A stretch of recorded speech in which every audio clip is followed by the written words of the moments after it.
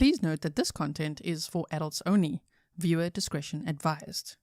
If you haven't yet, hit the subscribe, like, and share.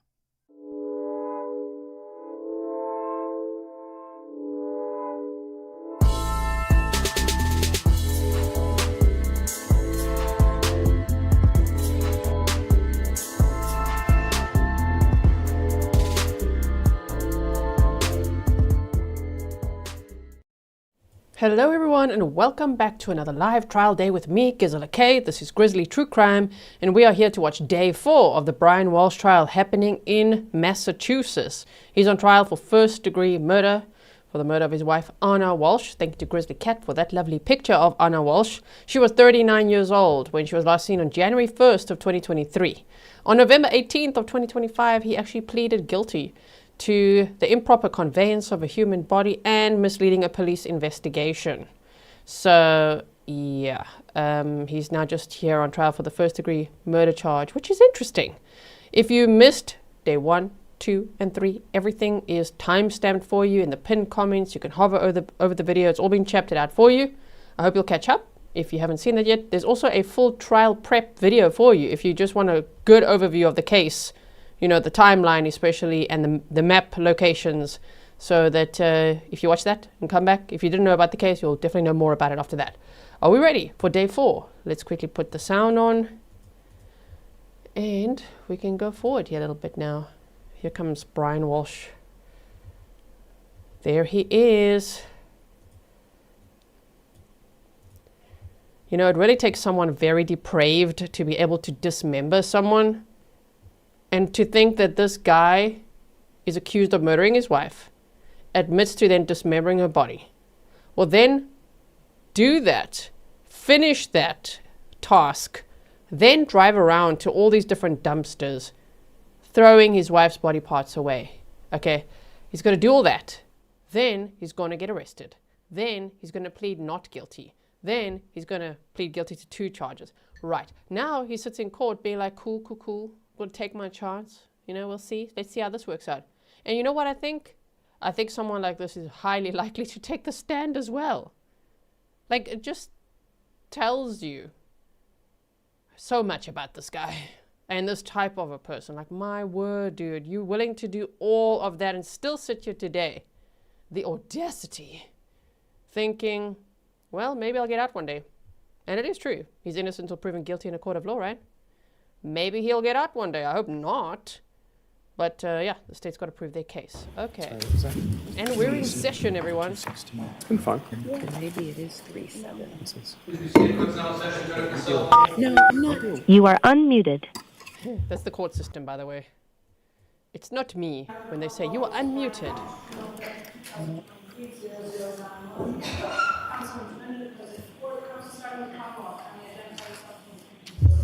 Good morning, Your Honor. Greg Conner for the Commonwealth. Good morning, Your Honor. Ann Yes for the Commonwealth. Good morning, Your Honor. Tracy Cusick for the Commonwealth. Good morning. Good morning, Your Honor. Good morning, everyone. Kelly Porges on behalf of Mr. Walshe. Good morning. Good morning. Good morning, Your Honor. Larry Tipton for Mr. Walshe. All right.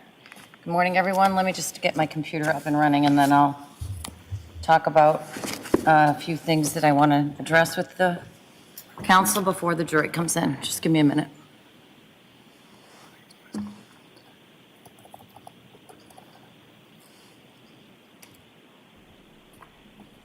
Bab said he murdered her with his hands. He didn't have a gun that we know of. I would speculate he may have stabbed her based on his Google searches about putting a knife in the dishwasher, and also based on the blood on the rug, and also based on his Google searches of how to clean blood off wooden floors, because that's not the basement. You know, I wouldn't think he was dismembering her in the lounge. So, or maybe he took the carpet downstairs. I don't know. But he did Google how to clean blood off wooden floors. You see that? So I'm like, I feel like it's quite likely that he may have stabbed her.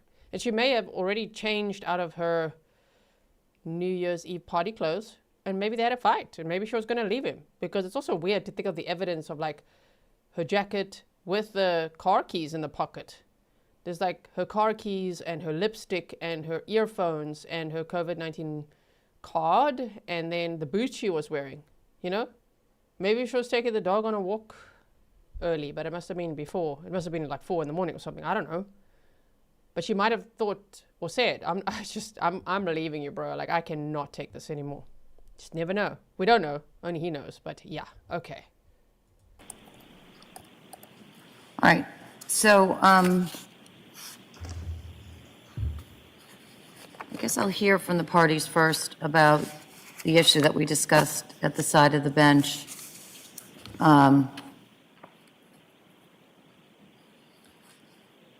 Attorney Porges referred to it as the 2010 or 1020 issue.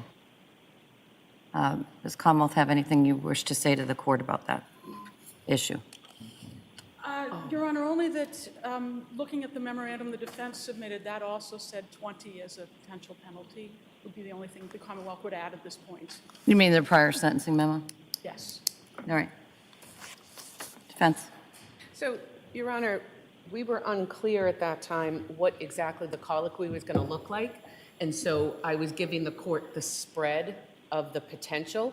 The way it has worked out is different. As the court noted, there were not admissions to allegations with respect to misleading on that charge. That's not necessary for the court to take the plea on that charge, right? Correct, Your Honor. Right. I'm just saying, answering the court's question is what the max is. I think it is a live issue that I'm still looking at, and I will have an answer for the court, but I don't think it's as simple as the Commonwealth is saying, well, they put it in their sentencing memo. That is the potential spread. As the factual basis stands now, there very well could be a legal precedent or case that hamstrings, for lack of a better term, the court to the 10. So let me tell you what I'm doing on my end and where I think that brings me today, because I don't want you wasting your time. The statute, as you know, is written in a way that the very first time that this concept of imprisonment punishable, or a crime punishable by life imprisonment, it's not a statute where there's a section that, oh, if you lie in relation to a police officer, in relation to investigation that does not trigger a life felony, blah, blah, blah.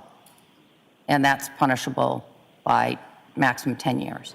And then there's an alternate provision that says if you lie to a police officer in connection with a crime that's a life felony, it's 20 years. The first time that life felony is mentioned in that statute is in the very tail end of it, when it's setting forth the potential punishments for the conduct. And as a result of that, in order to take a plea on that charge, which I did, the defendant only has to admit that he lied in connection with an investigation. And so that's what he did. He lied in connection with an investigation.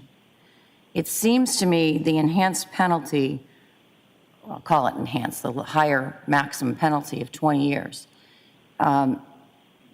which is triggered when an individual misleads the police in connection with a crime that is punishable by life imprisonment, then becomes an issue for the court to decide. We could debate as to what standard. It almost sort of feels like a subsequent offense type scenario, but it's not. That's not how it's set up. But it seems to me that the time at which I should determine that is when this jury has spoken about whether or not the defendant has been found guilty or not of any life felony, and not now. Because it could end up in a very perverse situation where I sentence him to an illegal sentence if the jury came back and found out and told me he's not guilty to a life felony. So I am going to put off the sentencing on the 2 charges until I hear from the jury on their verdict on the murder charge, so that I have the benefit of that jury verdict when I decide this issue. And I encourage the parties to continue to research whether or not the Commonwealth has an obligation to prove that he lied in connection with an investigation that was punishable by life imprisonment at a sentencing, and how they do that. Is it through an evidentiary hearing, and to what standard? Now, if the jury's verdict is one way, it would seem to me that the Commonwealth could met out that burden if they get a conviction. And if they don't, it seems to me that it becomes a bigger task for the Commonwealth if the burden of proving that part for the higher penalty is beyond a reasonable doubt. So that's where I stand with regard to that.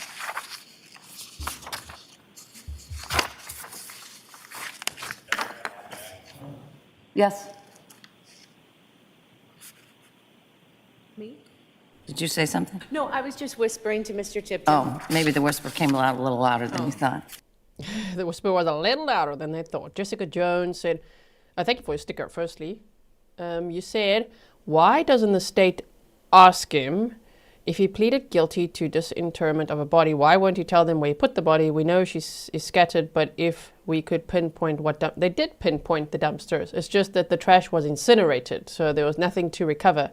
I do think that they know exactly where he put all of the trash, including her body, but they weren't able to recover it because it was incinerated, right? Thank you so much for your sticker. Okay. Anyway, I also want to, I understand from the emails that came to me last night that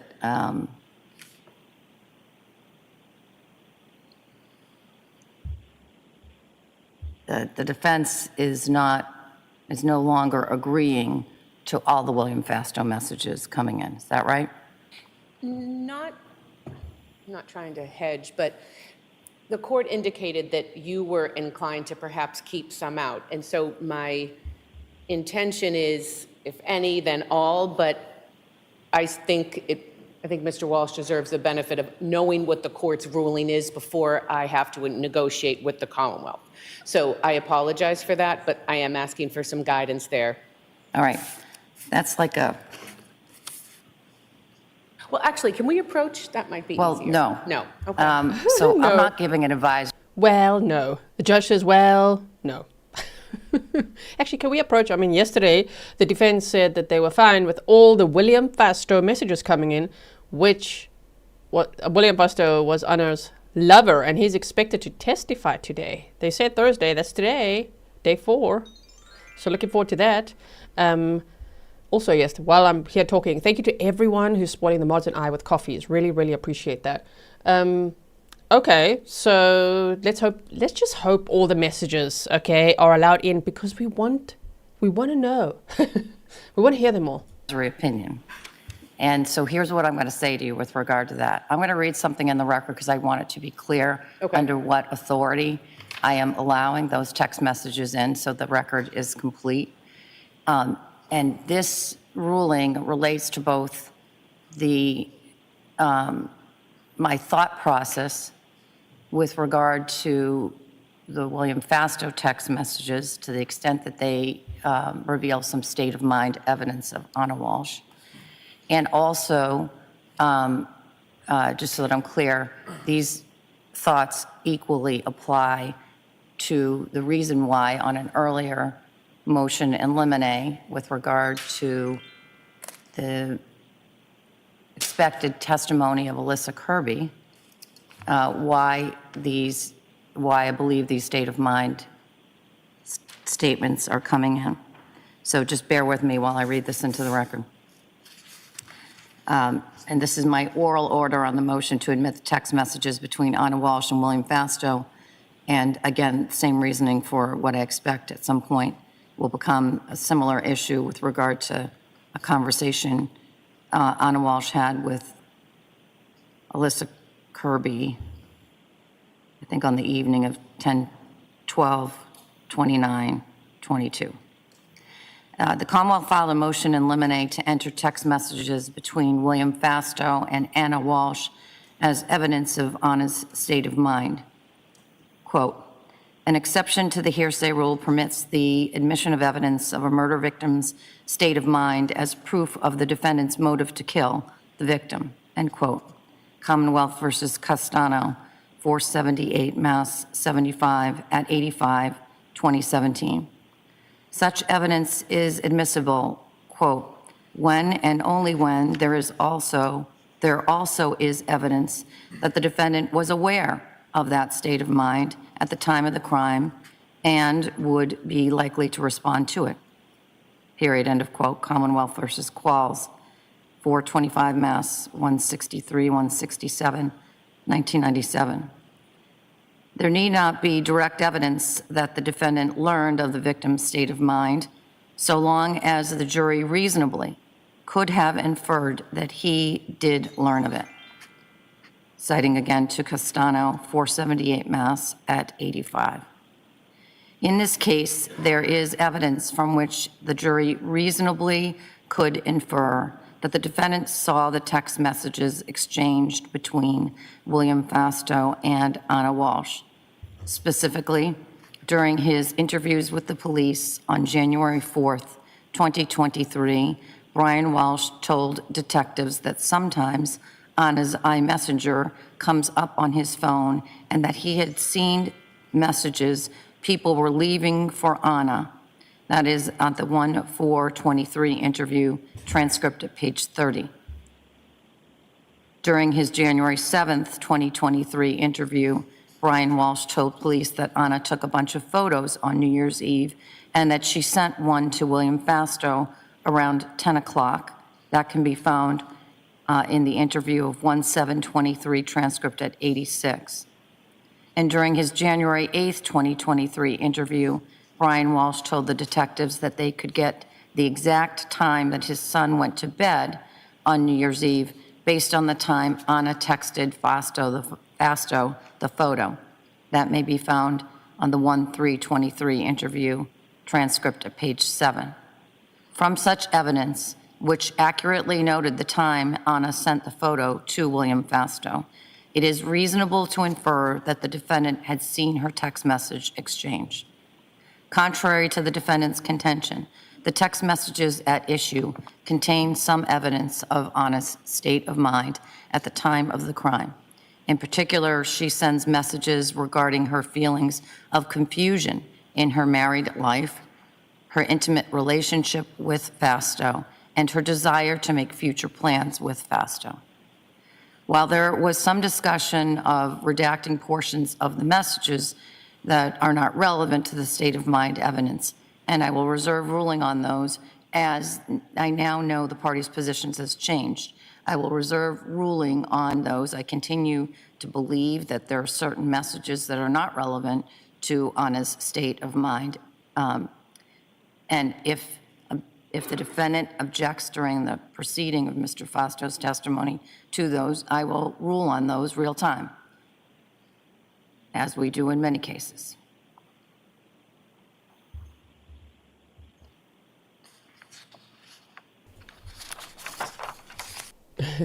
Ellie Shore says, yes, checks in. Fantastic. Love this judge. Love you, G. Thank you so much. This judge is amazing, Ryan.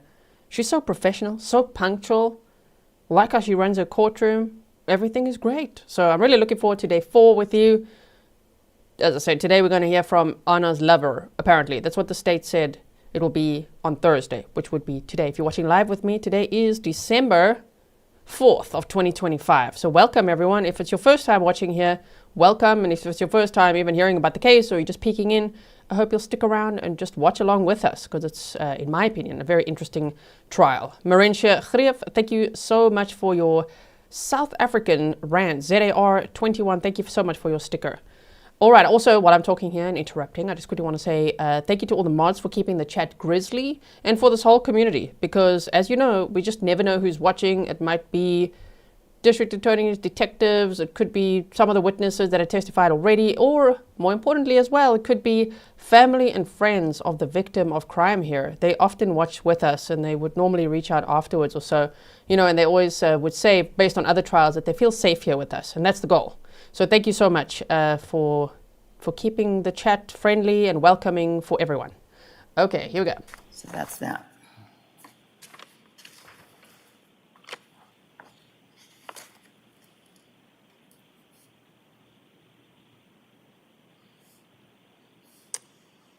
Madam Court Reporter, we're starting at 1:45 today. Exhibit 145. Yes. And what about ID number? 5 for ID. I is the next one? 5. Thank you.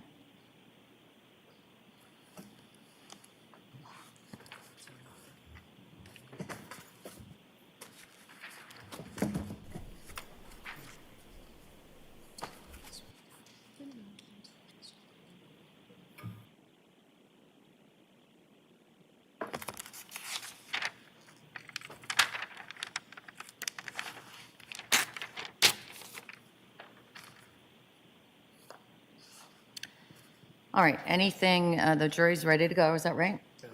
And is there anything that the parties need to raise with the court?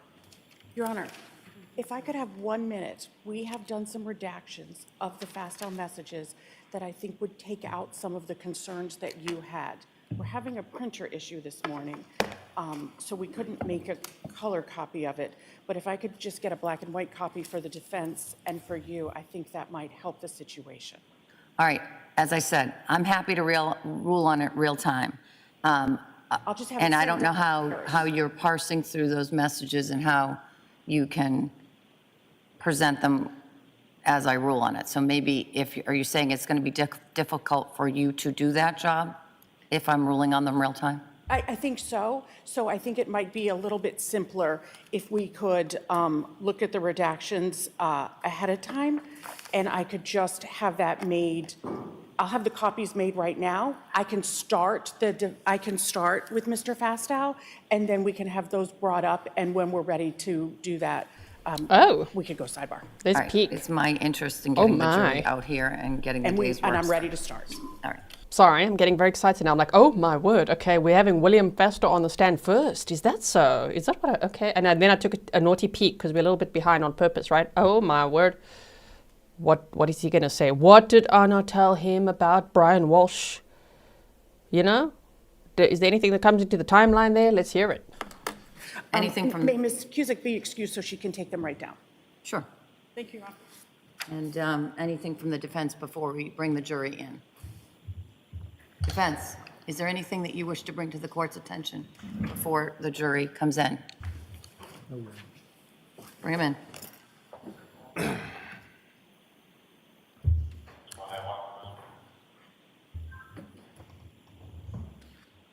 And Brian Walshe standing up before everybody. Well, that's awkward, Mr. Walshe.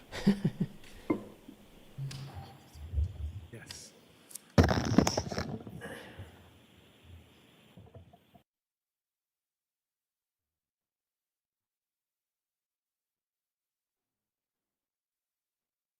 What? Jessica Jones says that this judge reminds me of you, Gisela. Factual, punctual, down to earth. Is that so? Thank you so much. You said thank you for all you do for us. We cannot wait for these messages.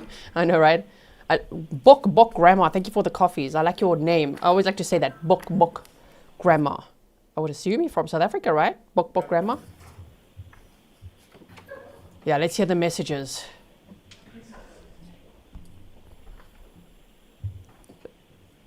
Rob says he's trying to impress the jury. Do you think it's working? I don't think so. But you never know, hey, you never know.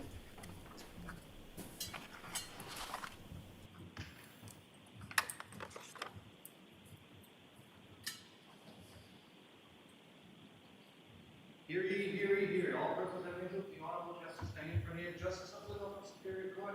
Broad name, give your attendance and you shall be heard. Let's have a call of Massachusetts in this humble court. Please be seated. Please turn up your cell phones. Hear he, hear he. I like that. Welcome back and good morning, jurors. Good morning. Jurors, we'll start today with our questions. Jurors, were you able to comply with my order that you not speak to anyone about this case? Have you given up on answering to me? Let's try that again. Were you able to comply with my order that you not speak to anyone about this case? Yes.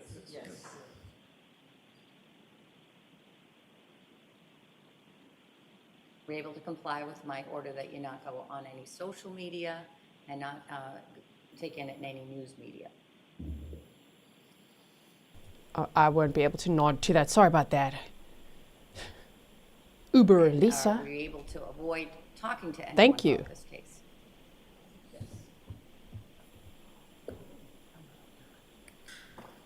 No, And you all still have open minds? I was not. I again told Mr. Grizzly everything.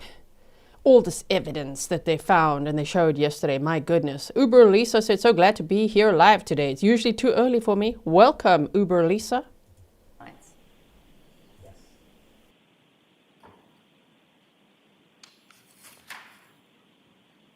With those 4 questions all answered in the affirmative, we're ready to start today's work, and I thank you for your continued vigilance to those jurors. Commonwealth may call its next witness. Thank you very much, Your Honor. The Commonwealth calls William Fastow.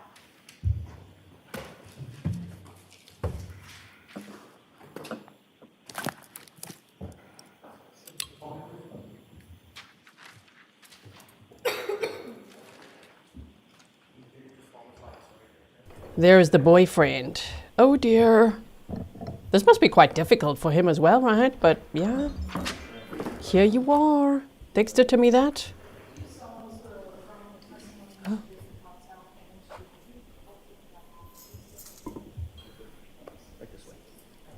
Now, I hope the camera person heard us yesterday and that they, whoever they are, man or woman, we don't know, pan to Brian Walshe during some of this, right? Debbie said, I'm not lol, I'm guessing you're Bok Bok Grandma, right? You said from Alabama, living in Texas, my grandson named me that. It was his name for grandma. It's stuck. All my grandkids call me that. Interesting. Because a bok is a buck in South Africa, right? Bok Bok. Thank you so much for being a member for 25 months. Everyone, are we ready? Stuff up. Just watch your stuff for me. Thank you. Slide over here. Shoot for you. No, a little bit more. There you go. You may proceed. Thank you. Good morning. Good morning. Could you please state your name and spell your last name for the record? Yes, my name is William Fastow, Fastow. Thank you. And what do you do for a living, sir? I'm a real estate broker And where do you do that? in Washington, D.C. And is that where you live as well? It is. And how long have you been a real estate broker? Just about 20 years. Always in the DC area? No, actually up here in Boston for a few years, and then a hiatus, and then back in D.C. And were you familiar with Ana Walshe and Brian Walshe? Yes. And how did you meet the Walshes? Ana Walshe was referred to me by a mutual friend, Jem Mutlow. They were looking for a home in the D.C. area, and I assisted them in purchasing a townhome in Chevy Chase, D.C. And did you know Ana or Brian Walshe before that? I did not. And where was that property located generally? It was on 43rd Street in Northwest D.C. And you said it was a townhome? That's correct. Can you just describe that townhome? So it was a semi-attached townhome. One side of it faced on 43rd Street. It had a staircase that led up to a parlor level. It was 4 floors and had a 2-car garage underneath. And who bought the home? Ana Walshe. And was the deed in her name? I believe so. And when did Ana close on that property? March of 2022. And did you meet Ana in person? Yes. And when did you first meet Ana in person? I think a couple months before that, she had come up to Washington once or twice to look at properties. And did Brian Walshe come with her? He did not. Had you ever met Brian Walshe in person? No, I have not. Did you ever speak with Brian Walshe? Yes, we had at least one, if not a few, teleconference calls to discuss the property. So after you sold the townhome to Ana Walshe, did you have further contact with her? I did. And when was your initial contact with her after you sold her the home? Immediately. And what was your initial relationship? We quickly became close friends, then confidants, and before long we started an intimate relationship. And what do you mean by confidants? We would share conversations about our lives, what we were going through, personal troubles, those sorts of things. And you said that your relationship became more, that Yes. it became intimate. It did. And when did that happen? Shortly after she moved to Massachusetts, within a few weeks. Massachusetts? Sorry, excuse me, Washington, D.C., from Massachusetts to Washington, D.C. And what was your marital status at that time? I was separated. And do you have children, sir? I do. Tell me about the types of things that you and Ana did in the course of your relationship. We would go out to dinner, go to bars. She would accompany me to functions. I have a boat in Annapolis. She would come sailing with me. We did a couple of fitness dates together, see movies, those sorts of things. You said movies? Yes.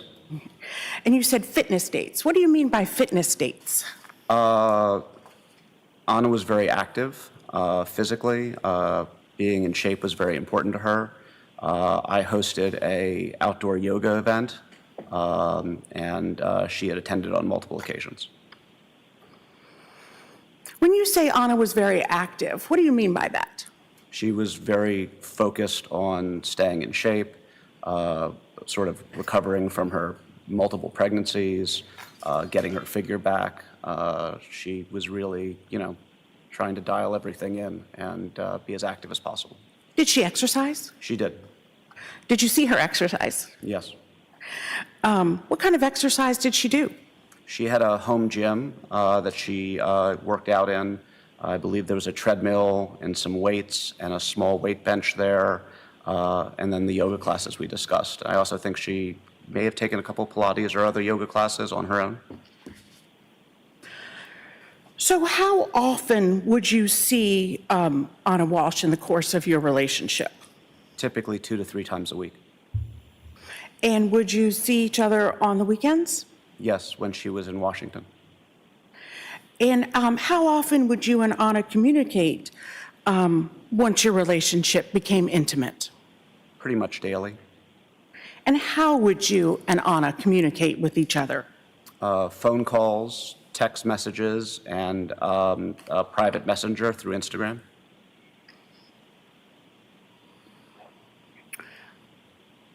Did she use a cell phone? Yes. And how many cell phones did you contact her on? 1. Did you know her to use more than one cell phone? I did not. How about you? How many cell phones did you use? Just 1. And the cell phone number that you used to communicate with Ana, do you remember that number? Not off the top of my head, but I know it was a 617 number. If I said the number to you, would you recognize the number? Yes. Do you recognize 617? Unmuted it. I believe that's correct. Did Ana use social media? She did. How do you know that she used social media? She was a frequent Instagram poster. And when you say frequent, what was her practice or custom with social media? Typically, I'd say at least once or twice a week. Any other platforms that she used? I think she had a Facebook account. And did you comment on her posts? I did. And did you comment on her post using your name, Yes, I did. your full name? Whatever, yes, that my account's under. So the townhouse that you sold Ana, is that where she lived? It is. And did you go inside of that townhouse after she moved into it? I had. And did you ever stay overnight at that townhouse? I did not. Did she ever stay at your home in DC overnight? She did. So talking about her townhouse, you said it was 4 floors? Yes. And that starting like the garage level? The garage was at street level, and then there was an elevated parlor, and then 2 bedroom levels above that. And that parlor level is where the kitchen would have been? Correct. And what had she done about, was the home furnished? Yes. And how was She the, had furnished it. okay, and how was the home furnished? She had settled in very quickly. It was important to her to nest as quickly as possible. So she had fully furnished it. She had built out the home gym, which I had mentioned earlier, furniture on the main level, the owner's bedroom, and 3 bedrooms upstairs that were for the children. And what had she done to furnish the bedrooms for the children? She had acquired beds, accessory furniture. I think she had the rooms painted. She may have even gone as far as buying some individual items, clothes, toys, whatnot. Did you ever meet Ana's 3 children? I did not. What did Ana tell you about where her children were? Her children were living in Massachusetts. What did Ana tell you about why her children were not with her? She told me that her children were with their father, Brian Walshe, up in Massachusetts, and that they were there because his home confinement was predicated on him being the primary caregiver. When did Ana tell you that? Fairly early on. She had attempted to apply for a insurance policy, blanket coverage policy for her house, and the company she had reached out to was unwilling to underwrite the policy, and they had disclosed to her that it was because of Brian's history. What did Ana tell you about how she felt about her children not being with her in DC? Initially, she felt that it was something necessary for her to get through, but as time came on, it became a significant issue for her. It deeply upset her, and in time, she was even despondent about it. Jurors, I'm going to give you a mid-stream brief instruction. You're going to hear through this witness evidence of Ana Walsh's state of mind. And it is limited to the purpose of establishing her state of mind as may be relevant to the defendant's motives in this case. Evidence cannot be considered as proof of the criminal act that is charged in this case. You may proceed. Thank you, Your Honor.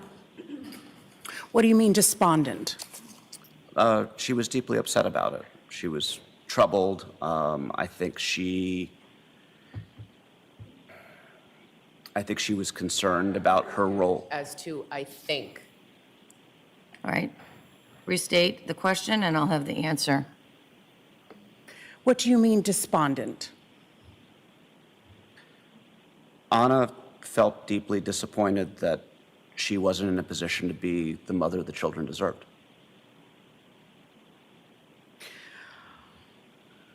Did she tell you she discussed the children not being with her, with Brian? Yes. What did she tell you? It was a point of contention for them. Brian's attorney had... May we approach sidebar? Yes, you may. Oh, the defense doesn't like that. That criminal Brian. Ana was so nice to him. She was a kind lady. She even wrote a letter to the judge to ask him to be out on parole, right, to be on home confinement, which he was, but part of that condition was that he's the primary caregiver. Oh, crap. So that's why the children couldn't move yet. I'm sure she was so excited for Brian Walshe to be sentenced. Maybe then she would be like, oh, my word, finally. Okay, now we file for divorce. How about that? I could imagine that could have been what Ana would have wanted, based on everything we know, right? She's starting a whole new life in D.C. and wanted her children there with her. Oh, man. Yeah, well, now let's look at him. Yeah, okay, shock, horror. Covering his mouth.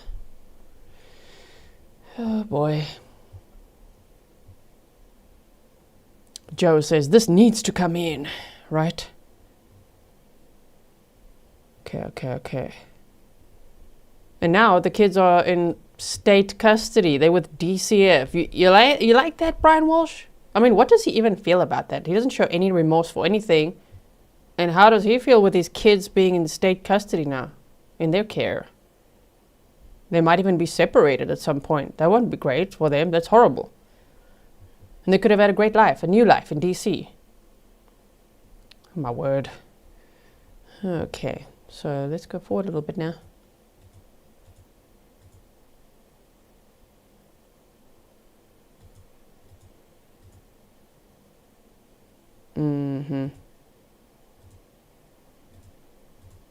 Wow, long sidebar. Okay. All right.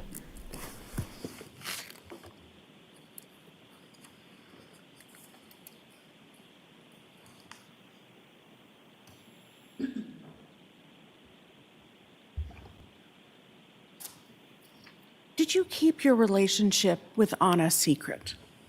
I did not know. Did you tell people about your relationship with Ana? Yes. Did you socialize together with any of Ana's friends? We did not. Did you socialize with any of your friends? We did. Did Ana ever discuss with you telling Brian Walshe about her relationship with you? Yes. Ana felt it was really important that when Brian was to find out about the relationship, that she would hear it from her. She had expressed great concern, and I think she felt it would be a strike against her integrity if he found out a different way.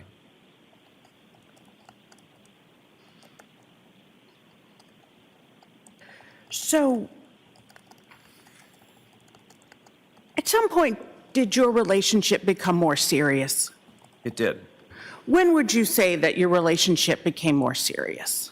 In the early to mid-summer, around July. And how would you describe it?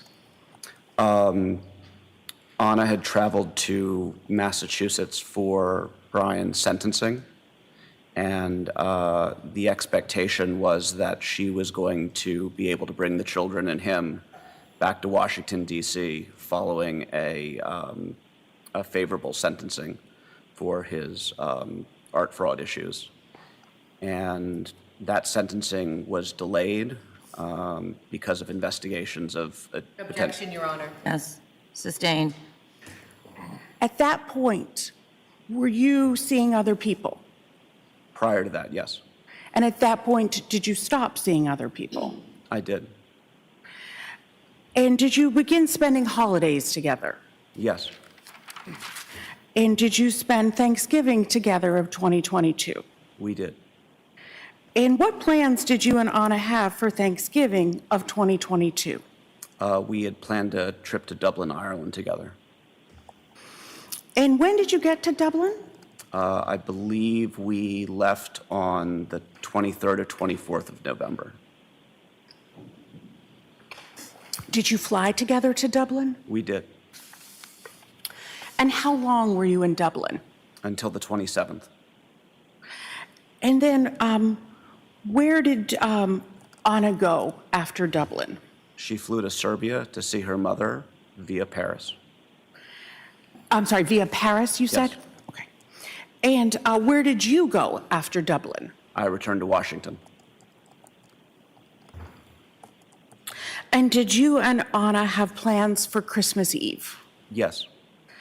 And what did you do for Christmas Eve? We drove out to Annapolis to have dinner with friends of mine.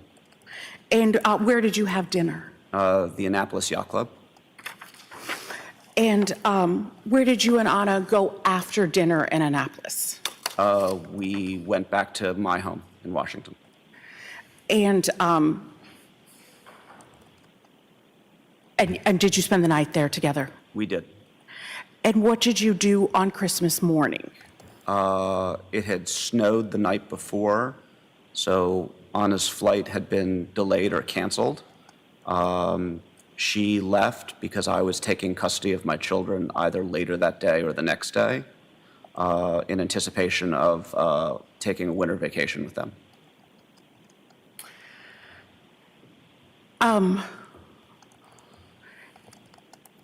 And do you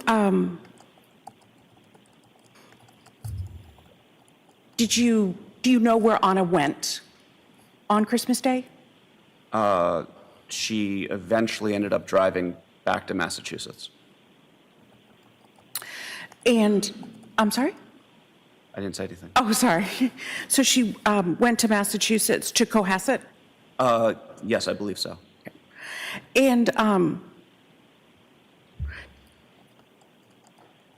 did you and Ana discuss how Brian Walshe reacted to Ana not being in Cohasset on Christmas Eve and getting there later on Christmas Day? She told me that they had had an argument about it, and there were some points of contention. Did you and Ana discuss any stressors about that, or any stressors in her marriage to Brian? The biggest stressor was his inability to resolve his criminal case, and the fact that because of that, she couldn't be with her children and bring them back to Washington, D.C., and the fact that it felt like it was holding up her life. Was there any discussion about credit cards? Yes. And what was that? Ana was the primary breadwinner with her job in Washington, and one evening she was looking through her credit card statement and had found numerous charges that Brian had made, and they had had a conversation about it that was heated. It was about some sports memorabilia that he had purchased for some sort of sports memorabilia business.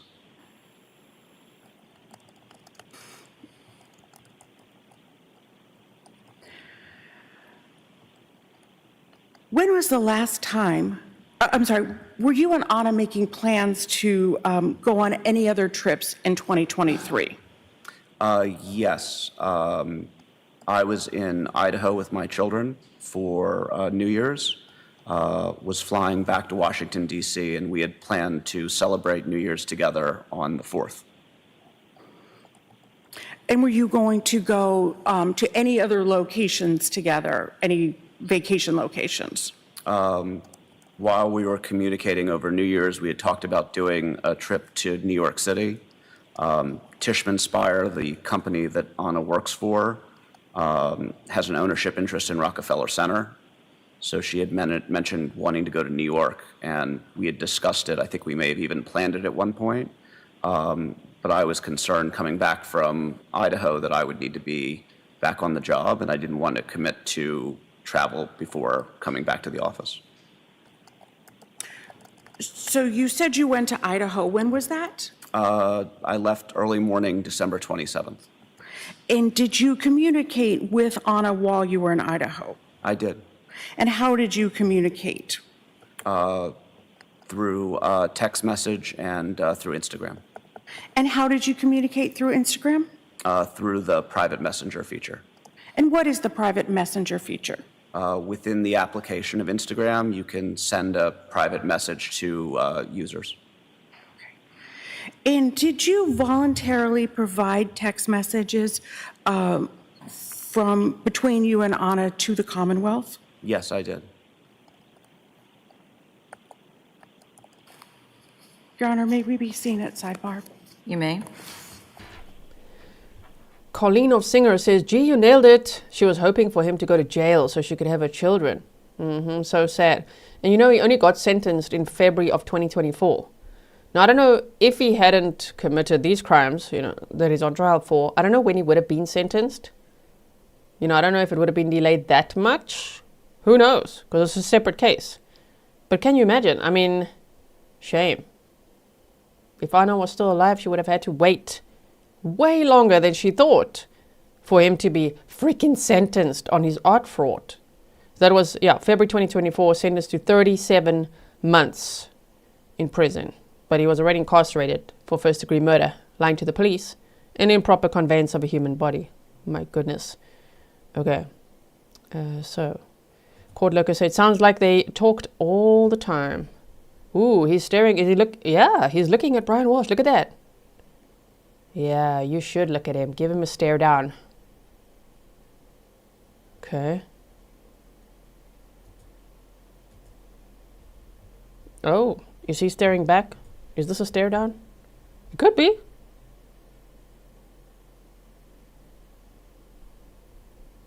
You lost the staring competition, Brian Walshe. You just looked down and started scribbling.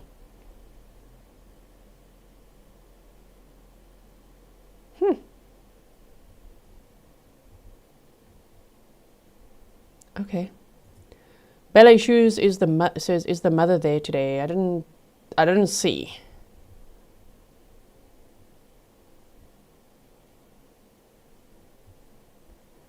Denise Baker said, I have a question. Why are the children in the care of DCF and not either Brian's mother? We did discuss that on day 2, I think, at length. So, the children are not with Ana's mother because she lives in Serbia and there's like visa issues, and I think that would be quite hectic for the kids to like have to move to a whole new country, right? Then, Ana's sister is in Canada, and they said that's also logistically difficult, and that she wasn't ready for that. That was some of the phraseology that we read. And then, why not with Brian's mother? I don't know. But they checked it out and found that that would not be suitable for the children.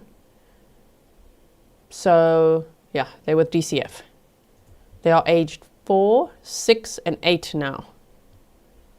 Okay. What are you saying, Tom? Can't say more. You love Patreon? Is that so you said? Also, there's a like button. You just press it, right? Otherwise, well, yeah, really. Could you guys please check if your like button works today? Because my YouTube report card for today is going to be really bad. I'm going to get like a D, okay? Because it's based on your likes and your engagement. You guys are part of reviewing how the stream went, and only less than half, about a third of you have hit the like button. So if you wouldn't mind liking and sharing, that would be great. If, of course, you do like to watch trials with me. Okay, man, that's a long sidebar. Okay, here they come. Facilities, grab some water. We'll be back out shortly. What? Oh, they're going to discuss things now. Okay. Brief break. So if you can use the facilities, grab some water. We'll be back out shortly. All rise for the court, please. Jurors, close your notebooks. Follow me.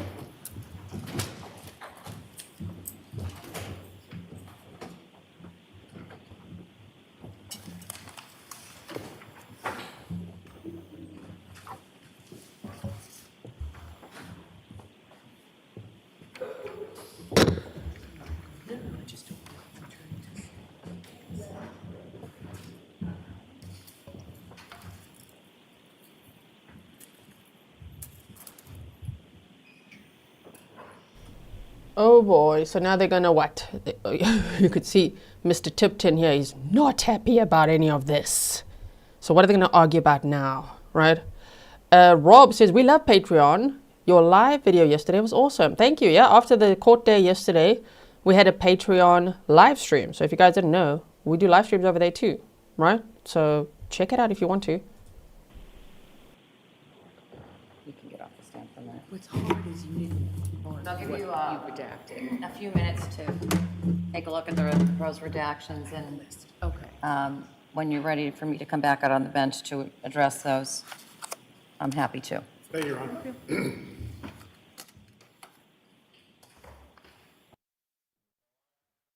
Okay, thank you. I see some of you are liking the video. It's still less than half. YouTube's going to say, you suck. Only half of the people that watch your stuff like it. Jen says, long fan break coming up. We don't want spoilers. Who cares about a fan break? What? But thank you for telling me about that anyway. Thank you for telling me about the fan break. I mean, they say 1 minute. Is 1 minute like really an hour? You guys are saying my microphone's soft, but on my settings here, it's like blasting through the red. I hope I'm not blasting your eardrums with this. I love you, Pug. Welcome. Okay. Mandy says, like, it won't hurt your finger. Are you sure? What if it stings a little bit?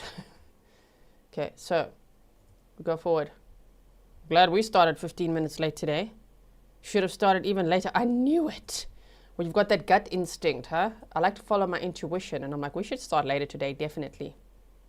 And now I can see why. Anyway, so let's not look at the fan. Shall we not look at the fan? Hold on, let me just update my banner. Court on a break. How about that? So there's always a banner above me, right? Okay. Let's recap what they said. So when William Fastow was asked who bought the home? Firstly, was the home bought? And he said March 2022, Ana Walshe closed on the property and she bought the property. So that townhouse in DC, Ana bought it. She was the breadwinner. Brian Walshe was the criminal at home on his ankle monitor. I just really worry about that. I really hope he did look after the kids. Like, did he? Was he capable of looking after kids and the dog? I really hope so. Indy Isham said, thank you, Gisela. It's chilly, cloudy, and very slow at work. Grateful for the Grizzlies. Thank you so much. So, they were close friends. It sounds like instantly, right? They were close friends, Ana and William Fastow. Then confidants, and then they started an intimate relationship. Shortly after, she moved to DC, and by the summer of 2022, it became pretty serious. William Fastow was separated at the time, and he has children too. I'm glad they already asked him that, because I think that's part of the text messages. I think they talked about their children and things like that, right? Now, what did they do together? Sailing in Annapolis. I feel like I've been to Annapolis. I think I may have been there. I used to fly when I was a pilot at South African Airways to Washington, D.C. So I feel like I took a day trip to Annapolis once. But anyway, that's not the point. They went sailing. They went to the movies. They went to dinners. They went to bars. They socialized with his friends, but not her friends. Ana was very active. She had a home gym. She liked to stay physically active. He said, especially after having 3 kids, she was very passionate about getting back in shape, being in shape. And I mean, she really was in shape. Oh my goodness, she was very healthy from everything we know. And even the life insurance guy said she scored a 1, which is the very best score you can get for them, you know, on their spectrum, their scale, because it's from 1 to 37. 37 would be the worst. 1's the best. So she scored a 1, very healthy. He had an outdoor yoga class that it sounds like he hosted, and she sometimes would join that.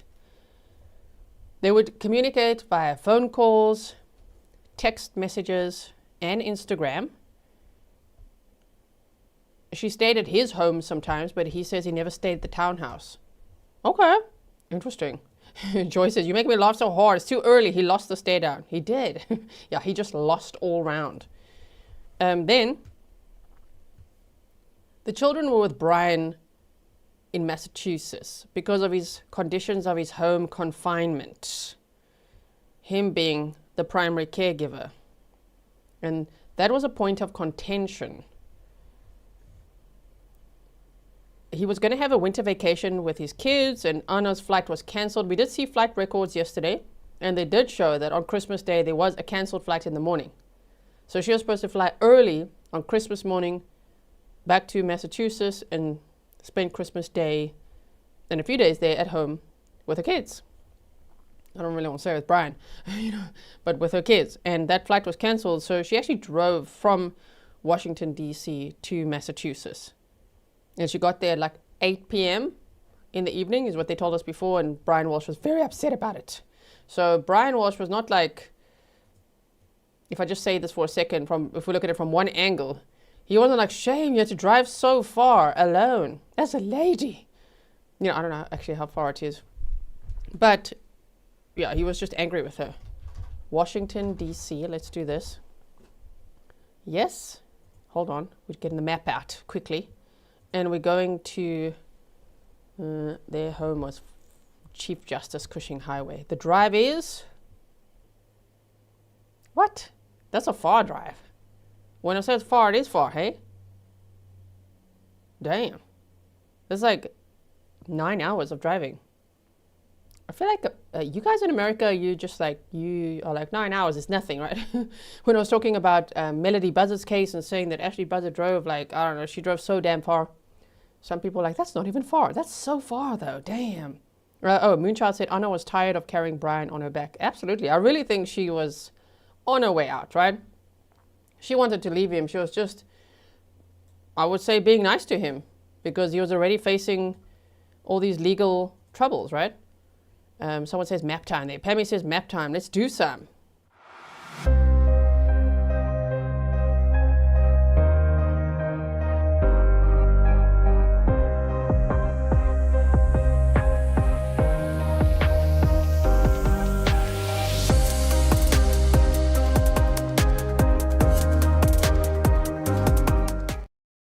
Okay, first I will say that this is all public record. What I'm about to show is part of a criminal trial, a homicide trial.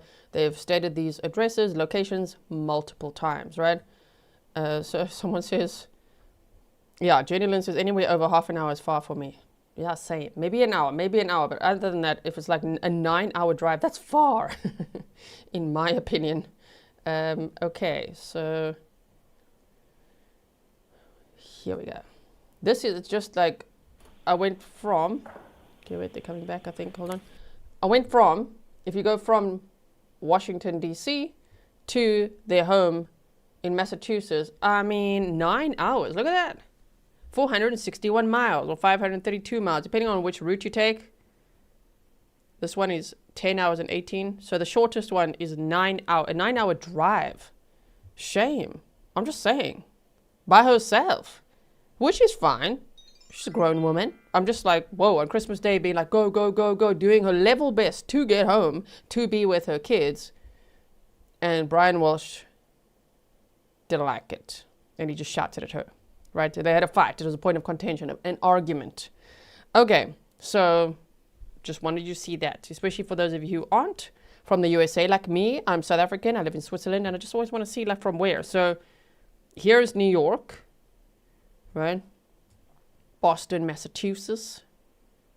They lived in Cohasset. And all the way here, Washington, D.C. And Annapolis is somewhere here. Yes? Right? Annapolis. Is it? It's right here somewhere, right? That's where they went sailing sometimes. Annapolis Yacht Club. Annapolis Yacht Club. Do it like this. Where's that yacht club? Yeah, there, okay. Let's have a look, shall we? Oh, okay. This is where Ana went sailing sometimes with William Fastow. We're going to put the little Google man here quick. Look around. Yeah, I've definitely been here. I was there once upon a time. It's a beautiful area. I liked it a lot. Oh, sorry, am I making you guys dizzy? I'm like around. Sorry about that. Buckle up, everyone. We're driving around now. Okay, so just wanted to see that. All right, so now let's see. I think the court is probably going to be back now. Let's have a look. Maybe they're coming back with their redacted papers. And then they're going to bring the jury back in. You are unmuted.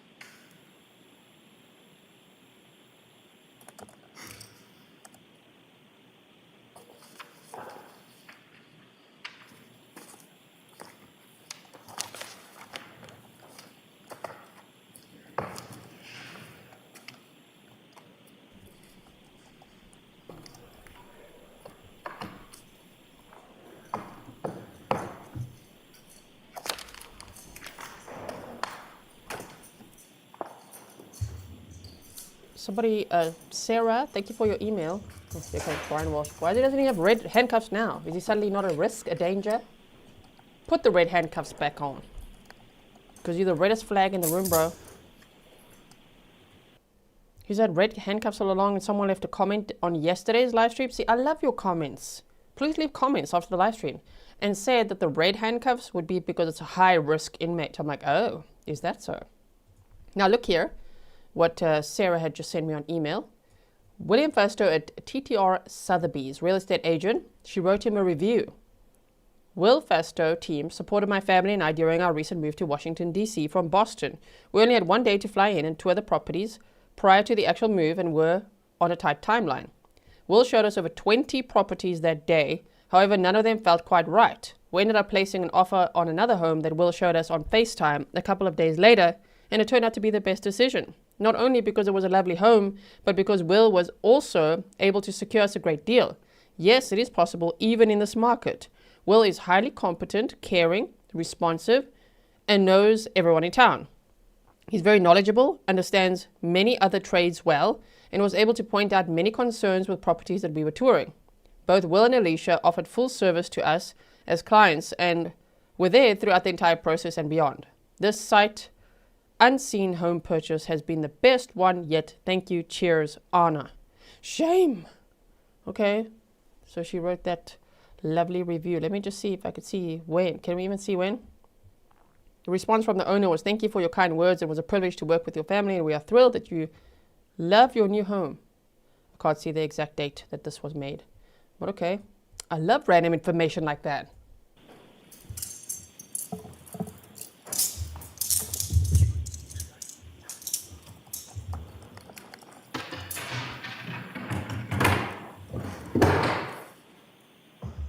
Did we reach agreement on the text messages? We did not. We were hoping for a ruling from you. All right. What page? So, Your Honor, it's difficult because they numbered the pages, but they took out whole pages and sections, so they don't correspond. I have visually done it. That might be easier to approach so I can show you side by side.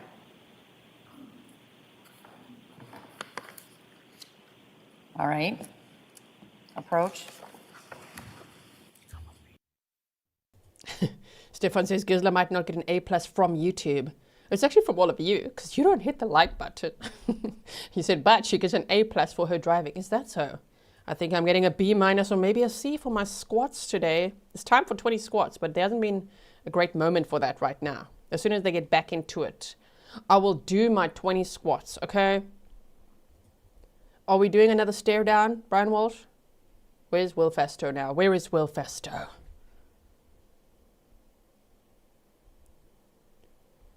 Okay, and now we can go forward a little bit again.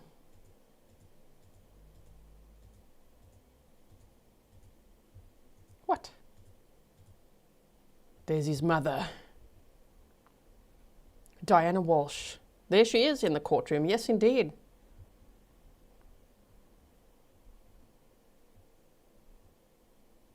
Regina said, can we hype the video? Nope, that feature is not available to YouTubers based in Switzerland. And by the time it is available to me, hopefully I'll be over 500,000 subscribers, or you Grizzlies, and then I won't qualify anymore for it. It wasn't meant for me.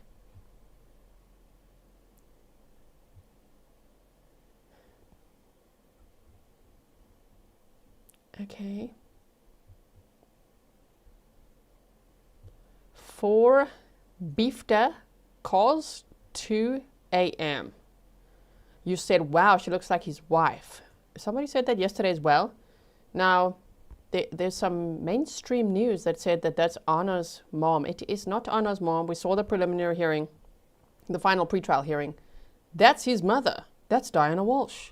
And there's pictures of her mother. That's not her mother. That's his mother. Wanda said, I must have missed why you have to do squats. Because it's unhealthy to sit on a chair for 8 hours without moving. And when I cover trials with you, I'm glued to the chat and glued to the trial, and I don't move for 8 hours. And that is not recommended by anyone. Not the doctor, not the physio, not my husband, not the cats, nobody. None of you either, right? You wouldn't want me to just sit here for 8 hours, right? I've got to get up every now and then, even though I could focus for a long time.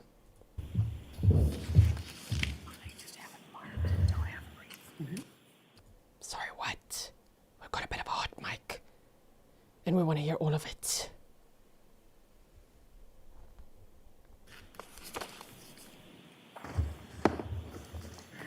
Yeah, Italiano, like, that's his mother. Mm-hmm. You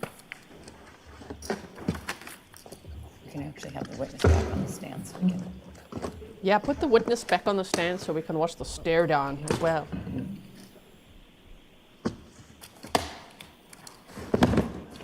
Ooh, the courtroom's much more full today. Look at that. This lady has such nice hair. William Fastow back in the courtroom. Just hold up the jurors so the witness can get in the witness box so we're not having an intersection here.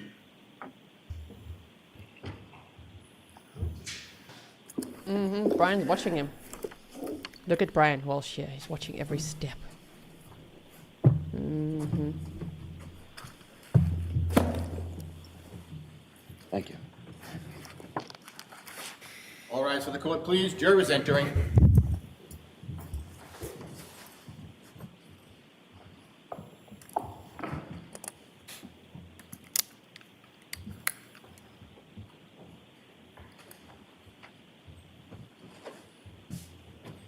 Look at him.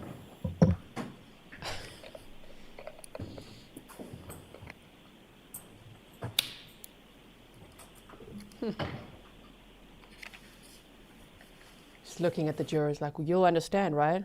You see this man on the stand? You get it, right? That my wife, she just died in the bed and then I dismembered her? But you see this guy, right? This is why. Yeah, that's not going to work, Brian Walshe. It's not going to work, okay. Doors back open. You may be seated.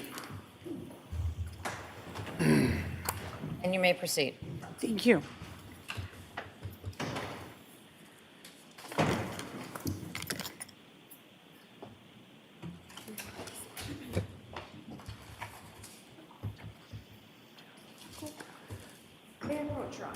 You may.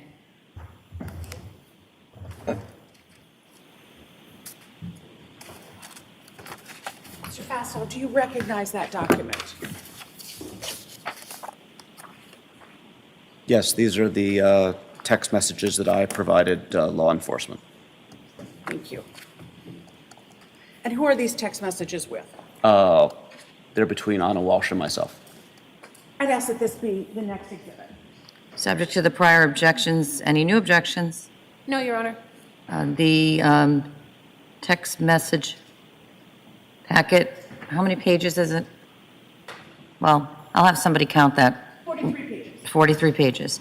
43 pages of text messages between Ana Walshe and William Fastow are now in evidence as Exhibit 145.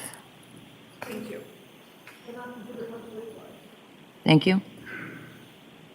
And Your Honor, if I might again approach the witness and stand there for one moment. You may.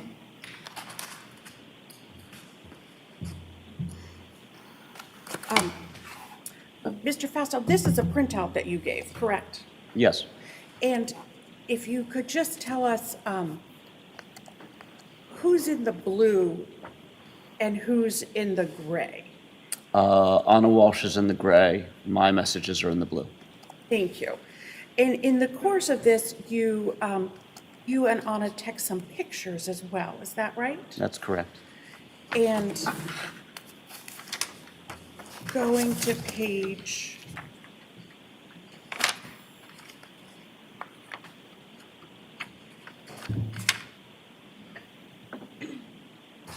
40. Yes. What is that a picture of? That's a toothbrush that Ana had given me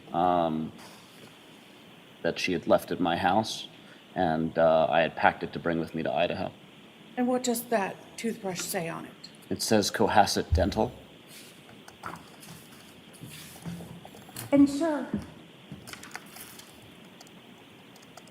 these text messages also discuss intimacy, is that right? Yes, I believe so. And your trip to Dublin? Yes.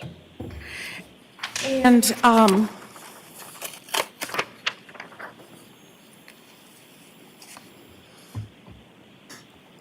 you also received a photograph, which is in that, well, you received several other photographs, which are in those text messages from Ana,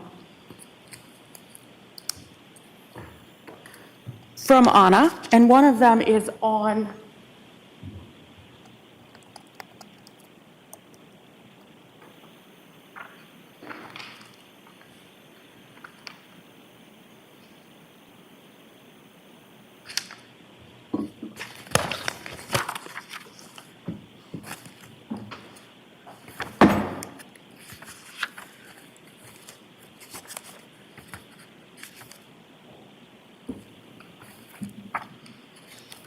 Apologize, Your Honor.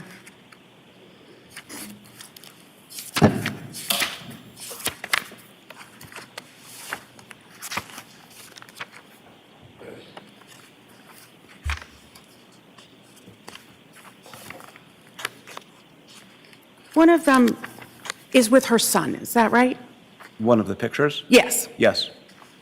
And she sent you that, and it's of Ana and her son, is that correct? Yes. And she's showing you something that he made her, is that right? Yes, I believe that's correct. May I approach, Your Honor? You may. And is this that photo? Yes. And is that the necklace she's trying to show you? Yes. I'd ask that this be the next exhibit. Objection, Your Honor. That will be marked, the photo will be marked and admitted as Exhibit 146. Thank you. Exhibit 146. And Your Honor, this is blurred per the court's instructions. Yes, so can I just see it quickly? All right, so can I see counsel at the side of the bench?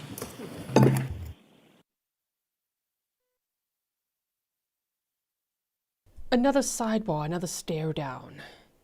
Willow and Fastow's back on the stand. Yep, you guys saw Willow. If you're new here, that is one of our cats, Willow. She's a Maine Coon and she likes to come and say hello. Today she tucked her head away though. She's like, I don't like it.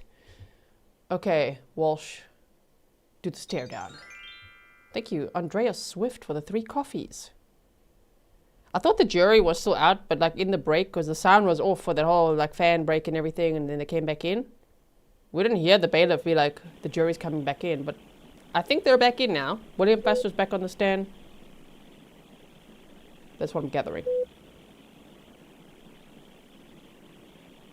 Look, he's doing the stare down. I don't know what we're hearing now. White noise? Face is blurred out. It wasn't that way in the original, but it's irrelevant to your decision making. So that's why I've instructed that it be blurred. All right? Okay. That now be published for the jury. You may publish it. Court Loca, thank you so much. And Rose for the delicious coffee.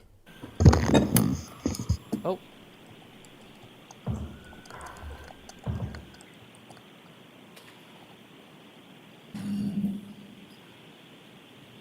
Thank you.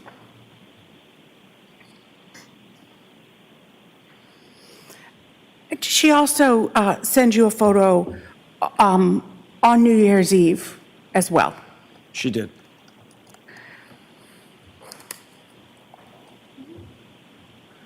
I know, okay.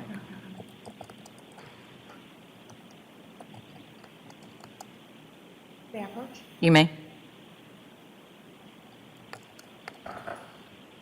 I ask if you recognize this photograph. Yes. And what is this a photograph of? This is a picture of Ana, our mutual friend Jen Mutlow, and one of her children. I ask that this be the next exhibit. Any objection? None, Your Honor. The photo of Ana Walshe, Jem Metlu, and the minor child are now in evidence as Exhibit 147. Your Honor, this photograph is not redacted of the child, so I'm not going to publish it at this time. Okay. I like how protective they are of the children.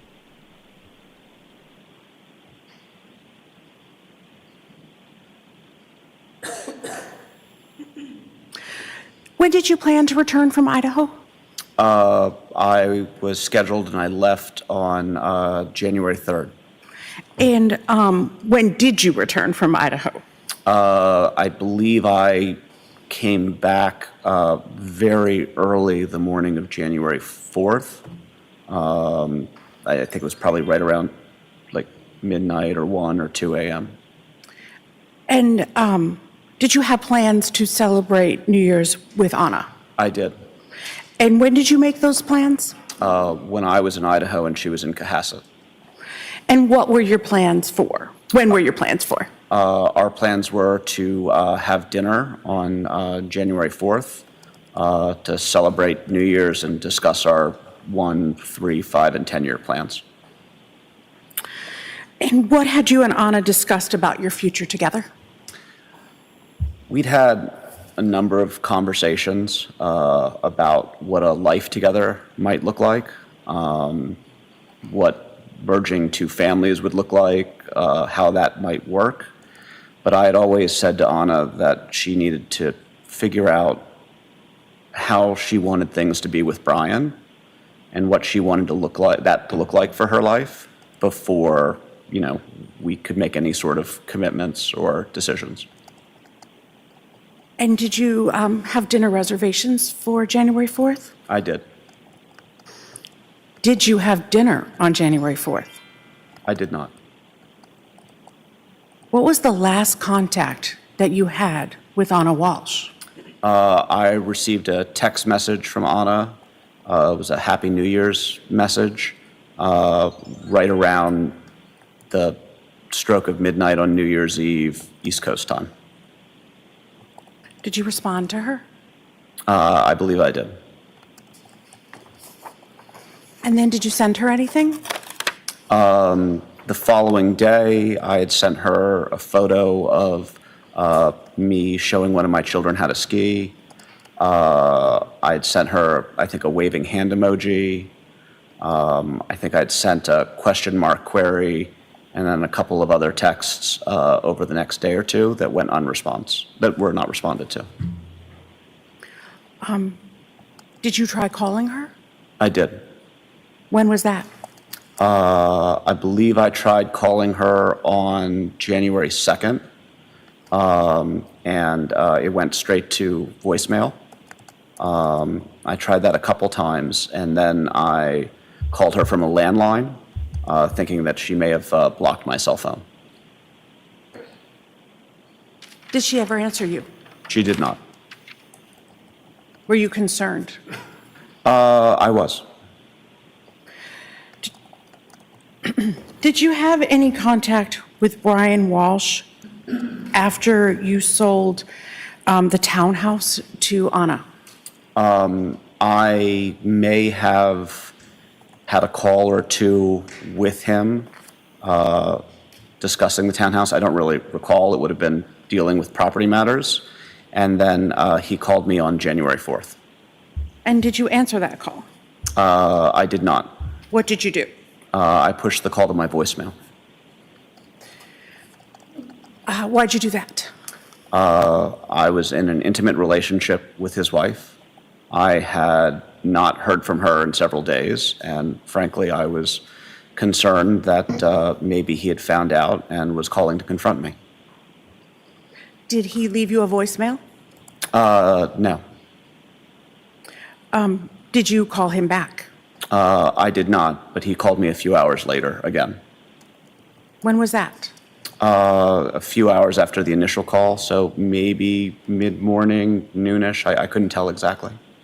And did you answer that second call? No, I pushed that to voicemail as well. Did Brian Walshe leave you a voicemail?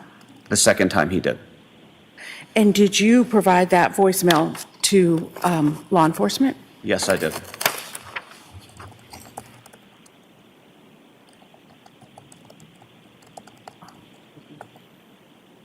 Your Honor, I'd ask that the voicemail be the next exhibit. Any objection? No, Your Honor. The voicemail message from Brian Walshe to William Fastow is now in evidence as Exhibit 148. Oh boy. So Brian Walshe tried to call William Fastow on January 4th of 2023. That's, after the police had been to his house, and he's like, oh, hi, I would like to report my wife missing because her work had. Okay. But he did not leave a voicemail, even though William Fastow didn't answer and made it go to voicemail. Brian Walshe did not leave a voicemail the first time, but then he called again. Then he left a voicemail, and it sounds like we're going to hear that now.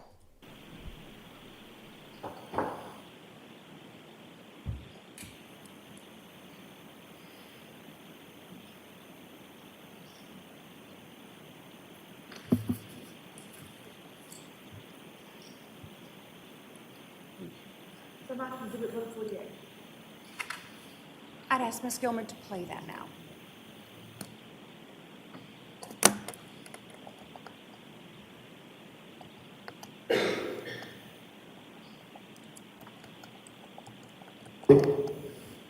Good afternoon, William. It's Brian Walshe. I hope all is going well. I was just reaching out to basically everybody I could. Ana hasn't been in touch for a few days. I spoke to work today. She hasn't been in. They went to the house and she wasn't there, or it was like she's been there recently. So just wondering if you've spoken to her in the near, recently, like Sunday or the last 2 days.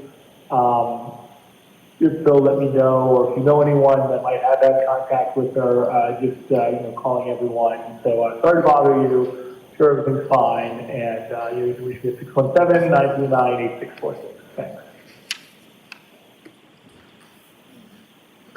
What did you do after receiving that voicemail, sir? I immediately called Brian back. And what happened when you called Brian back? I told him that I was concerned. We had discussed that Ana had been missing since New Year's Day, and I was actually driving at the time that I made the call. I told him that I was nearby the house and that I could stop by the house and check to see if she was there, if that would be beneficial. And what did you did you do that? I did. And how did you get into the house? Brian provided me the garage code. I opened the garage and entered the garage bay underneath the house. And was there a car in the garage? There was not. Was there usually a car in the garage? Ana usually parked in the garage, yes. And did Ana have a car? Yes.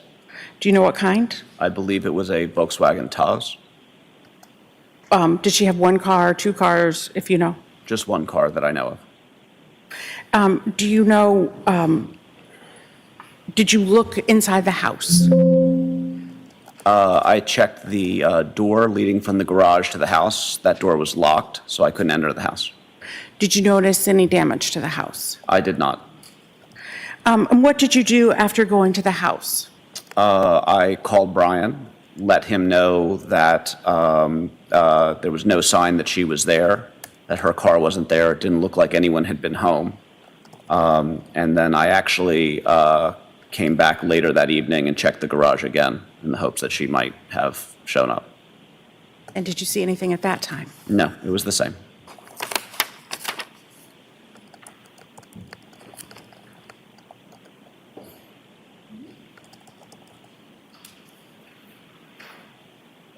Your Honor, might I approach? You may.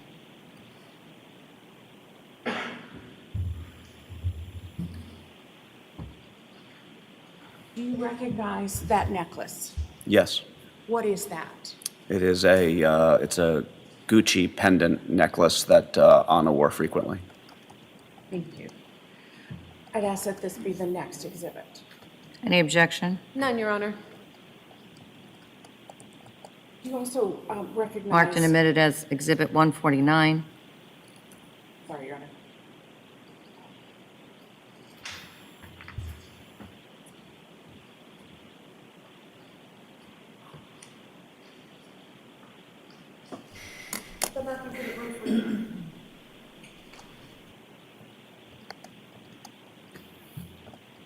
Do you recognize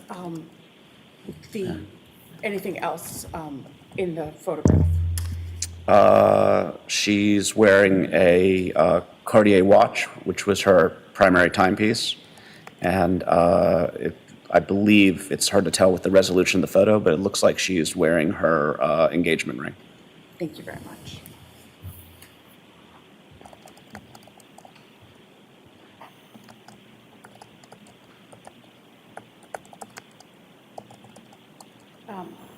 Your Honor, I'd ask that this be published to the jury. Again, this has been blurred at.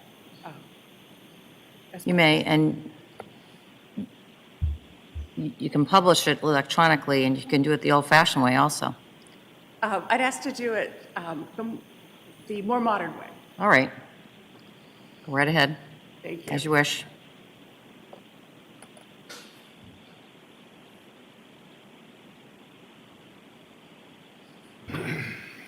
Thank you. Hey, why'd they have to blur her face?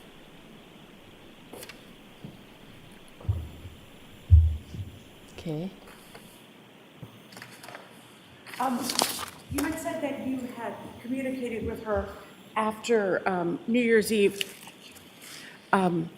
Did you only text her, or did you also communicate through Instagram or other platforms?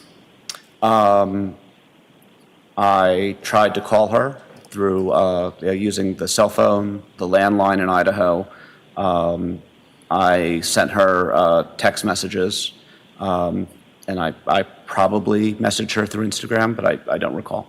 No, I'm sorry. I'm specifically referring to when you texted her like Happy New Year at New Year's at midnight. Was that on text message, through Instagram, or something else, if you remember? It would have been text message or Instagram. Okay.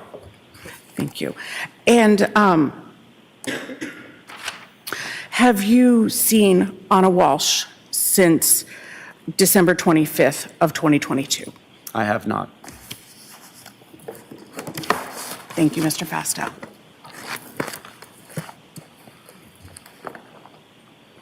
Cross-exam.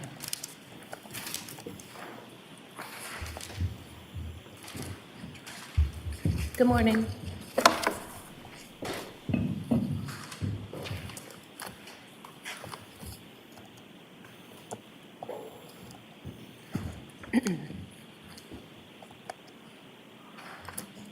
You had mentioned that you met Ana Walshe, I guess, in the late winter, early spring of 2022? Yes. And you were introduced to her through a mutual friend, Jem Mutlu? Correct. And Mr. Mutlu is also in the real estate business? He is. Okay. And at first you were introduced because Mrs. Walshe was looking for a property in the DC area to relocate her family. Correct. And you assisted her in, excuse me, finding the townhouse? I did. Okay. And when you were looking or showing her that townhouse, at some point you FaceTime with Mr. Walshe, who was back in Boston, so he could see the property as well? Yes. And this was a property for the whole family? Yes. Okay. I think you said that quickly you guys became confidants? Yes. Okay, and when you say confidants, do you mean really good friends? Would you share secrets? Would you commiserate about being, hardworking? What do you mean by confidant?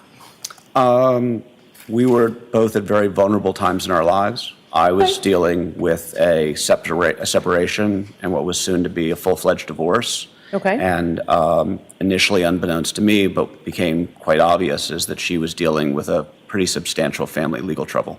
Okay.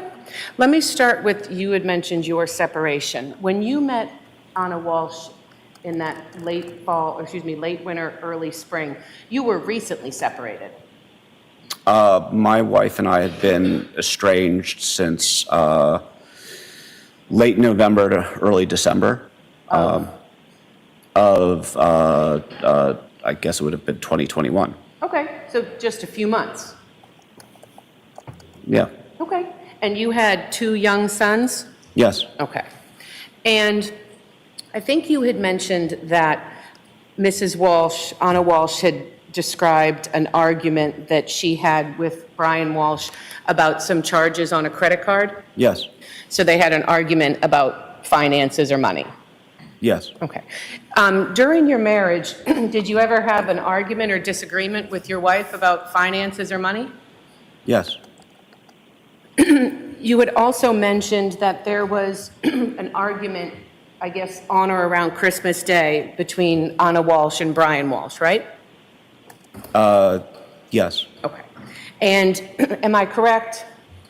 Excuse me. Am I correct that this argument was because she was delayed in coming home? Yes. On Christmas Day? Yes. Okay. And so it's Christmas Day, they have 3 sons, and her flight gets canceled, and she's late coming up, right? Yes. And so from what you talked to her about, that was upsetting to Mr. Walshe.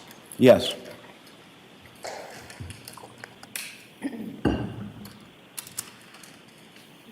The property that she purchased for the family, that was about $1.3 million? Yes. And was it paid for in cash? Was there a mortgage? I believe there was a mortgage. Okay. And it was a 4-floor townhouse? Yes. How many bedrooms? 4. 4. So 1 for each boy, and then a master bedroom for Mr. Walshe and Ana Walshe? Correct. Okay.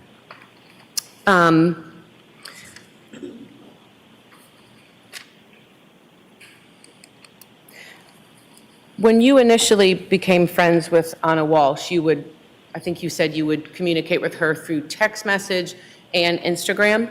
Yes. And Instagram, you said it's private. I think the kids say DM, you would DM each other? Sure. Okay. So when you were communicating on Facebook, you weren't posting romantic, intimate messages on her public Facebook page? I was not. Okay. And I think you had told us that you would comment on her page, but would you comment like, love you, can't wait to see you soon? Or would it be something like, oh, fun night, or great pic? It was more the latter. Okay, so they weren't flirtatious, open messages? No. Okay.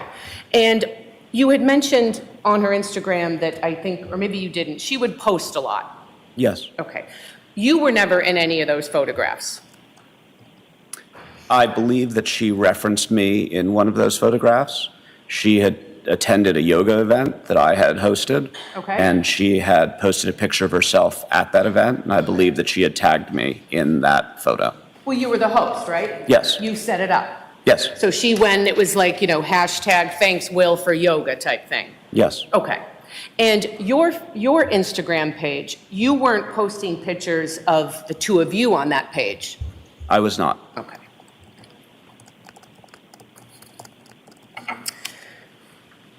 The timeline of your relationship with Ana, how quickly did it go from friends to more than friends? Fairly quickly.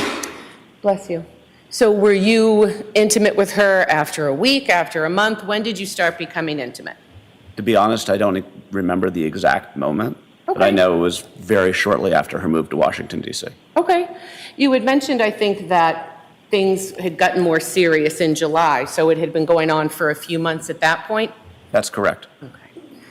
So from the spring of 2022 through New Year's Eve of 2022, during your conversations or time with Ana Walshe, she never told you that Brian was suspicious of you? I had asked Ana what Brian's reaction would be if she ever found out. My question is not what you asked her. My question is, at no point did she ever come to you concerned and say, I think my husband knows I have an affair or he's suspicious of you? We had one episode where Brian called me while we were out to dinner, and I showed the phone to Ana because it was unusual for Brian to call me.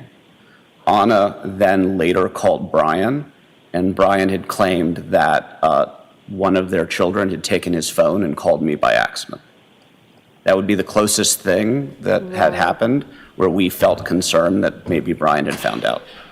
So, Oh my. I guess So Brian, maybe one of the children took the phone. I can't say that that didn't happen, but wow, to just ironically phone William Fastow. I think that was Brian Walshe. You know? Kathy Luna said, thank you, mods, for cleaning up chat. The mods do a brilliant job of keeping the chat grizzly so that witnesses at these trials, professionals, family and friends of the victim, and everybody feels welcome and safe. There's no victim blaming or shaming in this community. So thank you, Kathy, for supporting the mods as well. Welcome, everyone. There's quite a lot of people here today. I really appreciate you all being here and watching this with me. My goodness, this is like, we're listening to every word, right? What did Brian know and when? Because that will also, I think, help the state's case a little bit, right? Not that they have to prove motive, but I think it might help. I'm not asking if you felt concerned. I mean, you're having an illicit affair. You're always kind of concerned someone's going to find out, right? I mean, I suppose. My question to you is, did Ana ever text you or call you and say, ugh, I think Brian is suspicious that I'm having an affair? Ana never texted or called me and said that she felt that Brian knew that we were having an affair. You had mentioned that you had introduced or socialized with your friends and Ana Walshe. Yes. The friends that you had that you would socialize with Ana Walshe, they weren't connected to Brian in any way? No. Except for Jem Mutlow. Okay, and did Jem Mutlow ever come to DC? He did not, but we had correspondence. Okay. And as far as you know, well, let me ask you this. You didn't tell Jem Mutlow about your relationship with Ana? I don't recall. You don't recall? Okay. Ana never told Jem Mutlow about your relationship. I'm sorry, is that a question? It sure is. I don't know what Ana told Jem Mutlow or what she didn't. So Jem Mutlow was the reason you guys met, right? Correct. You guys, or you were good friends? I would say that we were professional associates. Okay. For those who don't know, or maybe don't remember, Jem Mutlow was the guy who was invited over to Brian and Ana's house for the New Year's Eve party. So he was the last person to see Ana alive, besides obviously Brian Walshe, you know? So that friend is very important as well. I would expect that we're going to see him on the stand as well, of course. Actually, let me couch that. I would say we were friends. Okay. And Jem introduced Ana to William Fastow.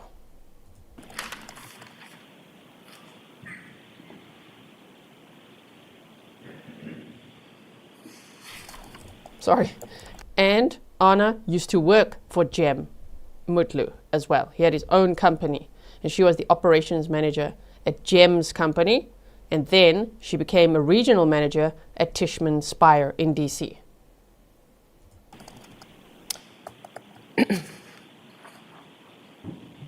Did you and Ana ever socialize with Jem Mutlow together? Not to my knowledge, no. Not that I recall. So did you ever go to dinner with Jem and hold hands with Ana, flirt with her in front of Jem? No. So would it be fair to say that you were keeping this from a mutual friend of yours? I don't know if I was keeping it from him. Jem Mutlow and I had numerous conversations during the time that I knew Ana. We've had conversations following Ana's disappearance. And frankly, it's a little difficult for me to tell you what Jem knew or when or what I told him. I mean, this is something that's played out over 3 years, so. Your answer is you don't know if you ever told Jem Mutlow about your romantic relationship with Ana Walshe. I don't know if I told her before she disappeared. Okay. So you talked to him after? Yes.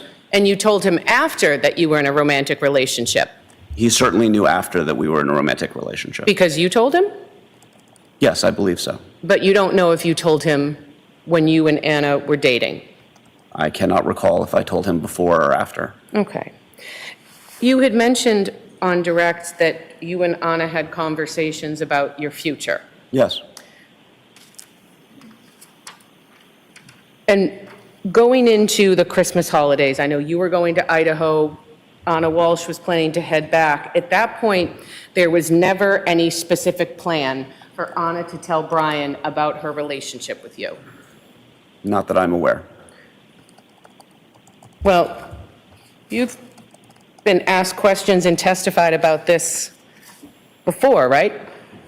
That's correct. And when you testified, am I correct that either Mr. Connor or Ms. Yaz were asking you questions about the nature of your relationship with Mrs. Walshe? Is this reference to the grand jury testimony? Yep. Okay. In fact, let me probably ask you this.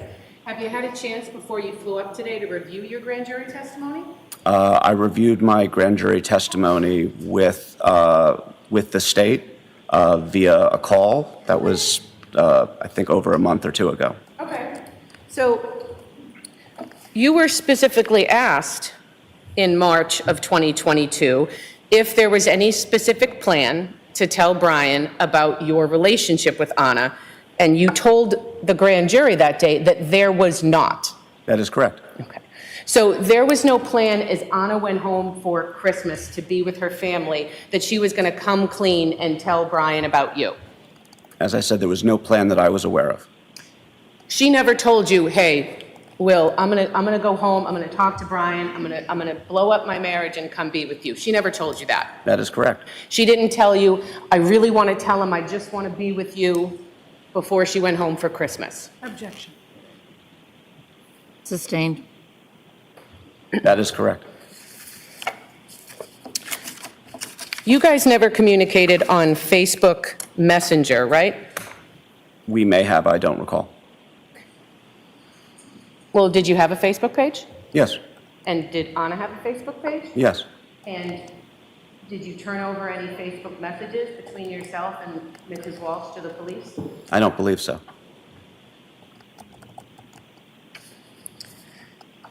I think you had told us that Ana would never want, or maybe I'm paraphrasing, but Ana would never want her husband, Brian, to find out about the two of you inadvertently, right? Correct.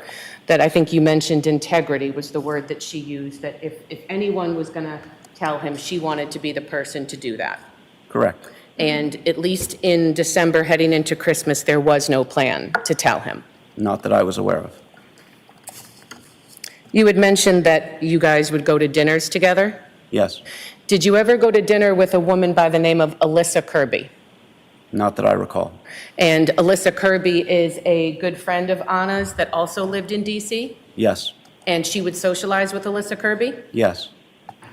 You also mentioned that you go to bars together. Yes. Would Alyssa Kirby ever join you and have a few drinks, the three of you? Not that I recall. I think you mentioned that you brought her to some work functions? Yes. Okay. And at those work functions, as far as you knew, there was no one who knew Brian Walshe at those work functions? That's correct. And again, not to belabor this, but I think you went on boating trips, you went to the movies. This was with either just Ana or with your friends? Yes. The only exception to that was I did go to a work event that Ana's company held. It was a Tishman Speyer Architects Forum. Okay, and this was in D.C.? Yes. And Tishman Speyer is one of the things they do, is there a real estate management company? And I'm probably fumbling that. I think that they're a real estate management and development and investment company. Okay, and you're a realtor? Yes. Okay, so when you were there, were you kind of talking shop with other people there or colleagues there? I was there in a professional capacity. In a professional capacity, yes? Yes. Okay, and again, as far as you knew, there was no one at this professional, or this function you went to for professional reasons that Mr. Walshe would know? Not that I'm familiar with, no. And I'm assuming, because you mentioned you were there in a professional capacity, you guys aren't holding hands and kissing and flirting with each other in front of other people. We are not, but I was her guest. Excuse me? I was her guest. I was invited by Ana Walshe. No, I understand, but at this function that you described, you were there professionally as a real estate agent. You guys aren't playing kissy face and holding hands in front of people. No. Kissy face. You literally said kissy face. Okay. You had mentioned that Mrs. Walsh had talked to you about Brian's federal case, right? Yes. And in the summer of 2022, the expectation and hope was that Mr. Walsh would not have to go to jail. That was my understanding. And the plan was for the entire family to relocate down to DC Yes. and live in that townhouse. Yes. And I think you had said that Mrs. Walsh was the breadwinner. Yes. And so her job was, she had kind of the big job, so then that's where the family would go. Yes. I want to talk to you a little bit about her job and her hours. I think you had said you'd see her 2 to 3 times a week. Roughly, what were her hours Monday through Friday? I don't honestly know. I assume they were 9 to 5, unless she had to work late for either an event they were hosting or management responsibilities with one of the properties that she was in charge of. Okay, so it wouldn't be uncommon that she might have to work late or go to a function? Yes. Okay. And were there ever any times where she'd have to go in early for a meeting or something came up? Probably. Okay. And you mentioned, I guess, professional functions. How often would that happen? I couldn't say. Okay. I'm not just object. Well, I'll talk to you about that in a minute, but we're going to go to our morning break. Okay. All right, please. Close your notebooks, follow me. Oh, he's smirking a little bit, slightly. You like that, Brian Walshe? I don't quite know how to read his face right now. He's looking, Look at him. Yes, yes. He looks arrogant right now. That's how I would describe him. I mean, he looks like that all the time, doesn't he? Wow.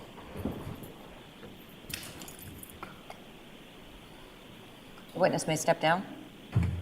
Okay. The objection. I think she's asking things that he said he doesn't know. So she wants you to lay the foundation. I didn't hear what she said, She sorry. said he didn't know. Everybody can be seated. We don't all have to all be standing.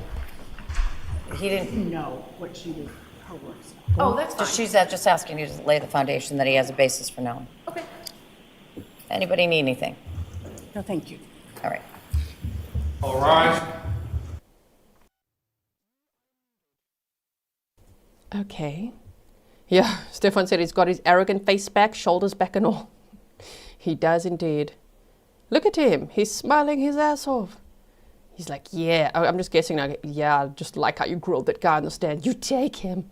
What? Handcuffs on, Brian Walshe? Lifelong criminal by the sounds of it. I wonder if Ana's plan was really for Brian Walshe to not go to jail and to move to DC.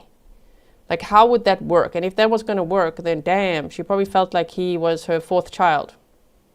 Baby boy over here. Can't take care of himself. Can't do anything but crime. Stefan's like, Brian is like, did we win? Jessie Bell writes, smug and smarmy. He's feeling smug for no reason at all. Wow, let's not look at the fan. We're only, unfortunately, 3 minutes behind. And so we're back to some fluff. So hold on one second. I just want to firstly refresh the feed. So they should be back, I don't know, 20 minutes or so, I would assume. Let's put this over here. And I would also like to see this. Okay, wait 1 second. That's not what I'm looking for. Hold on. We gotta put it over here. I'm trying to find you something. Where is it now? That's not it. Wait. I wonder where I put it. I had a letter that Ana Walshe had written at some point for Brian Walshe. Now I don't see it. Wait. Letter Ana Walshe wrote for Brian. Show it to us. Chilling note to husband. No, stand by. Is it this? Oh man, and then we've got the VPN issue. Sorry, hold on. That one. Praise to her. Okay, let's see this.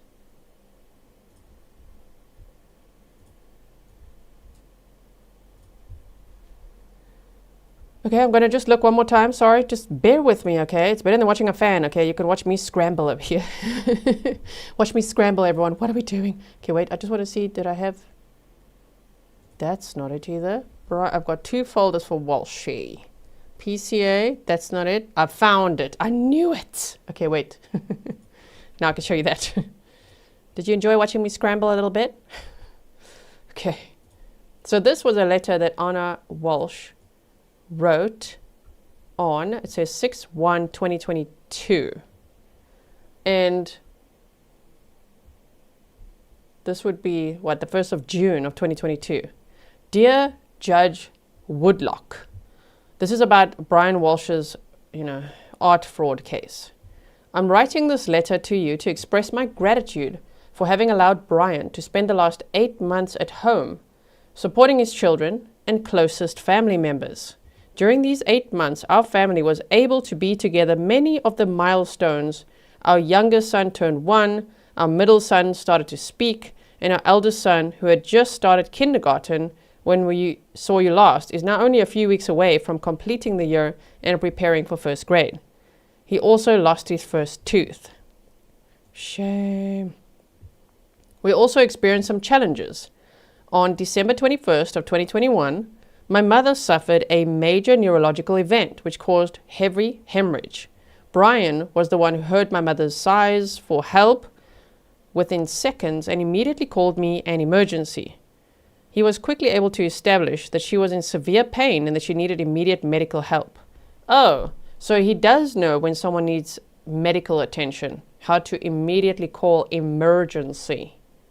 But the defense's theory is that Ana just died in the bed, sudden, unexplained death.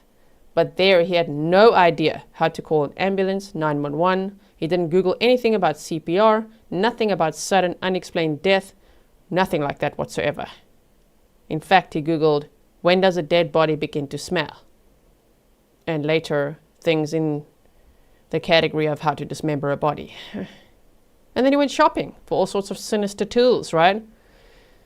Okay, and so it says, my mother was taken to the South Shore Hospital from our home and then transferred to Brigham and Women's, where she received treatment and stayed almost a month. Thank you, Isa, for the 5 coffees. So stayed almost a month until she was stable enough to leave.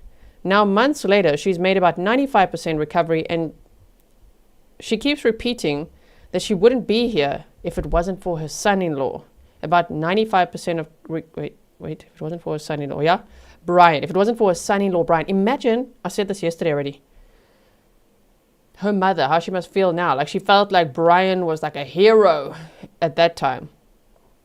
And now he's accused of murdering Ana, and he's pleaded guilty to dismembering her and lying to the police. Whoa. There must be a lot to process. Not only did he save her life, but he also brought her and the entire family comfort and joy during the course of her illness. He furthermore remained positive and optimistic about her path to recovery, even when my sister and I were scared for my mother's life. He always believed that she would achieve full recovery and would not give up on her, even in the darkest moments. Wow. Yeah, Court Locker's like, how to get rid of a body quietly. Yeah, that was one of his searches. We heard that yesterday as well, right? Oh my word. During my mother's illness and beyond, Brian continued to be in contribution and focus on charity work, serve as a coach within his Transformational Leadership Academy, continue to take care of his ailing elderly mother, and be there for his sons day in and day out. Brian has included our family, and especially our sons, in many of the charitable activities that he's been partaking. Whether it was walking for World Peace Day in Dorchester, or stopping by the Pine Street Inn in Boston to drop off food and sanitary supplies, Brian has been teaching our young boys from an early age how important it is to share the joy and be in contribution with time and resources. Brian has been working consistently on breaking the past habits of his family, and we are all looking forward to the new chapter of his life. That's a little bit telling, hey? The new chapter of his life. She didn't say our life. She said new chapter of baby boy's life. Judge, just let him get on his feet so that I can yeet him. Just get him out of here. I can only imagine. To me, it feels like he was a huge burden. Is that an understatement or what? So yeah, okay. Thank you again for your time and consideration. Sincerely, Ana Walshe. Shame. So she was nice to him. She wrote that letter. Wow. Okay. So let's see what you guys think about that while we also look at the time. Okay. Melissa said she went to bat for that douchebag. Like she tried her level best to help him, right? Man. Jessie Bell writes it, I think helping him avoid jail, if she could, was her last big favor to him. I mean, I think she already did so much for him, but yet wanted a new life for herself. That might have been awkward based on what a freaking baby boy is. He doesn't even know. He's like, oh no, the AC is not working. And the electrician comes over and is like, oh, because it's not switched on. Flick the switch, bro. Here we go. So you he's like, oh, okay. Oh no, the faucet's leaking. Okay, we'll fix that for you. Oh man, the hinge on the cupboard, it's a little unhinged. Just like you, Brian Walshe. Don't worry, we'll just put the little screws in. My goodness. Yeah, he didn't sound very competent to me. Yeah, Melissa says, yep, literally the ball and chain.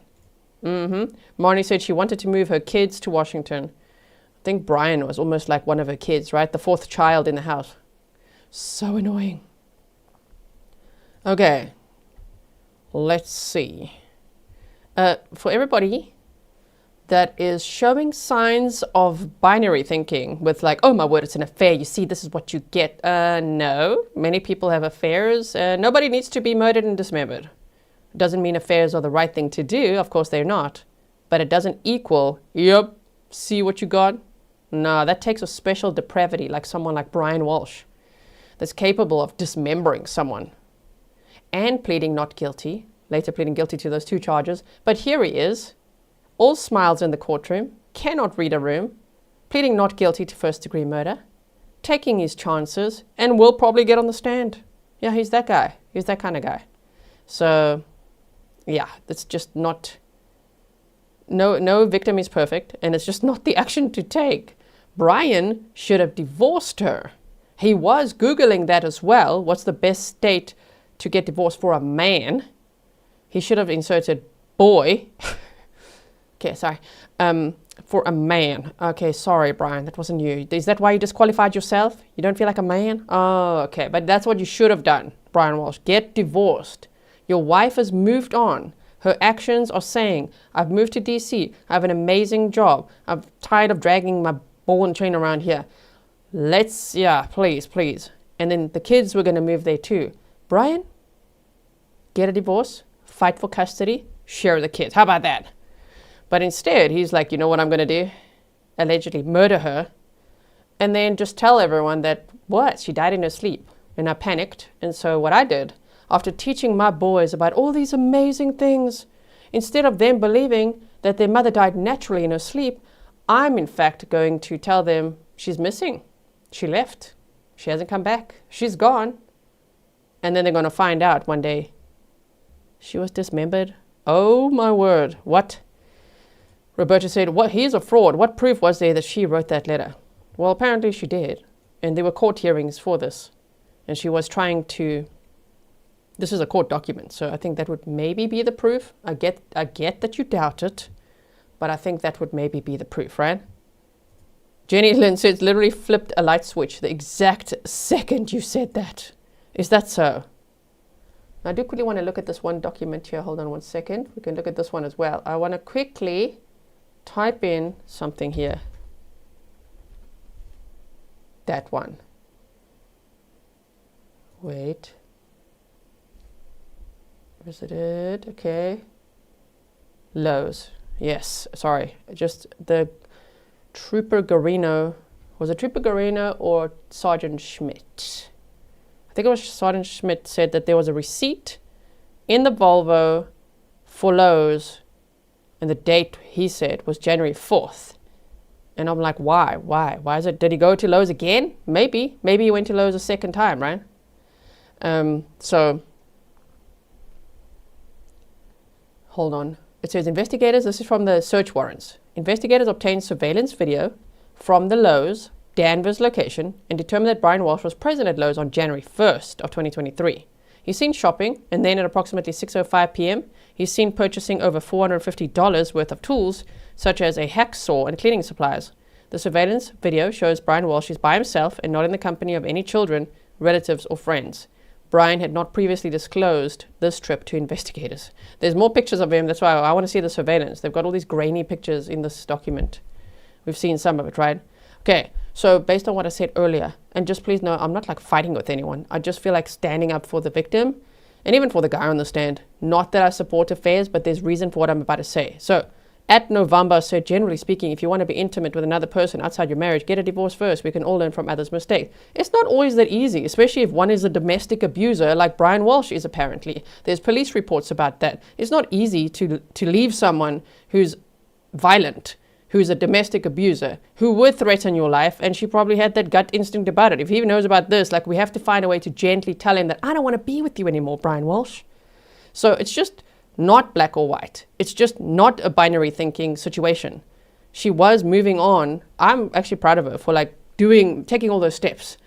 And slowly but surely, I mean, she built some great distance, between her and Brian Walshe. But he just can't read the room. And he has no self-respect and no respect for anybody else, and definitely not for life either, right? So after I think he found out, he murdered her.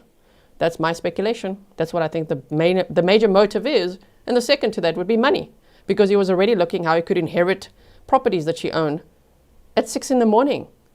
on January 1st of 2023. Kathy Luna said, thank you, G, for your words. Oh, thank you so much.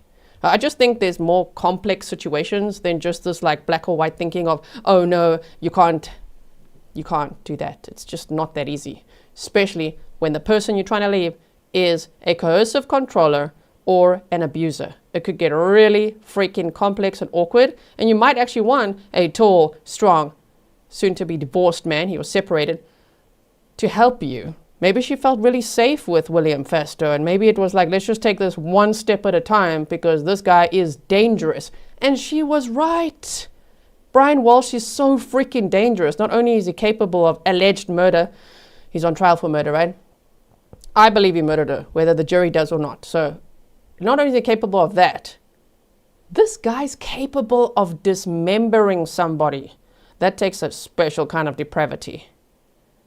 Oh my word. Not only some people, in some cases, you hear that they started dismembering someone and they couldn't do it. They couldn't finish the task because it's so sick. Not only did he finish the task, but he bagged up his wife's body parts in separate bags and towels and all the bloody items we saw yesterday and all the tools, and went shopping nonchalantly in between for all these things after Googling what to do, what to buy. Best tools for dismemberment, went to go get it.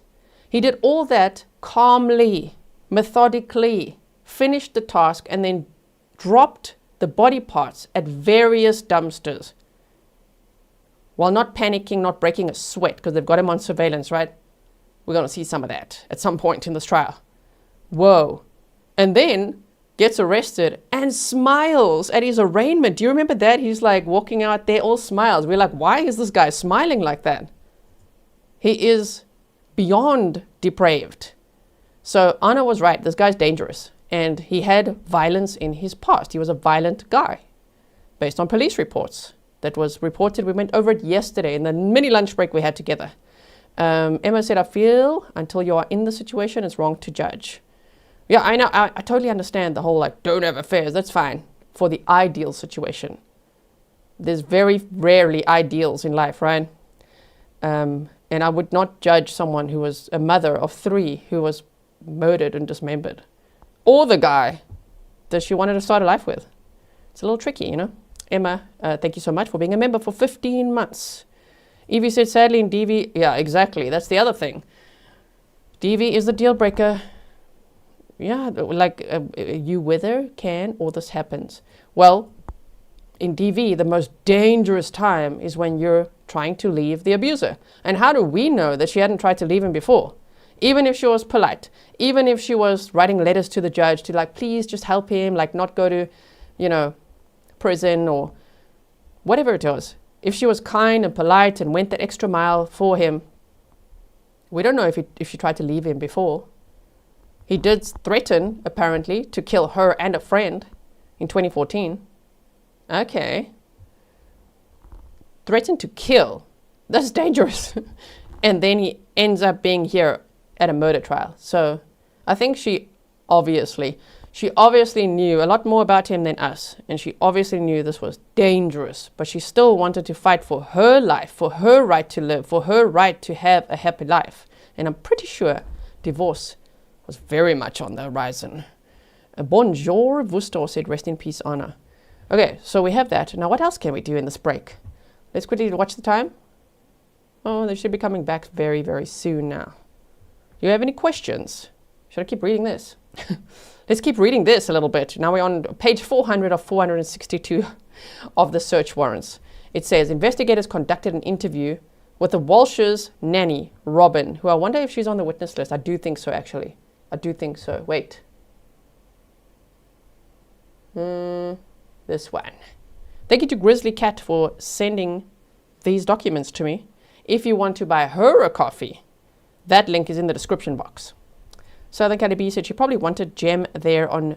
Yeah, exactly. I think so too. And there was a message that she sent to her mom around that time saying, she said something like, Mama, can you come tomorrow? And her mom said, no, I can't come tomorrow, but don't worry, I'll be there soon. Her mom was apparently gonna visit her any minute before she was murdered. Right? So then she was saying to Jem, can you come over? Yeah, it sounds like she really wanted someone there. Wow. And I mean, Jem knew William Fastow, and Jem knew Brian Walshe and Ana. So I don't know if he knew of the affair. I don't know. But I would think he may have. Ooh, they're back. I can hear things.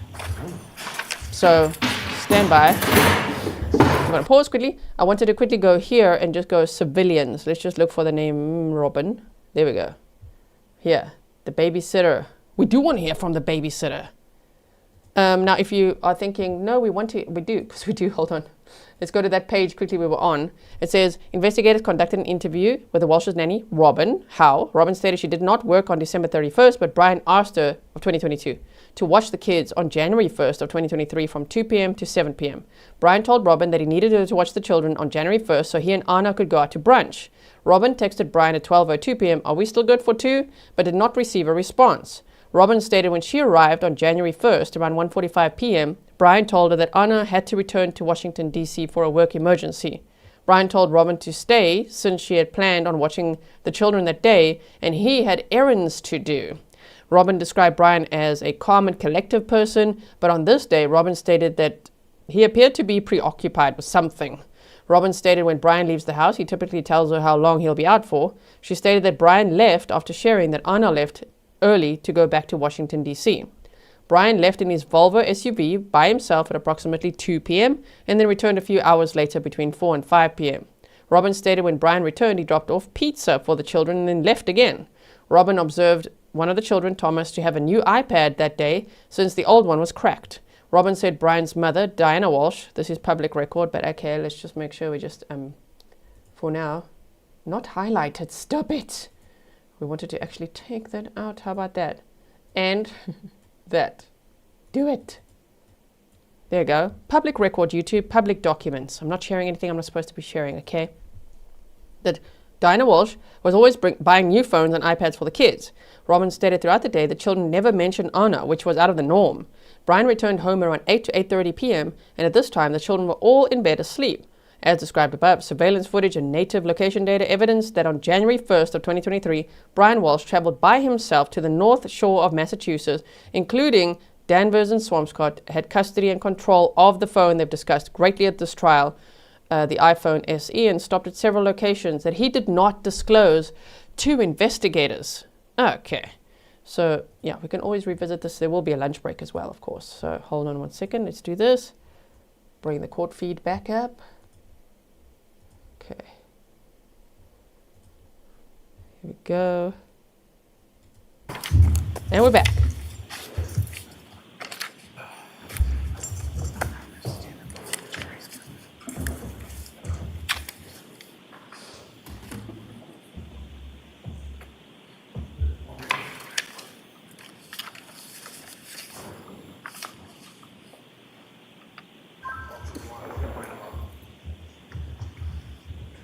Continuing on with the cross-examination of William Fastow. Just take it down, just watch your step. Can't do it later. You just remain standing for a moment, okay? Yes, sir.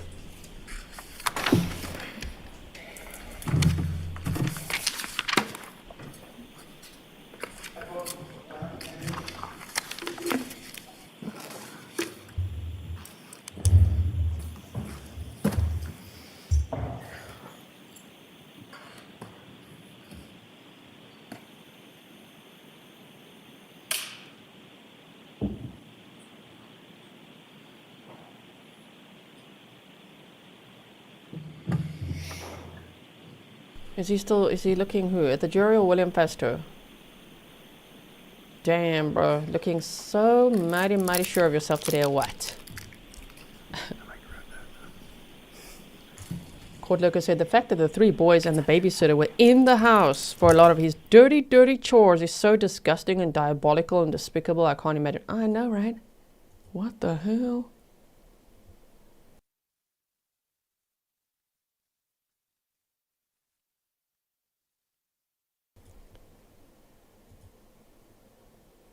Bellum Nona said, how do we know she wrote the letter?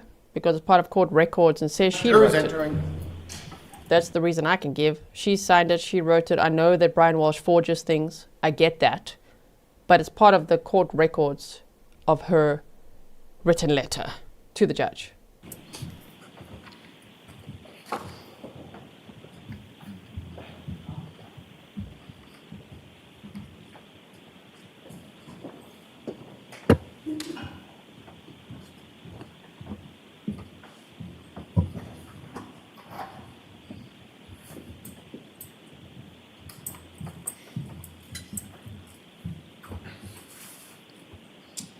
Just rolling my eyes at Brian.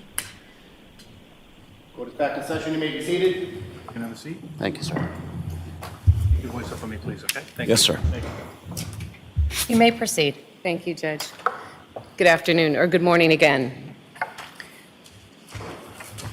Before the break, we were talking about whether or not there was any definitive plan for Ana to tell Brian about your relationship. I want to talk to you a little bit more about conversations that you did have with her in which she told you that if Brian was going to find out, she wanted it to be from her, right? Yes. And that it would really upset her if he found out any other way. Yes. To the point where it would devastate her if Brian ever found out that she was having an affair. Yes. And you had mentioned, I think on direct, that you had conversations about a future together, Yes. but you never had extensive, concrete conversations about being together and when that would happen. Correct. And at the time, at this time frame, that summer, fall, and winter of 2022, you were also in no position to openly start a new relationship with another person.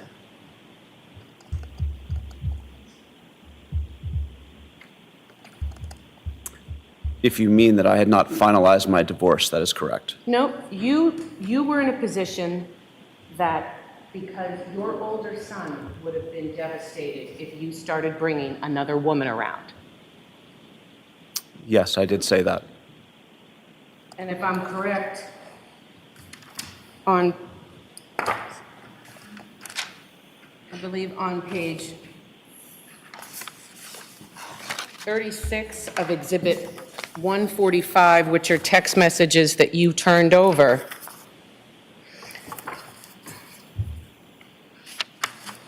oh, apologize. No, it is 36. And this is, the text message that you turned over, just to be clear, are from December 29th of 2022 through January 5th of 2023? I assume that's correct. Want me to approach so you can look at it? Sure. Your Honor, may I? You certainly may. Am I correct in the text messages that you provided? It starts at December 29th of 2022? Yes, that's what it says on the cover page here. And on page 36, and I can approach again if you need it,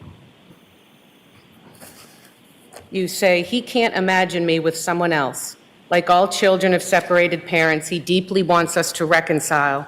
Introducing him to someone else would destroy that fantasy. It would crush him now." Right? Yes. And that was right around Christmas time and New Year's that you texted Ana Walshe that. Yes. So you had no intentions of having any immediate plans to openly start dating Ana Walshe with your two young boys. Correct. You were a concerned dad. You loved your son. You were protective of his feelings. Yes.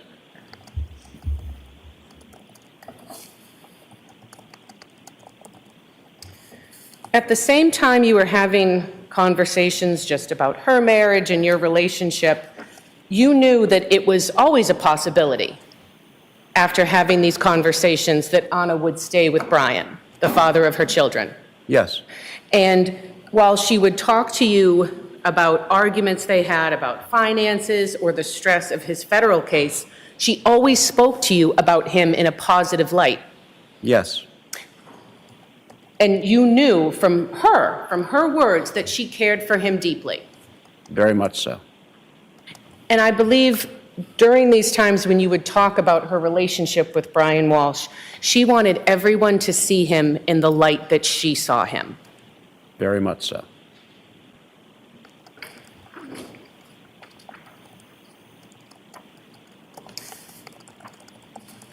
The text messages that you turned over to the police, is it fair to say that the police asked you questions about whether or not you had any information that Mr. Walshe had discovered your affair with his wife? Yes, I'd say that's fair. Okay.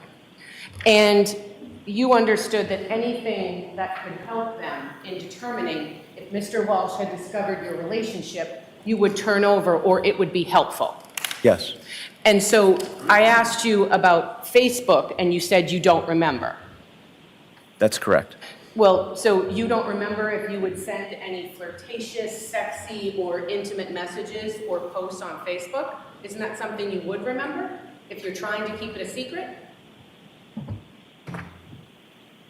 I don't recall if I used Facebook Messenger as a means of communication with Ana Walshe. I would periodically delete messages. I don't recall if I had deleted messages from Facebook. I had certainly deleted messages from Instagram and text messages I had had over the term of our relationship. Well, why are you deleting stuff? Honestly, I said things to Ana that I might have found embarrassing that I just didn't want to look at, so I would delete the messages. But you weren't trying to hide it from anyone. It was just your own kind of squeamishness or embarrassedness from whatever you had sent. Yeah. Okay.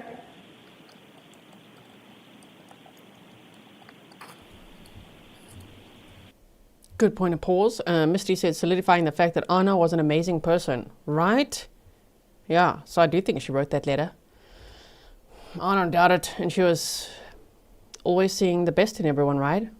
And yet still navigating something very, very dangerous and delicate because there's also kids involved. You know, if she wanted out, that would be very tricky with someone like Brian Walshe. they share children. And then the guy she fell in love with and then also fell in love with her, he's also got kids.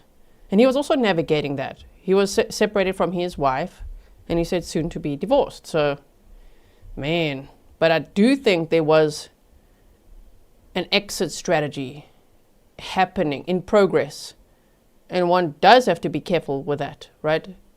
So, and yeah, she couldn't just tell Brian, I'm leaving you, because I think she would know, based on her experience with him, that would be very dangerous. So she had to be very cautious. And still, she ended up murdered and dismembered, you know what I mean?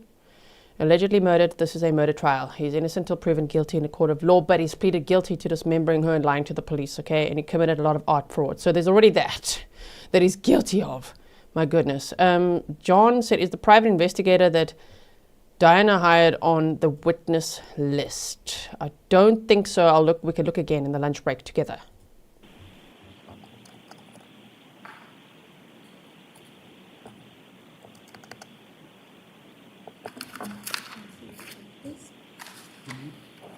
One moment, Your Honor. Yes.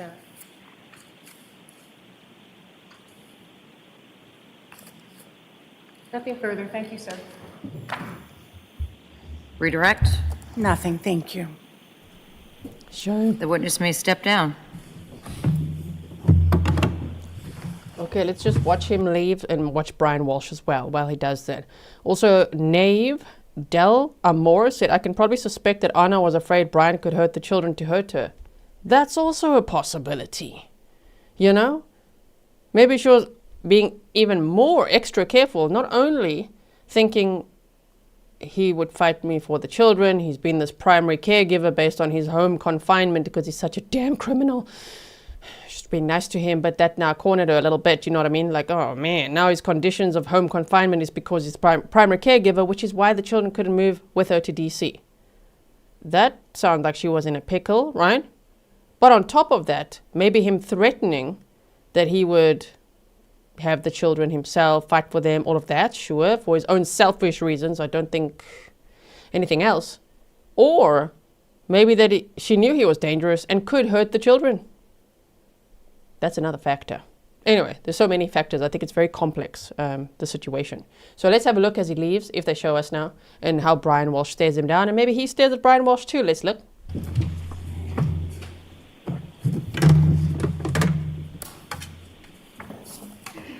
Bye, sir. Commonwealth may call its next witness. Commonwealth would call Christopher Murphy. Brian Walshe is just keeping his fancy pose on. He thinks he's so very fancy. He's a fancy boy with his mommy in the courtroom there, just like, yeah, William Fastow, you go now. Okay, he's extra arrogant today, in my opinion, based on his body language. Right? Okay.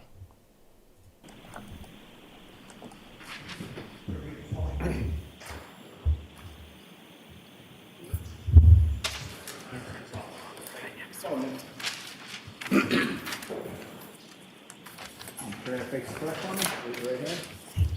Keep solemnly swear that the following testimony is given in all testimonies, you will not make yourself up or down, right? Thank you, sir. Right this way, sir. Who now? Who we got now? I'm going to listen now. Rambo Ramage. I feel like I always said Ramage. One said the guy did so well to hold it together, he's hurting. He actually really did, right? You could see his pain when they said, so did you see Ana Walshe after December 25th of 2022? He said, no, he hasn't. Shame. Thank you. May I proceed, Your Honor? You may. Thank you.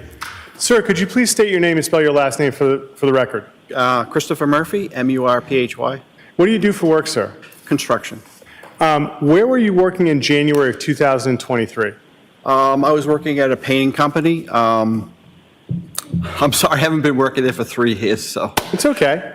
It's been a while. All right, so you were working at a painting company? Yes. How long do you think you were at that painting company? A year.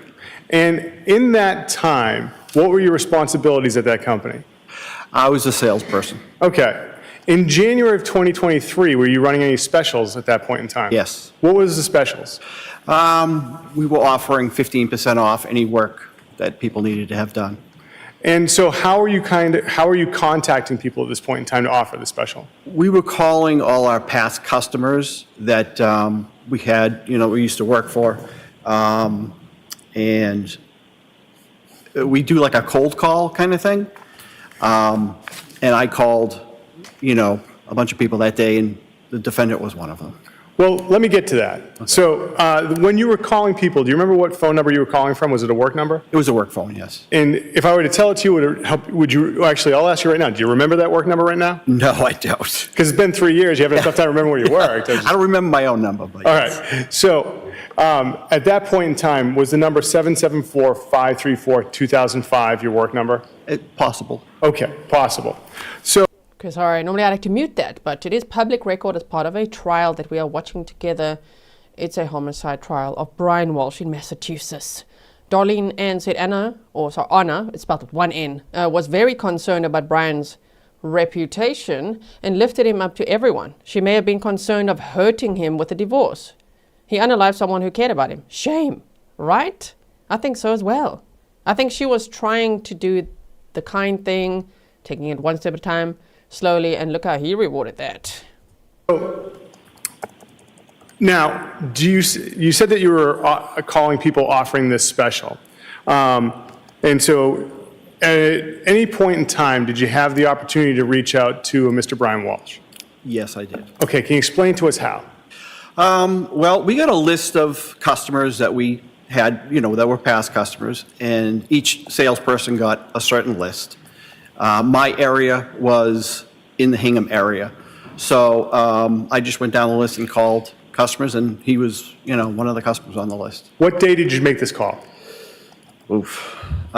January. Okay, early or late? Yeah, early, yeah. Okay. And did you ever have the opportunity to connect with Mr. Walshe? I did, yes. And so what was the conversation you had with him? Again, just talking about work that possibly needed to be done, and he stated that he didn't need any work to be done. Okay. And then did you ever have any subsequent communications with Mr. Walshe? Excuse me, I'm sorry, can you repeat? Did you ever have the chance to talk or communicate with him again? Once, I believe. Okay. And how did that occur? It was really quick. Quick? Was it a phone call or a text message? It was a phone call. Okay. And who called who? I called him first, and then I received a text later on during the day. Okay. And you said you received a text? Yeah. To a cell phone? Yes. All right. And you're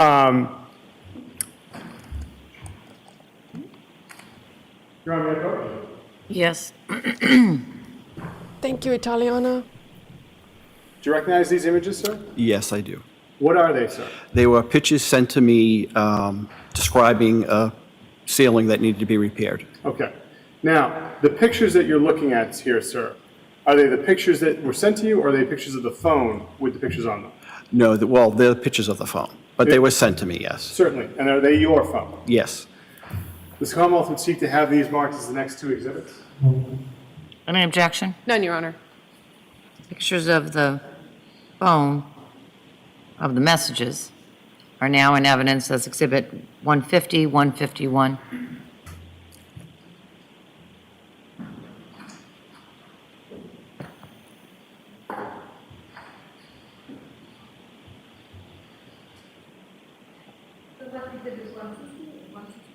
Thank you. Your Honor, may I publish? You may. Thank you. Ms. Gilman, if we could have what's now been marked as Exhibit 150, which has a file name of Christopher Murphy, pick page 1. Sir, can you see this on the screen? Yes, I can. Okay. So whose phone is it we're looking at on the screen? That is my phone. Okay. And, sir, we're looking at your phone. What is the message that begins this thread? Could you read it out loud? I'm sorry. Let me just change glasses here. A hole in the ceiling. It just says his address. Okay. Does it say any names with it? Phone number. Could you just read the message, sir? It says, "Hello, Brian Walshe, S16 Chief Justice, Cushing Highway." And does it have a phone number attached to it? Yes, it does. All right. And underneath that, sir, you said there's a picture? Yes, there is. All right. Ms. Gilliland, can you scroll down again? Thank you. And can we have Exhibit 151, which is Christopher Murphy Picks, page 2?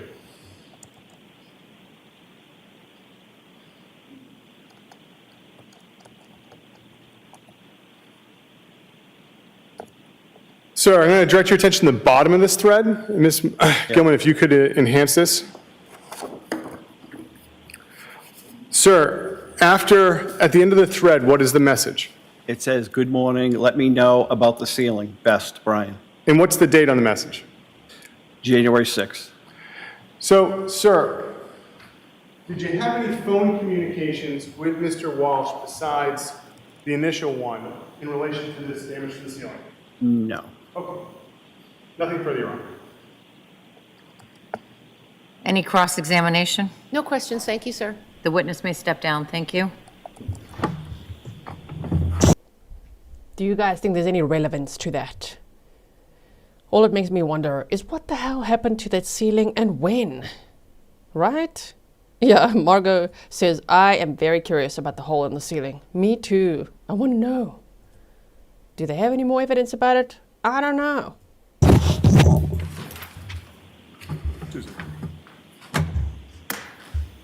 Suzanne.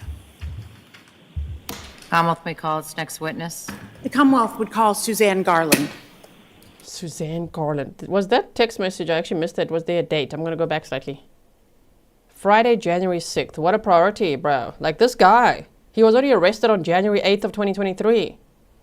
That shows at least that as well. Like, okay, your wife is missing. That's what you're now telling people right on this date from January 4th because her co-workers reported her missing. And on January 6th, you're worried about the ceiling? 2 days before your arrest, he didn't know he's going to be arrested. He thought he's going to get away with it, I'm sure. But like, let me know about the ceiling, best Brian. So I guess that's the relevance of it. Is it relevant? Well, yeah, it goes to show his priorities at that time. Was it finding his wife or fixing the ceiling? I do wonder, right? Mm-hmm. Sir, at the end of the thread, what is the message? It says, "Good morning, let me know about the ceiling. Best, Brian." And what's the date on the message? January 6th. So, sir, Okay. did you have any phone communications with Mr. Walsh besides the initial one in relation to this damage? Okay, we heard the rest. I just wanted to go back to the date. Great. Hey. The studio. Good Too morning. fast. Here we go. Could you please state your name for the record and spell your last name? Suzanne Garland, Garland. And what is your occupation, ma'am? I own a Bar Method studio. It's a bar workout in Hingham Center. And how long have you owned the Bar Method in Hingham Center? Since September of 2021, I opened the studio. And is that a franchise? It is, yes. And how many Bar Methods are in the United States? I think at this point about 100. And where exactly is your studio? It's right in Hingham Center, sort of on South Street, 99 South Street, across from CVS. And how many employees do you have at your studio? 16. And how many clients did you have in 2022 into 2023? I would say about 160 active clients. And at that time, did you keep and maintain records for your business? Yes. And what kind of records did you maintain? We maintained membership agreements and class history, purchases, time and date of classes taken, the number of classes each client took. And how did you keep those records? Electronically. And why do you keep those records?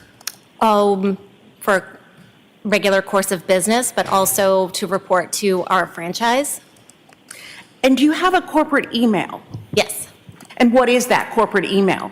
I have two, actually. One is hingham@barmethod.com, and the other is my personal business email, which is Suzanne. And you also keep payment information? Yes. And do you maintain all communications with clients in good faith? Yes. And do you keep your records in good faith as well? Yes. Did you know Ana Walshe? I did. And how did you know Ana Walshe? I knew Ana for several years. Actually, prior to owning the bar method, it existed in Hingham Center. Another woman in town had owned it before it. I used to take classes there with Ana all the time. She and I would be there 4 times a week together taking classes. And then when I reopened the studio after COVID in 2021, she signed up right away. And again, she was coming 4 days a week up until the time that she was moving. And what? So for anyone confused, bar. So it's bar method studio owner, which is like a bar workout, kind of like ballet and Pilates type of strength training, right? Am I right? So Susie said bar. I've been doing it 10 years, amazing workout. So this would also go to how very healthy Ana was, right? Denise said a bar studio is like a ballet bar on the wall, normally wooded floor with mirrors on the wall. There you go. What kind of membership did she initially have with you? She purchased a Club Bar Unlimited membership, which allowed her to take as many classes as she wanted during the month for a fixed price.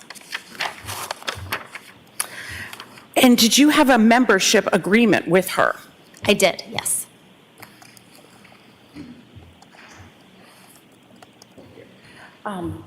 May I approach, Your Honor? You may.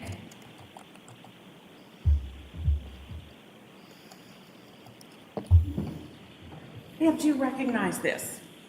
Yes, this is our month-to-month membership agreement that we keep with all clients on the unlimited plan. And I'd ask you to look at the last page.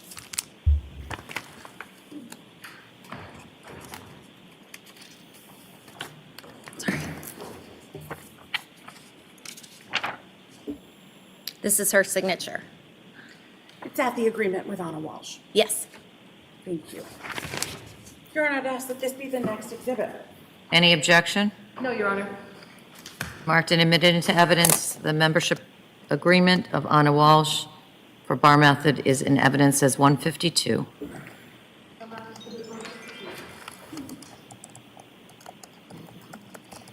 Thank you, Giovanna, for the coffees. The membership agreement.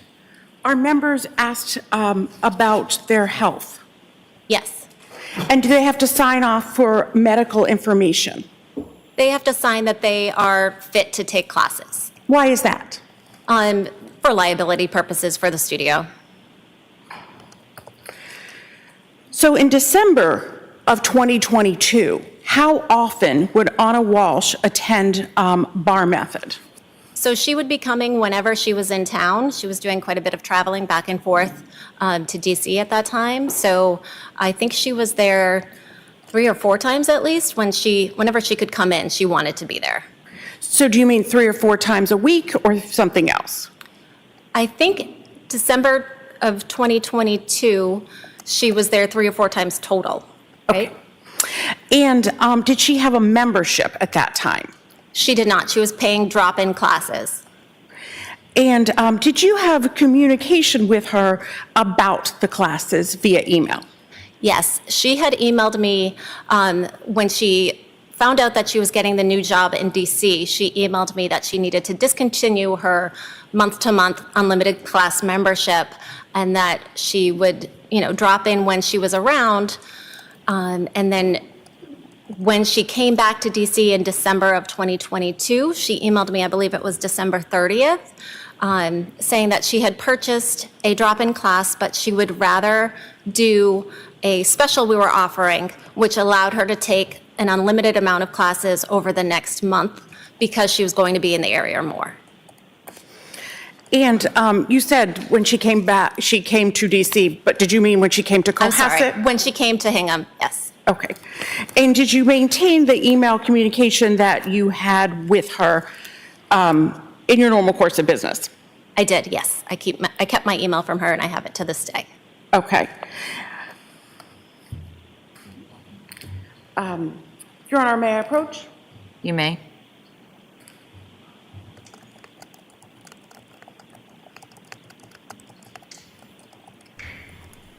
So Hingham is also in Massachusetts. Hingham, Massachusetts. I'll look now how far it is from the house. Kathy Luna said, thank you, G, for no ads, and thank you for making that possible, Kathy Luna. I'm showing you 3 documents, if you could look at those. Do you recognize those documents?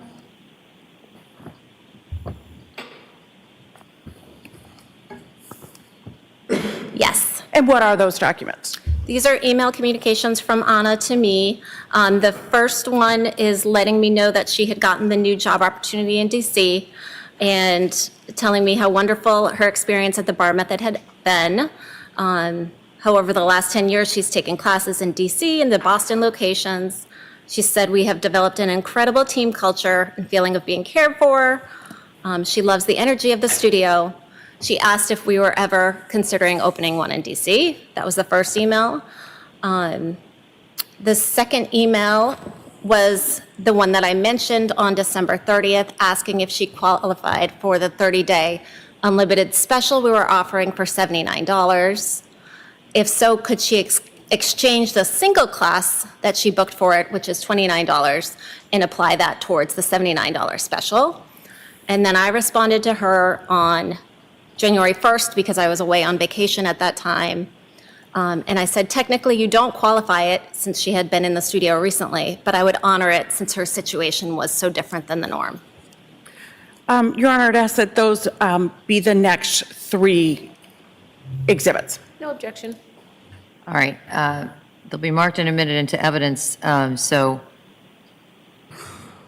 the 3 different emails are one from, what are the dates of those emails? The first would be from February 27th of 2022.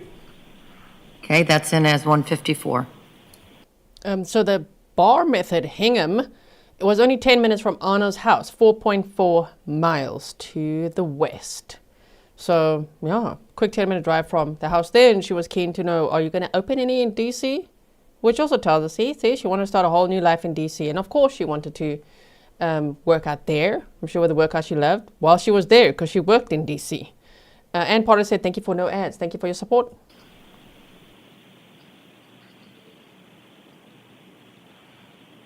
Well, did I mess that up? 153? Okay, so as it was coming out, I looked back up and saw there was no 153. So 153 is the email from 2/27/22. 154 is what? Date? 154 would be 12/30/2022. Okay, and the third one? The third one would be January 1st, 2023. All right, those 3 are now in evidence, 153 to 155.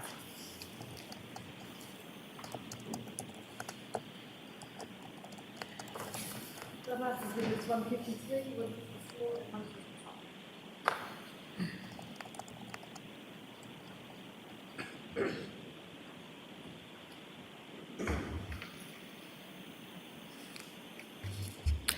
And did you also keep the registration for December 31st of 2022? The class registration log? Yes, I apologize. Yes, we do. Thank you for correcting me. And that's maintained in the normal course of business? Yes, we have records of every single class. And I'd ask that this be the next exhibit. Any objection? None, Your Honor. The class registration for the bar method is in evidence, that's 156.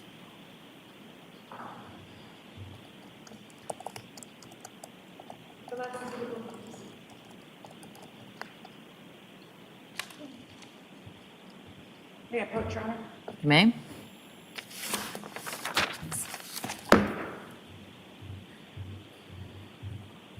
And seeing that document, ma'am, do you, does that show, what does that show? This shows that Ana Walshe created a reservation for class on the morning of December 31st. She did that on December 30th at 11:18 p.m. And it shows that she was checked in for class on December 31st at 8:17 p.m. And does that show that she attended that class? Yes. Thank you. Any cross? Shame. So that would have been her last class there. 8:17 p.m. She had checked in. Driven 10 minutes from the house. She was that also shows, oh my word, she was very committed to her fitness and health, right? On December 31st at 8:17 p.m. she's going to that class. And then went back home. And then Jem Mutlu came over. New Year's Eve. Happy New Year's. Text William Fastow, never heard from again. Whoa. Sally Trueblood, thank you so much. Just briefly. Good morning. Getting there. The email that Mrs. Walsh had sent you asking to convert her drop-in to the unlimited monthly, that was on December 31st? Was it December 30th or 31st? December 30th or 31st? Yes. Okay. And the reason that she was asking to do that is because she expected to be in the South Shore area more the next month? Yes. Okay. You had mentioned that your studio requires a medical waiver?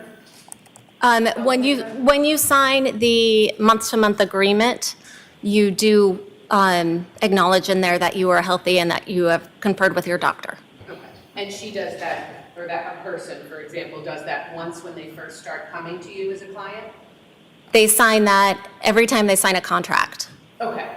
So when was the last time Ana Walsh had signed a contract with Bar Method?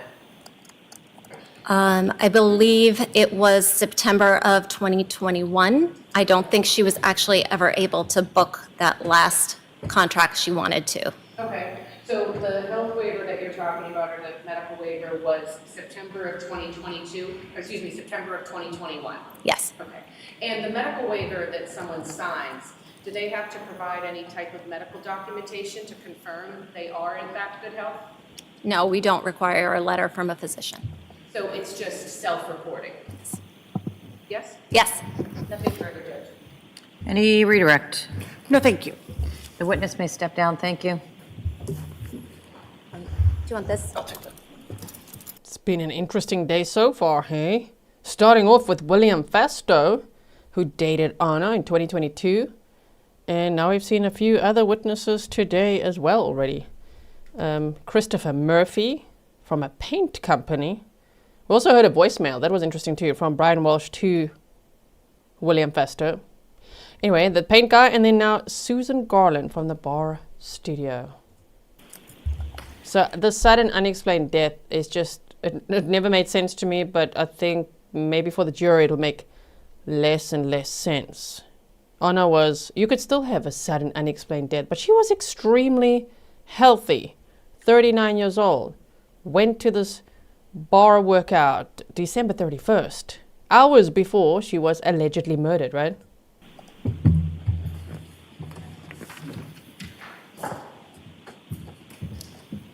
Commonwealth may call its next witness. The Commonwealth would call Ashley Cimmino. She's going to do all of it.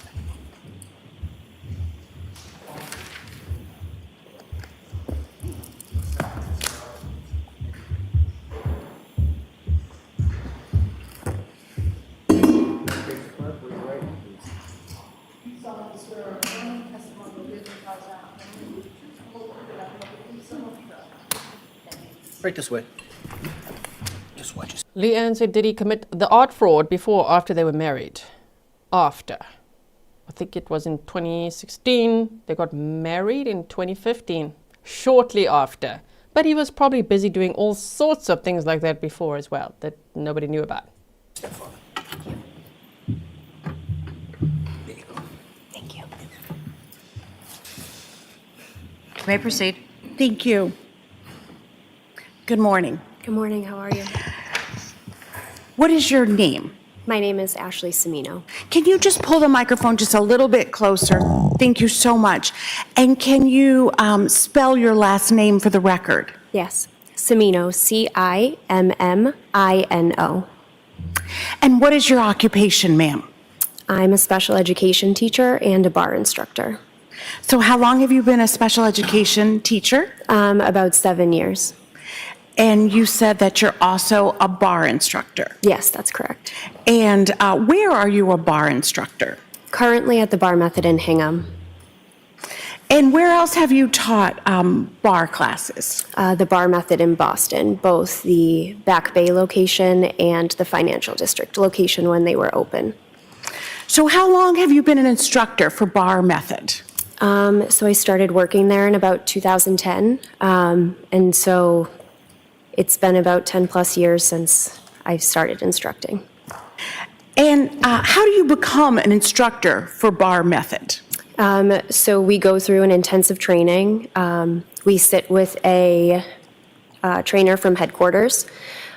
This person goes through an entire day with us. We have to take an anatomy exam, and we go through at least 3 to 6 months of training after that, co-teaching with a veteran instructor. And following that, to maintain our certification, we have to take an annual exam. So do you need to be certified? Yes.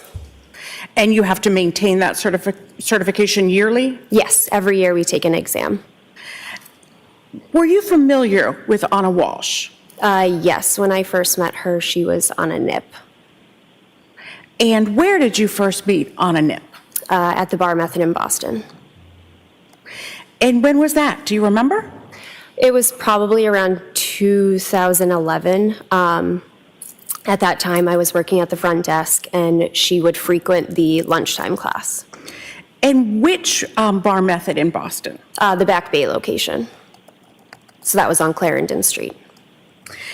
And how often did you see her when you were at the Bar Method in the Back Bay location? Almost every day.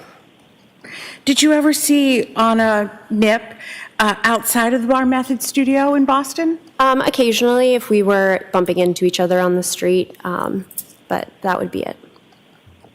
Well, did you ever see her at a different job that you might have had in Boston? Yes, she had come to one of the Celtics games that I was working at. What did you do for the Celtics? I was a dancer. And what was her demeanor when she came to Bar Method in Boston? She was always so warm, seeing somebody every day. Objection.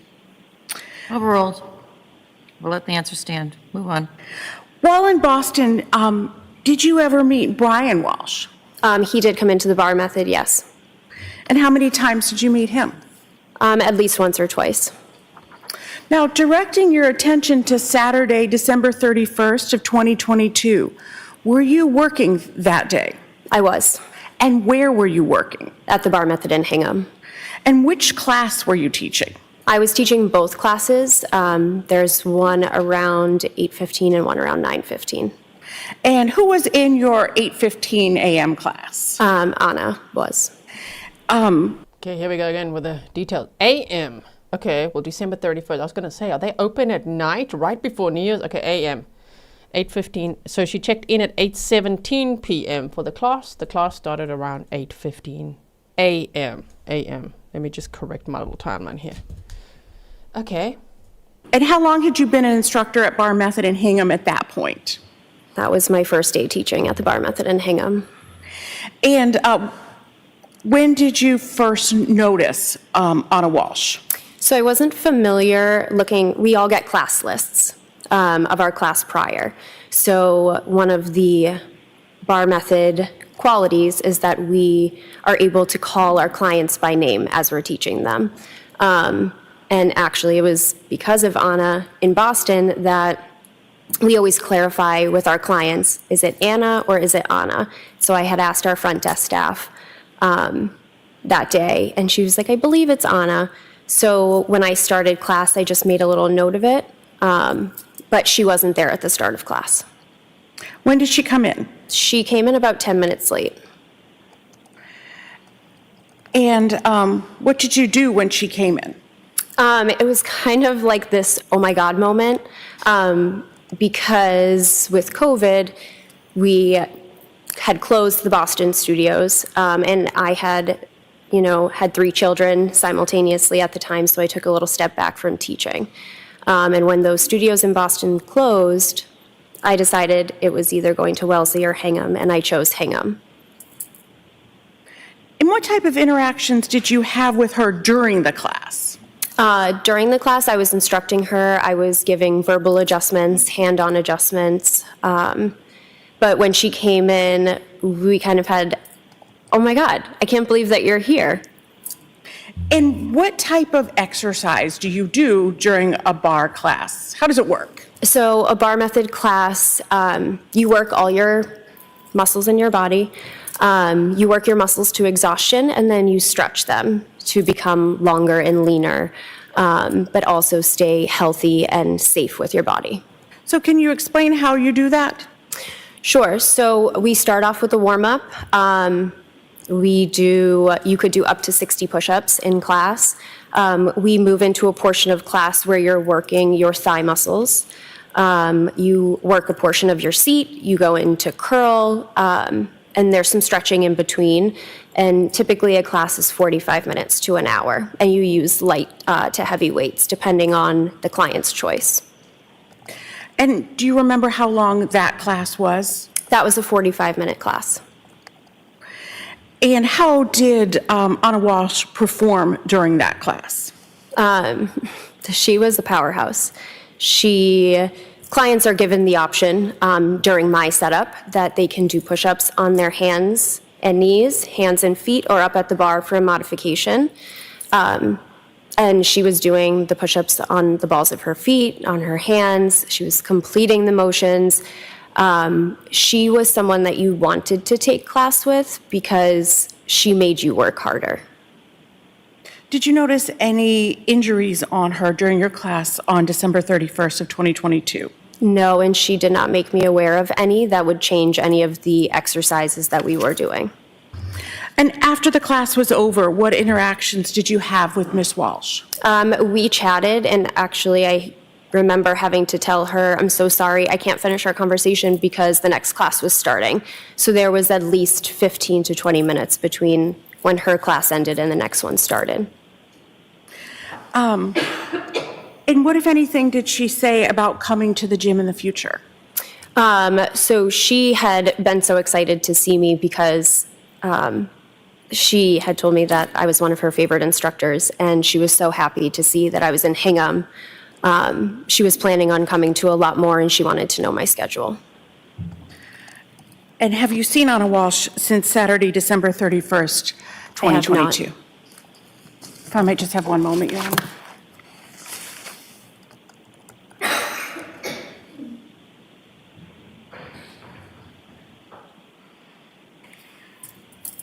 Nothing, thank you, Your Honor. Cross. Shame. So Ana was all excited. She went on December 31st for her last bar class. This was described as being a powerhouse. Sorry, hold on. Okay. A powerhouse and doing all those push-ups and all the workouts and everything. Very healthy. That's also the point of this, right? Very healthy. What was her state of mind like? Did she have any injuries? She was very healthy, very strong.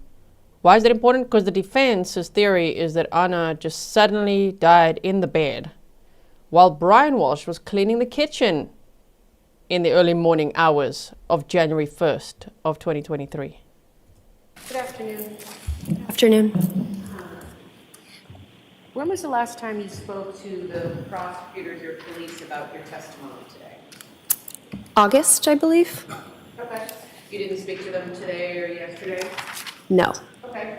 And you had mentioned that you are a special education teacher? Yes, I am. Okay. And then you also still teach bar? Yes, that's correct. And you're a mom? I am. Okay. Are you, and I'm not trying to be flip with you, but you're not a doctor? No, You're not a nurse? I am not. Did you perform any type of medical tests on Ana Walshe on December 31st?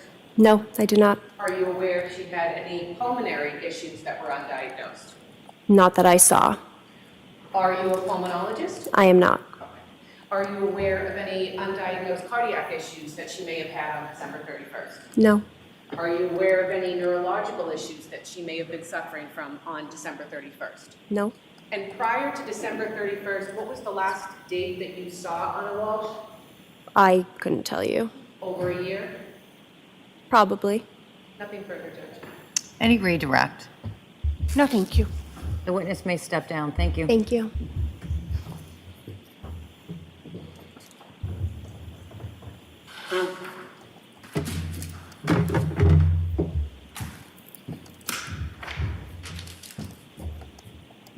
Hypnotosis Lobster says she really stared at him. Commonwealth may call its next witness. Thank you, Your Honor. Commonwealth would call Janet Cotter.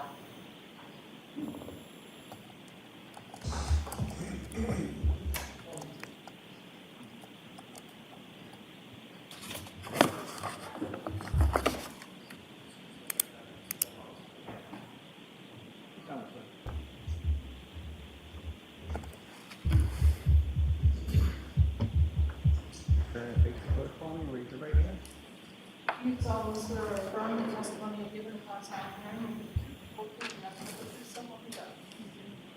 Right this way. Just watch your step for me. I shall. Step all the way in there so I can get this chair for you. Here you go. Okay. All set. And you may proceed. Thank you, Your Honor. Good morning, ma'am. Good morning. Could you state your name and spell your last name for the record? Janet Cotter, Cotter. Ma'am, what town do you live in? I live in Hingham, Massachusetts. In January of 2023, did you reach out to the Cohasset Police Department? I did. Why? I had had an interaction with Ana Walshe at a nail salon and had subsequently read about, what had happened to her. And So I'm going to interrupt you there. I'd like to ask you about that interaction. certainly, Okay. Now, when did the interaction, first off, did you know Ana Walshe at all? I did not. Okay. When did this interaction with Ana Walshe occur? On New Year's Eve in 2022 And where did it occur? at a nail salon in Hingham called Glossy. And now, how did you two interact at Glossy Nails? We were just sitting side by side. And did you have the opportunity to have any conversation with Ana Walshe? I did. Okay. First off, what was her demeanor when you were talking to her? She was very friendly, very open and warm. And do you remember what she was wearing? I do. She was wearing yoga pants and a yoga top. And what did she tell you about her work while the two of you were talking? I believe she told me that she was employed in commercial real estate in Washington. And where did she tell you that she resided? She resided, I believe, in Washington part-time, but also lived in Cohasset. What did she tell you about her family? She told me she had 3 sons. And did she say who was raising her 3 sons? She indicated that her husband was helpful. And what did she tell you about her plans for New Year's Eve? She told me that she was entertaining. She was having somebody over for dinner. Yeah, No, I apologize. I interrupted you. Did she say anything else? she did not. And what did she tell you about her plans for New Year's Day? For New Year's Day, she told me that she was going to some kind of special dinner. Yeah, I think it was in Marblehead. And she was very much looking forward to it. She was going with just her husband. How long did the two of you talk for? Probably no more than 15 minutes, 20 minutes. And I'm not someone who gets their nails done. What were you guys doing at the nail salon? Well, we were getting a pedicure at the time, but we were there to get both. Did you see any injuries on her at this point in time? I did not. Nothing further, Your Honor. Cross. No questions. Thank you, Ms. Cotter. The witness may step down. Thank you. Get that chair for you.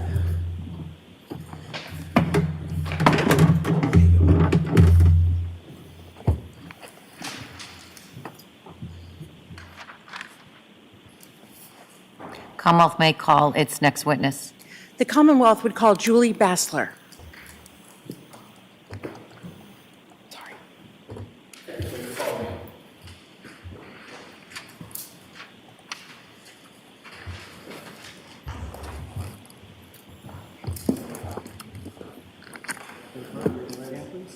You solemnly swear or affirm when you give in the class hearing. Right this way. Step for me. Okay. Slide this chair in for you. There you go. Thank you. You may proceed. Thank you. You might want to move up just a little bit and move that microphone in. Just okay. Good afternoon. Could you please state your name for the record and spell your last name? Julie Basler, Basler. Thank you. And what do you do for work, Ms. Basler? I am the executive director of the Learning Experience in Dedham. Work for a daycare. Thank you. And how long have you worked in childcare in general? Over 30 years. And where did you work in January of 2023? Kindercare in Norwell, Mass. And was that also in December of 2022? Yes, it was. Well, actually, how long did you work in Kindercare in Norwell? For 1 year. And in that capacity as the director of the center, did you have the opportunity to know the Walshe family? Yes. And how did you know them? They were a family that attended, the 3 boys attended Kindercare. And when were the children enrolled?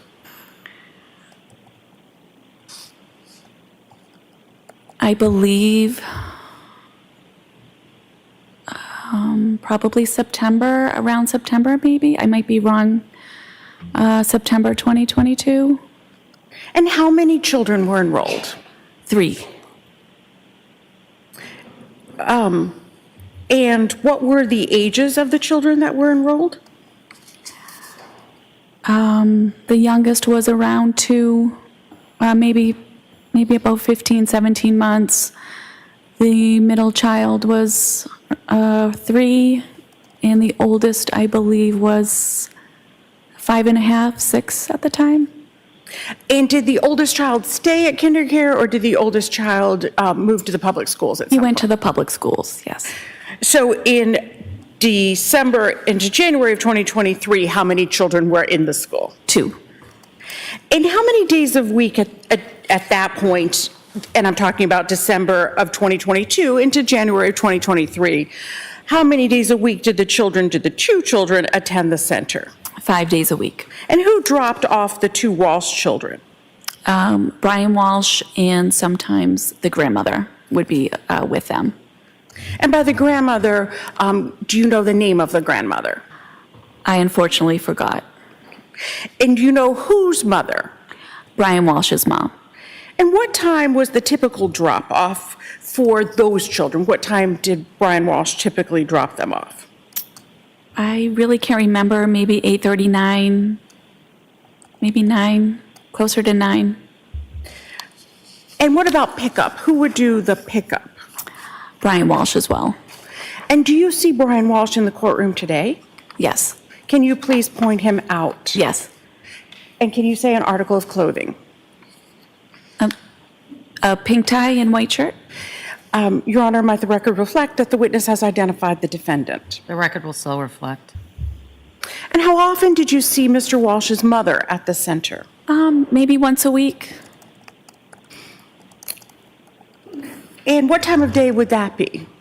Usually in the mornings, around 9, drop-off time. And did you ever see Ana Walshe at the center? I saw her a few times. Usually I would see her at pickup. And what days would that be? Usually a Friday. And how many times do you think you saw Ana Walshe at pickup? 3 or 4. How many classrooms are at Kindercare? Maybe 9 or 10. How many students? I would say at that time, around 100. Can you tell us the layout of the Kindercare in Norwell? Sure. You walk in the front door, and you need the key code to enter the building, and then there is a good-sized lobby, and you go through another door with another keypad code to get into the building, but the director's office and the assistant director's office is, when you walk into the lobby, there is a door that opens, and if we were in the office, that door would generally be open to, greet parents and families. And you could also go through that office to the hallway. So depending on which door you went, you would walk into a long hallway. And if you went to the left, it would be the preschool ages. And if you go to the right, it would be infant and the toddler ages. And when Mr. Walshe dropped off the children, how would he generally enter Kindercare? Usually we would say hello, and most days he would come through the office, and the boys like to go through the office. And what, if anything, did you do to help him to get into the center? So, sometimes we would, we would just have them go through the office. That would be where the boys usually came through, and he usually came through the office area. And what was he like in the mornings? Very, would say hello and good morning, and, trying to get the boys to their classrooms. Mm-hmm. And what did he do for the rest of the day? Because he was at home all day, 7 days a week, on an ankle monitor for being a criminal, which he was sentenced for in February of 2024, even though he was already then incarcerated for first-degree murder and dismembering his wife and lying to the police. Just layers and layers of crime, right? So, okay. Drop them off at daycare Monday to Friday. Right? And did you have conversations with him?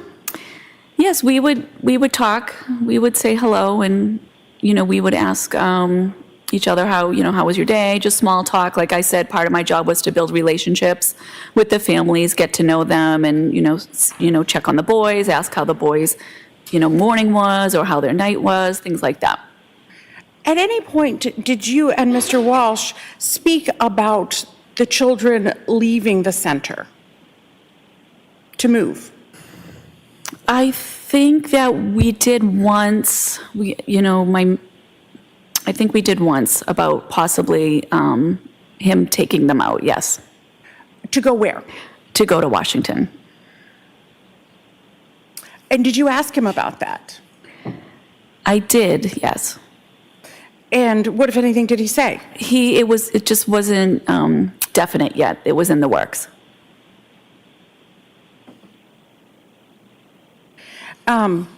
Did he tell you when he expected to move? I don't remember. And why was it important for you to know? If we have space available, we would love to fill those enrollments and, let families know that we have space available in those 2 classrooms. So in January of 2023, how many days did you see Mr. Walsh drop off the children? 2 days. Which days? I want to say it was the 3rd and 4th. January 3rd, that'd be a Tuesday, and January 4th, a Wednesday? Yes. Okay. And what was his demeanor when he dropped the children off on those days? He came in with the boys and went through the other door, the other key code door, and they did not come in the office. I do remember saying hello to him, and I believe my assistant director was also in the office. We both said, "Hi, Brian, good morning." Like I said, that was part of our routine to greet the families. And what was his demeanor? It was, in a rush. It's kind of like, "Come on, boys, let's go." I remember, when they went through, and that was it. He dropped the children off at class. So it was, definitely a little different than the usual conversations we would have in the morning. Oh, really? One would think, right, if he was just completely normal. Damn, Brian Walshe. But, a little more rushed, hey, on January 3rd and 4th of 2023. Yeah, court locus says for 2 days after doing what he did. And he had the babysitter there on the 1st. I'm not sure about the 2nd, but the 3rd and the 4th dropped the kids off at daycare. So that tells us, that he was out and about, as we know. But they were there from, 8 a.m. to 6 p.m.? He had plenty of time to do all sorts of things.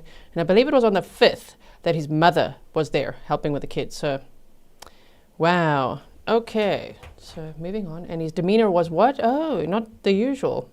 Somehow it's suddenly different. Mm-hmm.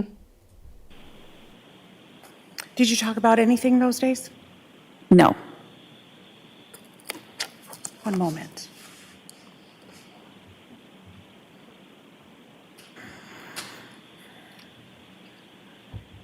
Thank you.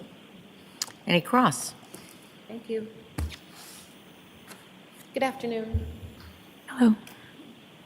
Good afternoon, hi. I want to talk to you a little bit about kinder care. Sure. Is this one of the more high-end, fancy schmancy daycares? I think it's in the middle right now. I think it was back then as well. Okay. And when you said enrollment, is there usually a wait list? There is. There is? Yes. Okay. I think you had mentioned that the 2 boys were coming 5 days a week? Yes. And they enrolled in June of 2022? I honestly don't remember the exact date they enrolled. I apologize. No.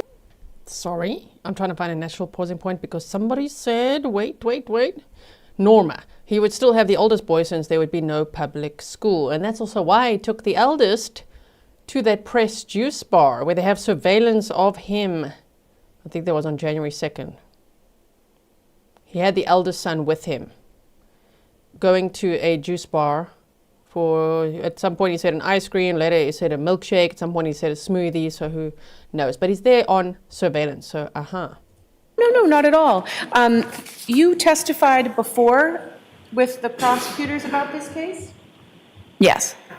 And you were asked questions about when the boys enrolled? Yes, and like I said, I don't remember right now. You don't have to remember. Okay. Would looking at a copy of your transcript refresh your memory as to when the boys enrolled? Yeah, that would be great. Okay. Your Honor, may I approach? You may.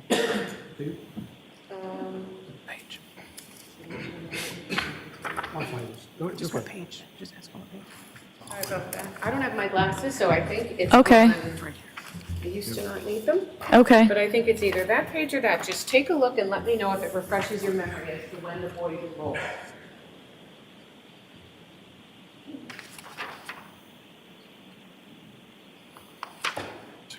The end of June. End of June? Yes. Okay. Of 2022? Yes. Okay, and so from June of 2022 until the end of December of 2022, the 2 boys were coming 5 days a week? Yes. And you had said that Mr. Walsh would do drop-off every morning?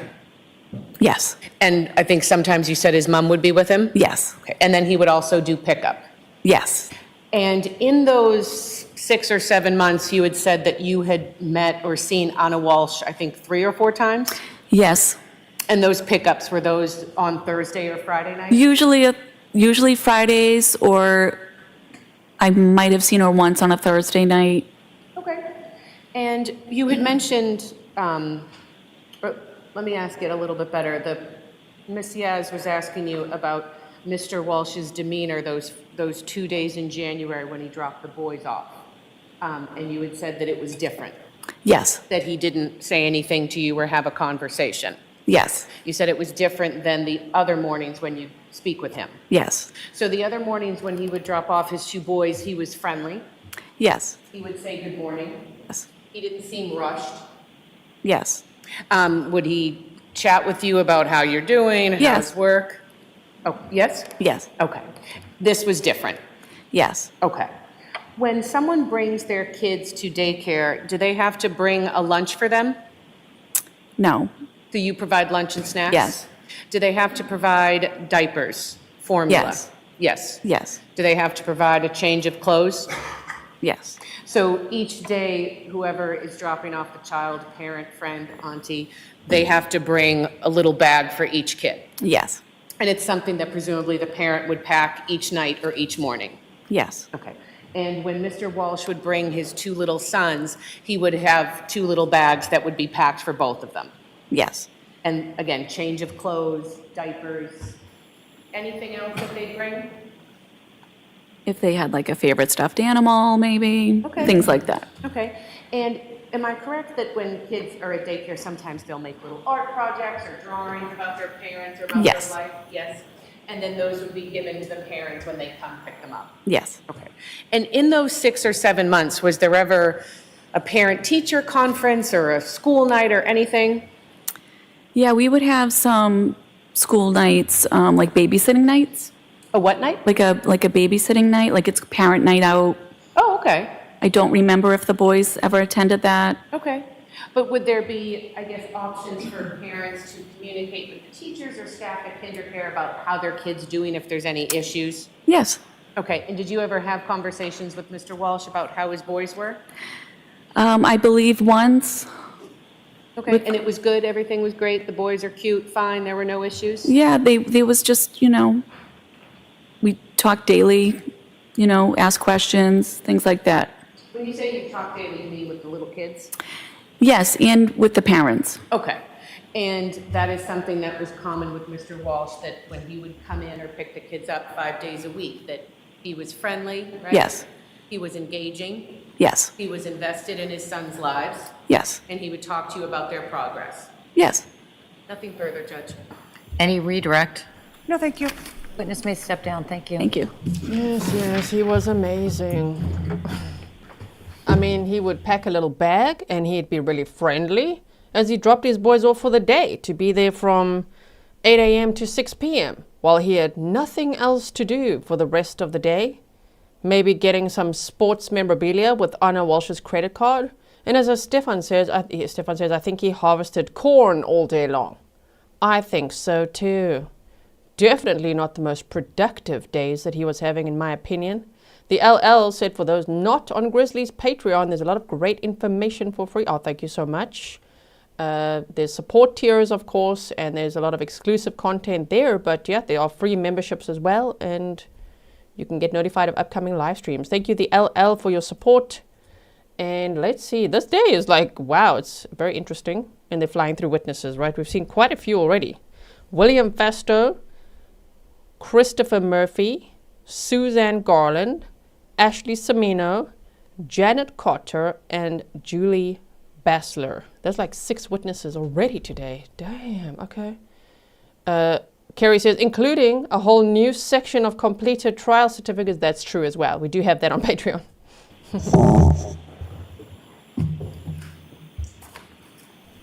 Sorry, to clarify, if you watch a whole trial with me and you want a trial completion certificate, it's on Patreon.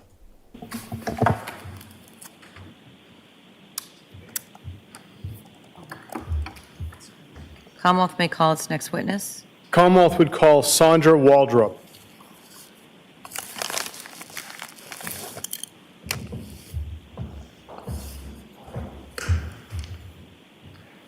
That's true as well. Rainy days, con men typically are personable and engaging.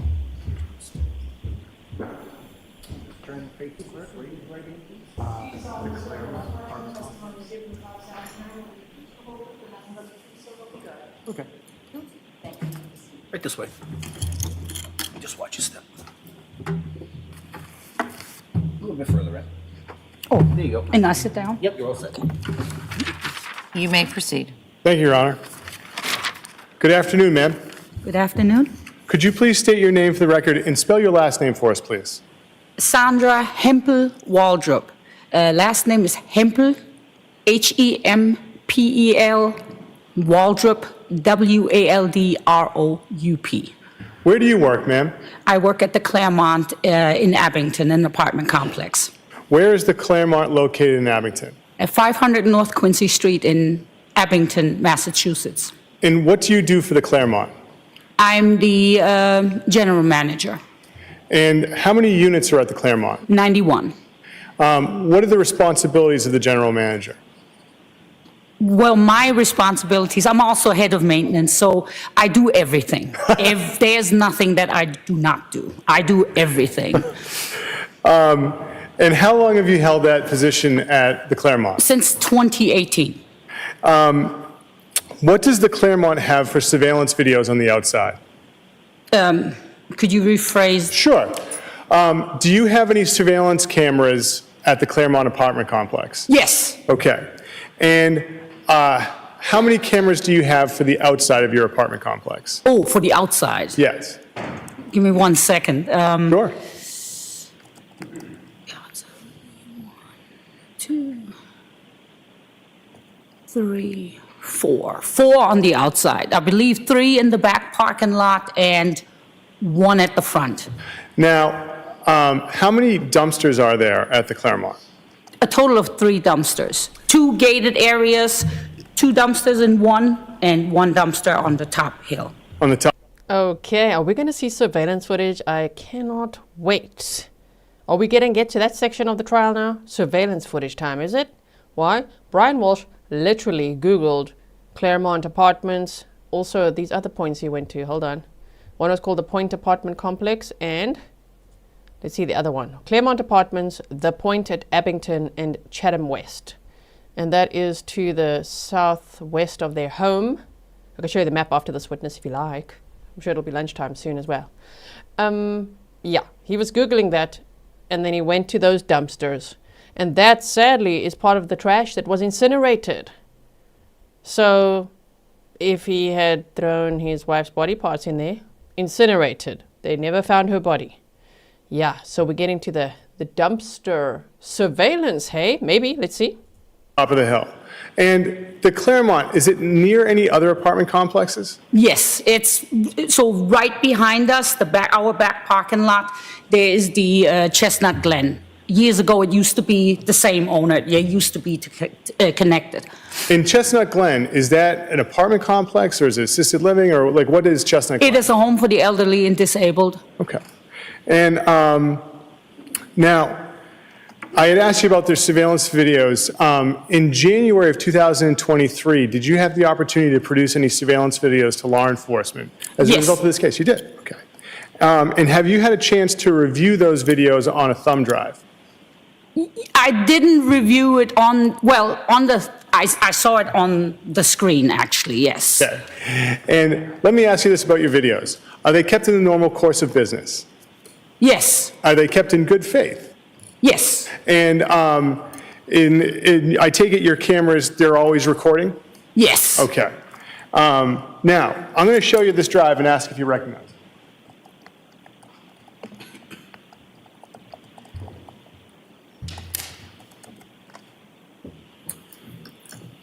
Yes. And how do you recognize it? Because I initialed it and signed it. This is what I watched on the screen. This is the thumb drive. Yes, sorry about that. So what you watched on the screens were your videos? Yes, that is correct. The Commonwealth would seek to have this drive marked as the next exhibit, Your Honor, with the videos from the Claremont of January 3rd, 2023. No objection. No objection. It's marked and admitted into evidence as, are we at 157? Thank you very much.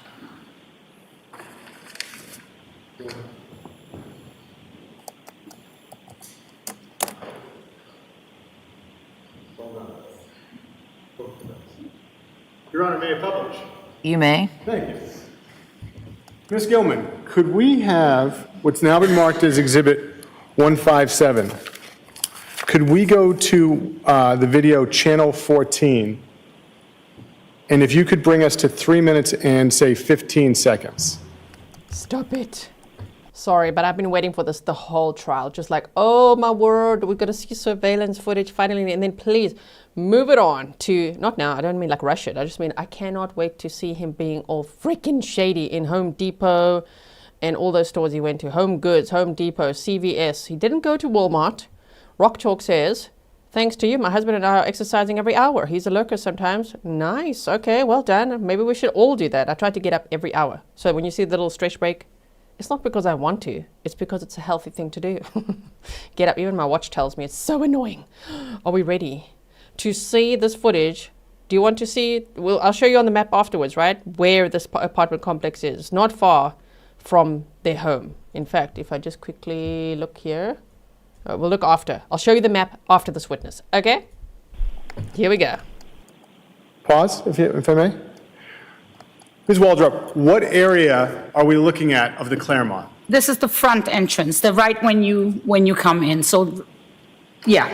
Okay. And how many entrances are there to the apartment complex? 6. 6. Okay. Ms. Gilman, if you could press play. Thank you.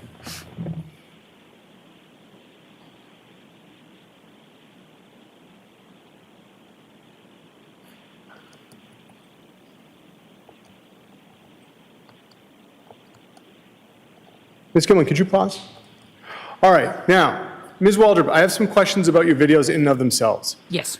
The date on the video, what is the date in the top left-hand corner? January 3rd, 2023. And the time, what does it denote the time? It's 4:33 p.m. Now, in January 2023, were there any issues as far as the time on your videos being different from the real time? Yes, I believe at the time it was, I don't know for sure, but I believe it was about 20 minutes difference. And sometimes it does that. It jumps and then I don't notice it till I actually have to pull up video for some reason. And then I'm like, okay, then I see it in real time that it's wrong. Okay, so there are times when the time on your video is not the correct time. That is correct. Okay. Now, as a result of working at the Claremont, are you familiar with the vehicles of your residents? Yes. And how many of your residents had Volvos XC90s at the time? None to my knowledge. Miss Gilman, if you could press play, please. Pause. Ms. Waldrup, did you recognize this vehicle as being one of your residents? No. And if you could press play, Ms. Gilman.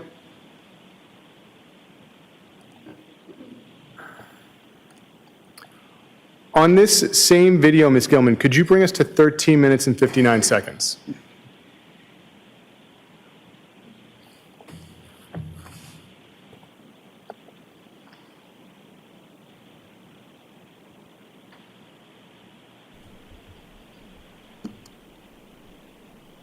It's dark now.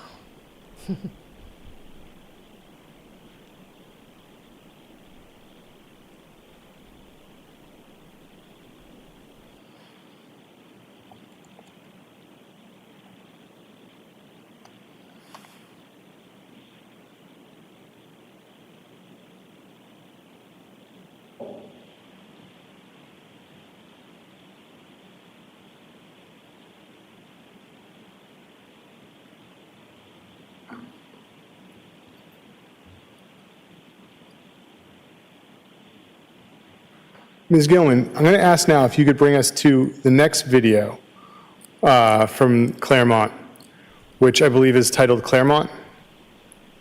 Thank you. Oh my, we're going to get different views because they've got many cameras there, right? So it seems like he was there for, what, 10 minutes? Even though the time was off, it started at 16:33, and when he drove out there, it looked like 16:43, so 10 minutes or so.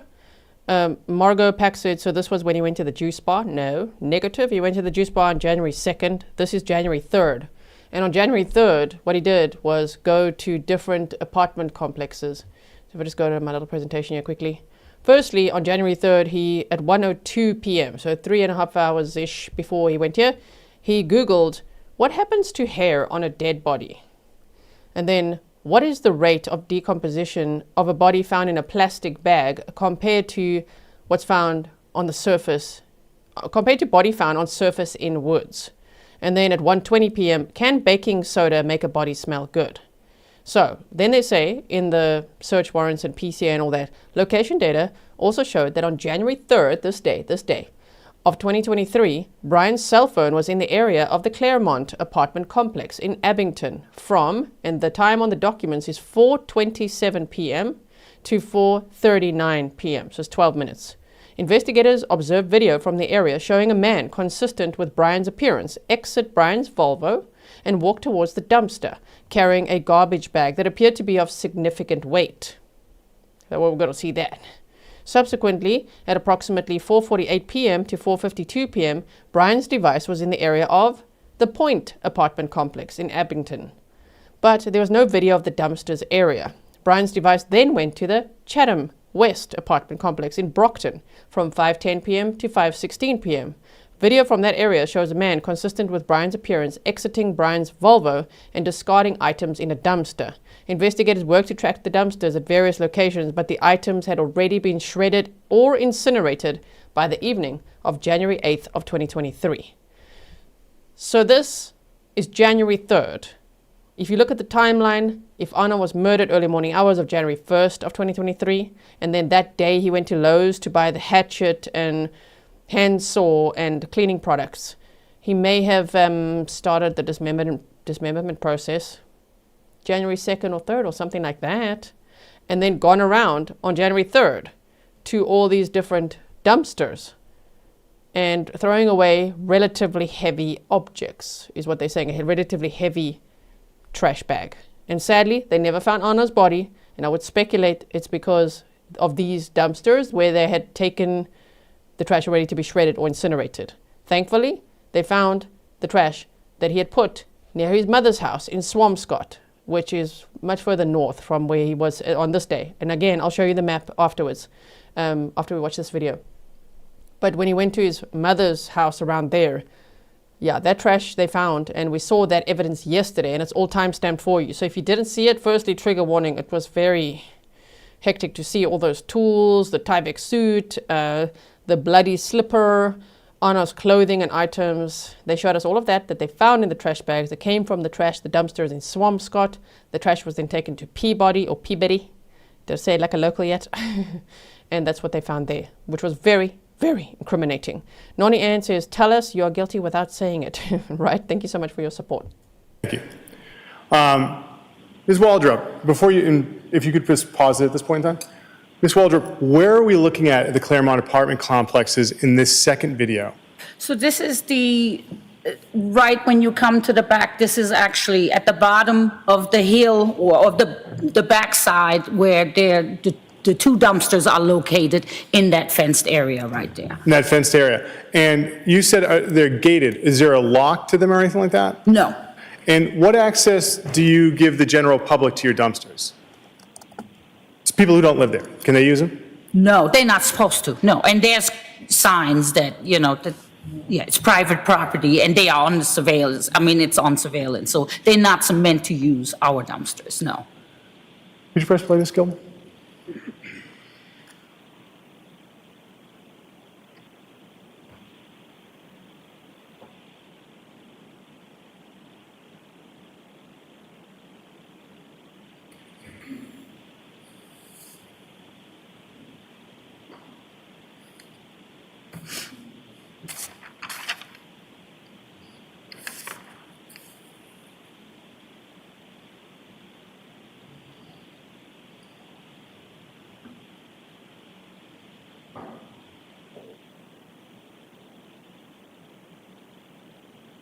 Look at him looking over his shoulder.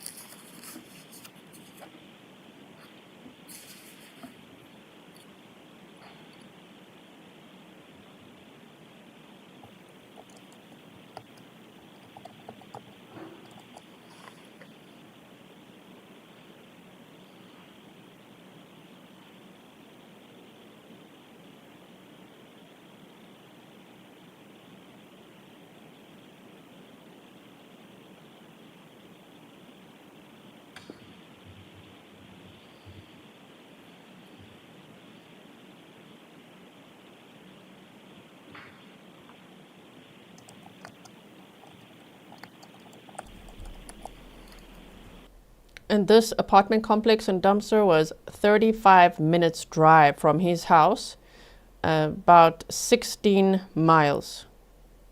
So let me just check on the map here. Yeah, about 16 miles. Not dodgy at all, right? What you doing there, throwing trash away there? And for all we know, that was likely some of Ana, like as in some of her body. Damn.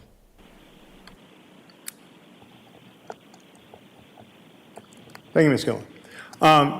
And finally, how many ways are there in and out of the property? One.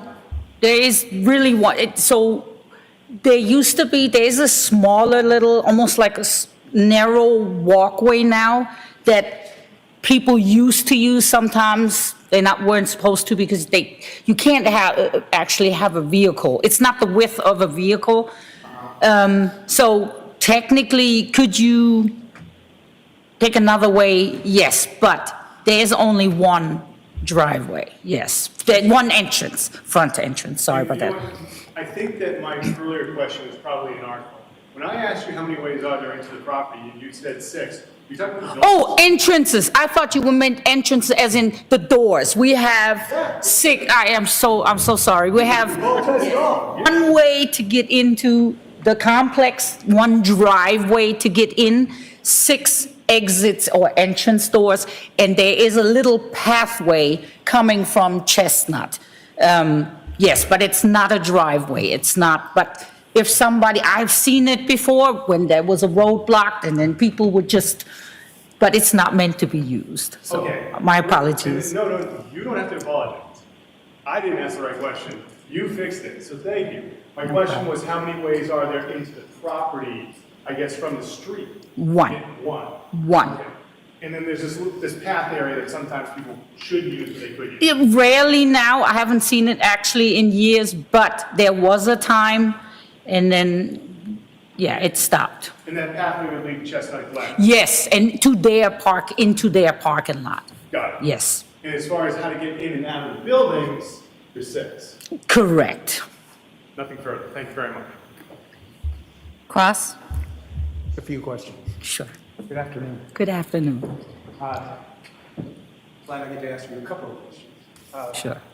Those dumpsters you just told us about that we saw in the video. Yeah. Is there any signage on the dumpsters saying when they're going to be picked up? No. Do you have a website for the Claremont? Yes. Does that have any notice on when the dumpsters are going to be picked up? No. Thank you very much.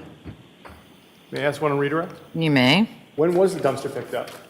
After January 3rd? What day of the week was that? When, was it a Tuesday? I'm sorry. Sure, I have a calendar right here on my desk. If January 3rd was a Tuesday, when would the dumpster have been picked Wednesday. It gets picked up Mondays, Wednesdays, Thursday, Monday, Wednesdays, and Fridays. Thank 3 you. times a week. up? Thank you. Nothing further. And he Googled it. Okay, so even though it's like, but it doesn't say it on the sign there, right? That doesn't say when it'll get picked up. He Googled it. That's why he went there. He was Googling different apartment complexes where you could go to these dumpsters. And he visited 3 apartment complexes that day that the jury doesn't know yet. We know it. Cross. You may step down. Thank you. Thank you.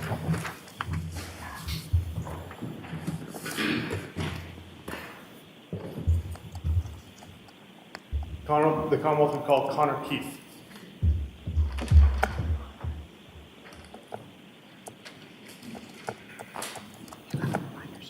I think so.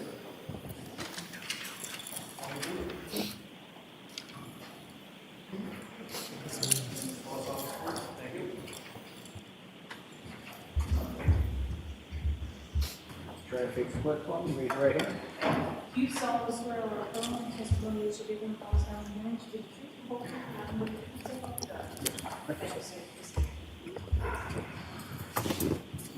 Thank you, sir. Thank you.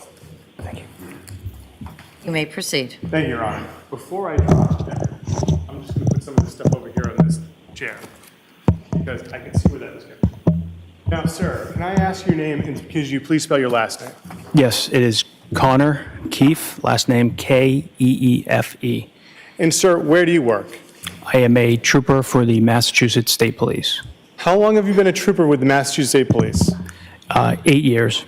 And do you work within a certain unit of the State Police? Yes, I do. What unit do you work for? I work for the Norfolk County District Attorney's Office. And what do you do there, sir? I am a homicide investigator, digital forensic examiner, and a cell phone record analyst. Now, how long have you had that position working with the DA's office? 4 years, approximately 4. And do you have any certifications as far as being a digital forensic examiner? Yes. Can you tell us what those certifications are? Yes, I have certificates from Cellbrite, which is a digital forensics company. Cellbrite Certified Operator, Cellbrite Certified Physical Analyst, Cellbrite Advanced Smartphone Analyst, and the Cellbrite Apple Forensic Fundamentals. And just what is Cellbrite? It's a digital forensics hardware and software company. And how did you get the certifications in those Cellbrite topics? Usually a in-person class test at the end. Did you pass the test? Yes. Now, have you received other trainings concerning digital forensics? Yes. From who? magnet, gray key. And who administers these trainings? The companies themselves. And have you received trainings from any other law enforcement agencies? Yes. Which ones? I've taken cell phone record analysis classes from the FBI and LexisNexis, which is another cell phone record analysis. Now, in addition, could you just tell us your educational background? I have a bachelor's degree from Providence College. And have you served in the military? Yes. Can you tell us where you served? I was an officer in the Rhode Island Army National Guard for 8 years. Got out as a captain. And, sir, have you ever testified before giving your opinion about digital forensics or cell phone record analysis? Yes. Now, on Thursday of January 5th, 2023, did you have the opportunity to become involved in an investigation into the disappearance of Ana Walshe? Yes, I did. Where did you go on the 5th? I went to Cohasset Police Department. And why did you go to the Cohasset Police Department? I was asked to analyze a Verizon cell phone records associated with Ana Walshe. And are you familiar with the concept of pinging a phone? Yes. Can you tell us what that is? Usually it's through an emergency ping by law enforcement, usually missing person, someone's in danger. The law enforcement has the ability to ask the provider to ping a phone, which gives an estimated location of that device in order to hopefully locate the person.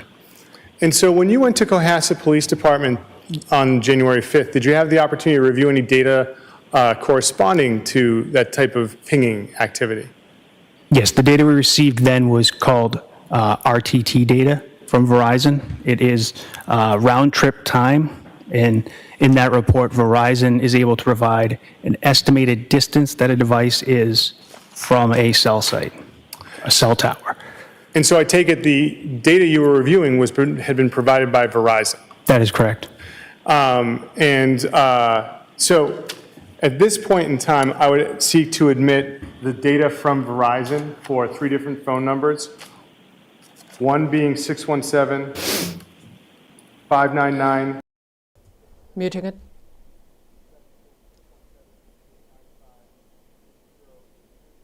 And then the third being 617.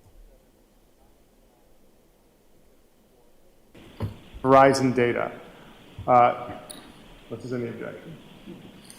Any objection to those? No objection. Okay, hold on. Counsel, on the first one, I'm sorry, I'm keeping track of the numbers. What's the first? It's 76. It would be 7966. That's where I missed it, 7966. All right, so now in evidence as Exhibit 158 are the Verizon records of 617,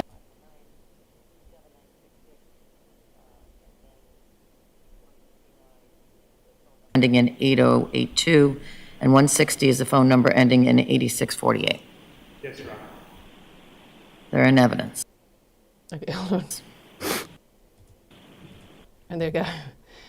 Den Ben, you're asking about the kids. We've been over this many times. The kids are with DCF. They're in state custody. They are not with Ana's sister. They are not with Ana's mother. They are not with Brian Walshe's mother. If you missed, we did quite a deep dive on that. I don't know if it was the lunch break yesterday or the day before, meaning day 2 or 3, but one of those, when we had a little lunch break, we went over those details. Renee, thank you so much for your sticker.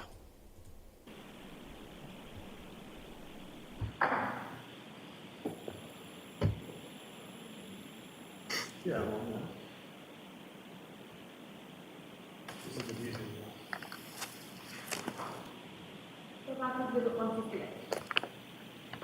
Thank you very much.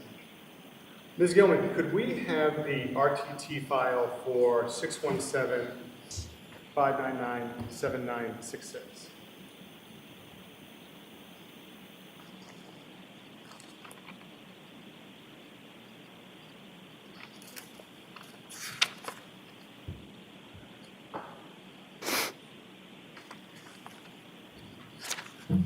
So, Trooper, looking at the file entitled RTT Details 599-7966, Is there a date range in that file name?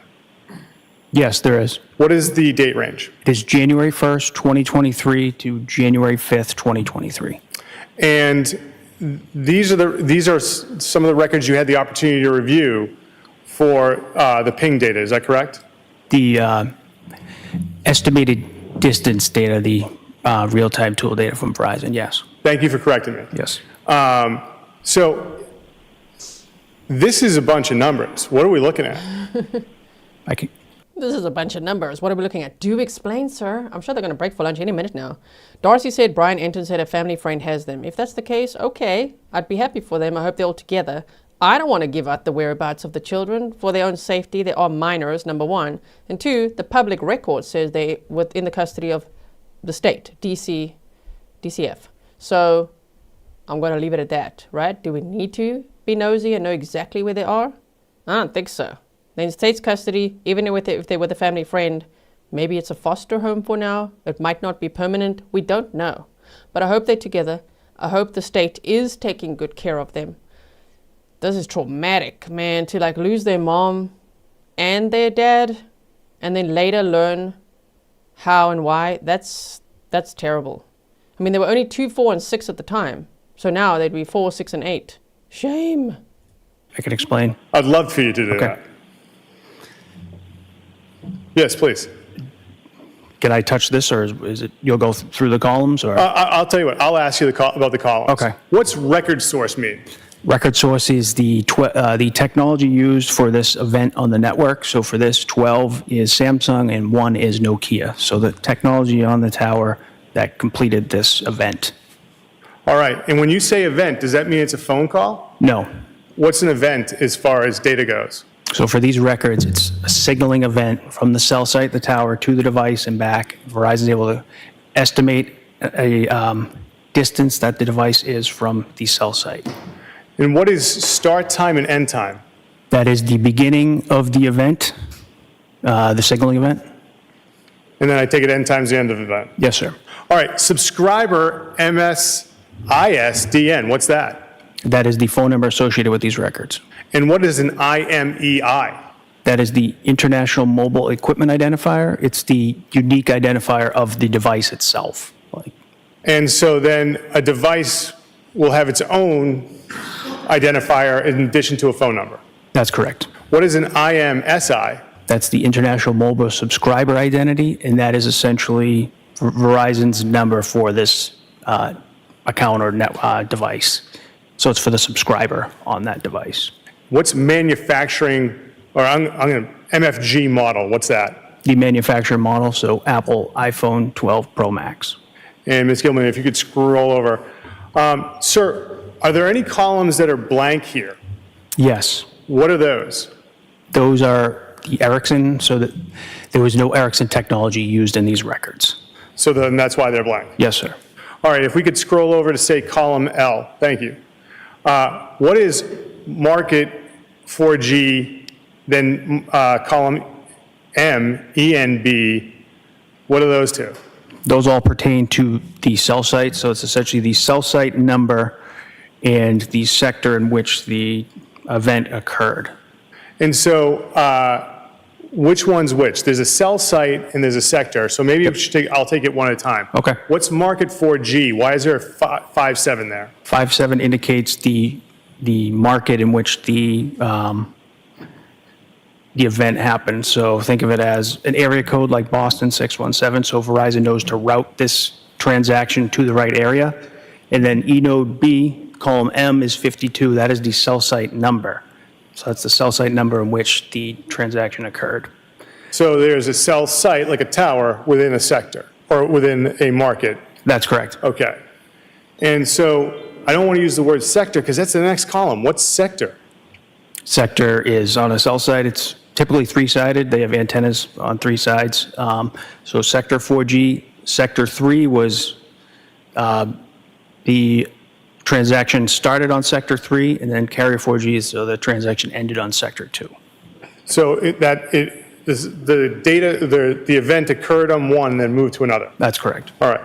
Now, if you went down on carrier 4G, column O, there's a 7. What's the significance of a 7 in that column? So for Verizon, they start with their antennas, their sectors start with 2, 3, 4, and then most providers, the antennas are stacked on top of each other. So it should be the second row in numbers. Now, there's a bunch of another empty columns there. What are those? There was no 5G technology used in these records. And then first distance MI, last distance MI. What's that? So that's the first estimated distance that was provided, and then the end of the event was the last distance. And what happens when there's an NA there? That means Verizon was unable to provide an estimated distance of the device for that date and time during that transaction. So, and does that correspond to the technology in the first column? Yes, sir. And why is that? Like, what technology had the data and which one didn't? Yes, after analyzing these records, all the data with a 1, which is Nokia, they were unable to provide any estimated distance of the device. The one with 12 was Samsung technology, and they were able to provide estimated distances for that. And so Samsung and Nokia both had antennas on this tower? Yes. And then what is VoLTE? That is voice over LTE. That would indicate if it was a call or not, like a voice call. All right. And could we keep on going all the way to the end? All right, if we could stop. Thank you, Ms. Gilman. So I take it there's no Ericsson's issues on why, because there's no Ericsson technology? Correct. And then there's a series of entries or columns from Z to AC, PCMD, and then that information. What is that?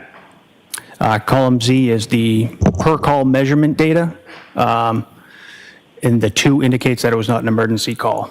A 0 would be invalid, 1 would be an emergency call. This is just how Verizon marks their data for these records. And then what is procedure duration? That is, again, per call measurement data. That's how long the transaction in milliseconds was for this signaling event. So milliseconds, that's not seconds, it's milliseconds. Correct. All right, and then I take it date, month, day, and year, those are pretty much standard? Yes, sir. January 1st, 2023. Yes. Now, Ms. Gilman, can we go down to the bottom of this and then go back over to the left?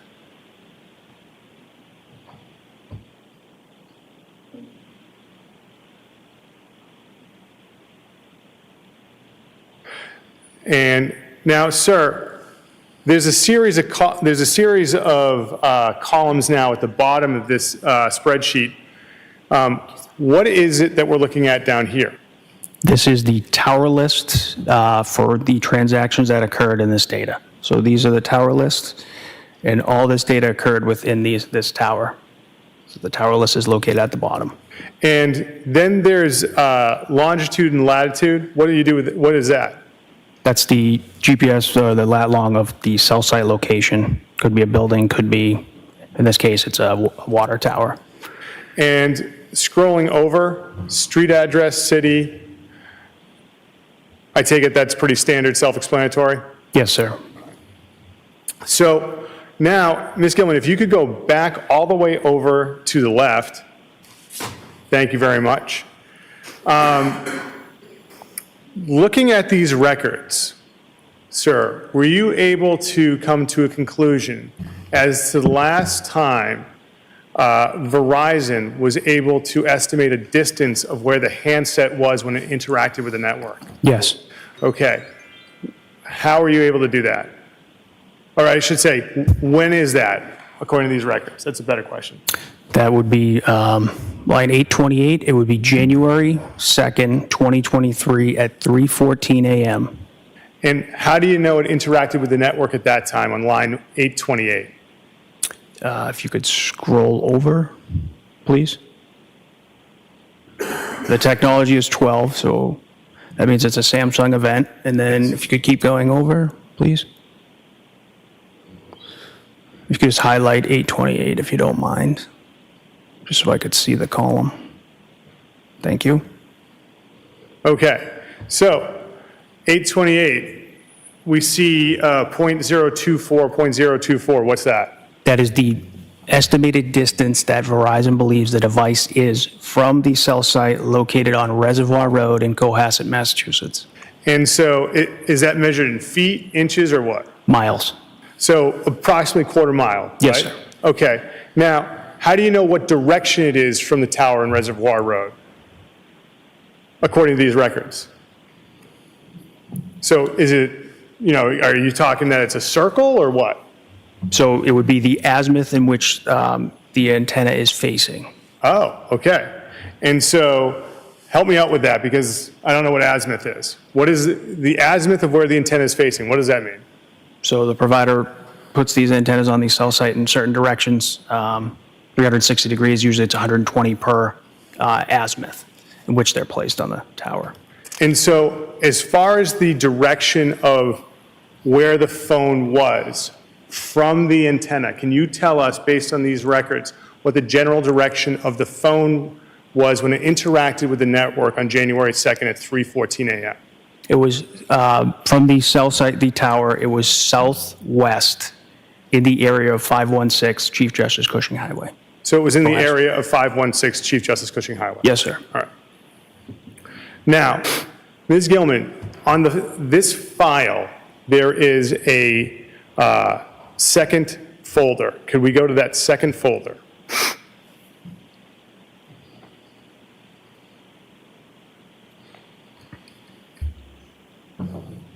Yep. Stefan says, some visual presentation would have been nice. I know, right?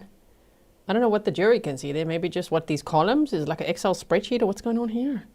Show them. But the most important point was that Ana's phone last pinged at the house on January 2nd of 2023 at 3:14 a.m. So, okay. Also, this whole thing about Brian Walshe misplacing his phone, as Indy Isham said in chat yesterday, but all the iPhones have a Find My Phone feature? Like to be like, I don't know where it was. You could just use any of your other devices and say, Find My Phone? Right? That story doesn't make too much sense. Are you familiar with subscriber data, sir? Yes, sir. Okay. What is subscriber data in relation to Verizon? This is from these are Verizon's business records associated with an account.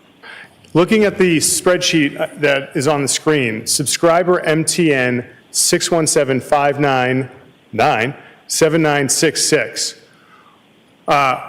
Is this the subscriber data from Verizon? Yes, sir. All right. What is the first column search value? That is the phone number of these records, associated with these records. Okay. And what is the search start date and end date? That is the report date that these were run. Okay. So January 7, 2023. And then column D has MTN. What is MTN? That is mobile terminating number. That's the same as the search value. That's Verizon's, the number associated with these records. And Ms. Gilman, could you just expand column D for us? Thank you. All right. And then account number, what's that? That is Verizon's internal account, an account number for this, this line. Now, we get to last name, first name, business, address. What's that? That is the account holder of this number. Okay. And Ms. Gilman, could you scroll across to the right? All righty. Now we have a column P and Q. What are we looking at here, sir? I'm just waiting. That is the subscriber under this account for this phone number. Okay. So there's an account holder, and then there's a subscriber. Yes, sir. And so the account holder, I take it they pay it? Yes. Okay. Or they're responsible for it? Yes. Okay. And what is the name for columns P and Q? Walshe, Ana. Counsel, is that a good place to stop for lunch? It's always a good place to stop for lunch, Your Honor. We'll do that now. All rise, please. No, it isn't. It's always a good time. A good spot to stop for lunch, he said.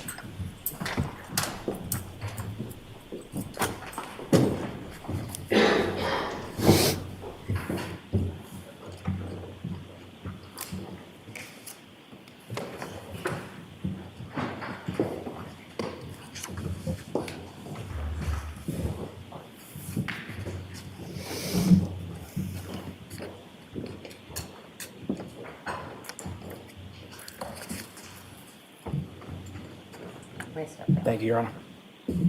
Anybody need anything? Have a nice lunch. Thank you, Your Honor. Okay. Let's quickly just change the banner here and say lunch break. And they're back at 2 p.m. Eastern. And today is a full trial day. They said tomorrow, in fact, will only be until 1 p.m. Shorter day tomorrow. Not bad for a Friday. I like this judge's schedule. Janet says, can we open our lunch boxes? Yes, you may. We have some time now to spend. We have 35 minutes of fluff. Normally we like to de-fluff, but this judge is so punctual. We chip in here and there. We could rewatch his surveillance a little bit. And of course, I want to show you the map of where he went. Okay, so let's do this. This. Bring it to the side. Stand by. Get a break. We understand. Stop it. Sorry. I wanted to show you this map over here. If you look at from their house, which is the Chief Justice Cushing Highway address, and you go from there to where he went to this, what was it? Yeah, remember they mentioned Chestnut, that witness? He went to these Claremont apartments. And what you can see is that it is in fact 15.9 miles from his house, which he was doing all of this as well with an ankle monitor. So let me show you another map. Hold on. I'm going to bring this one up for us. Okay. So if we look at this one and we start the slideshow, we will start at their home. And yesterday we heard the landlord testify, and just talking about Brian calling at some point and asking if he had security at this Cohasset Imports, which I still wonder why he did that. Did Brian Walshe just do that, I don't know, to pretend like he cares about his missing wife, Ana? Is that what he thought the cops would want him to do? Or did he do something dodgy around there? Is he worried about that road there? I don't know. Okay, so, by the way, if you're watching the replay, you could just follow the timestamps and skip to where it says court resumes. You do not have to watch all the fluff. But we do discuss some interesting things sometimes in these lunch breaks that we have together, which are mini lunch breaks. It's about half the time, right? Instead of waiting for an hour. Okay, so we go from their house, right? And on January 1st, Brian Walshe first went to the direction of his mother's house in Swampscott. And he went to this Vinin Liquors, so we're probably still going to see footage from that. Then he went on January 1st to a CVS, but not the one that he told police he was at. And there will be surveillance of him there. They said he was shopping and shoplifting. I wonder if they caught him shoplifting. Like, is it on camera? Can we see that? And he also went to a Lowe's on January 1st of 2023 to buy a hacksaw, a hatchet, cleaning products, all of that. $450 worth of stuff. Hold on one second. I just want to double check that. January 1st. So January 1st, he asked the babysitter to come over. He went to that Swampscott area. And then he was at that dumpster at Vinin's Liquor, retrieving a black garbage bag from the trunk and discarding it in a dumpster near his mother's house. And then he went to Lowe's, Danvers location, and bought $450 worth of tools. A hacksaw, cleaning supplies, rags, trash, bags, soap, framing hammer, terry cloth towels, and a handsaw. Okay, so that was then. And also, then we go to January 2nd. On January 2nd, he was back near the home. So if I zoom out, here is their home. On January 2nd, they actually said today the kids were in daycare on the 3rd and 4th, right? So on January 2nd, he went from their home and he went to this, let's just go back again and do it like this. This area here, he went to the Home Goods and TJ Maxx. And on that day, he was at Home Goods in Norwell, between 9:30 and 9:44 a.m. purchasing 3 rugs and other items, which is interesting because yesterday we saw in evidence what they found in the trash from that Swampscott trash, which was not incinerated. Oh, 3 rugs. We saw 3 rugs. They're kind of like bath mats. Well, I don't know if you bought what kind of rugs you bought, but bath mats. Just hold on. I've still got a slight cold. Hold on one second.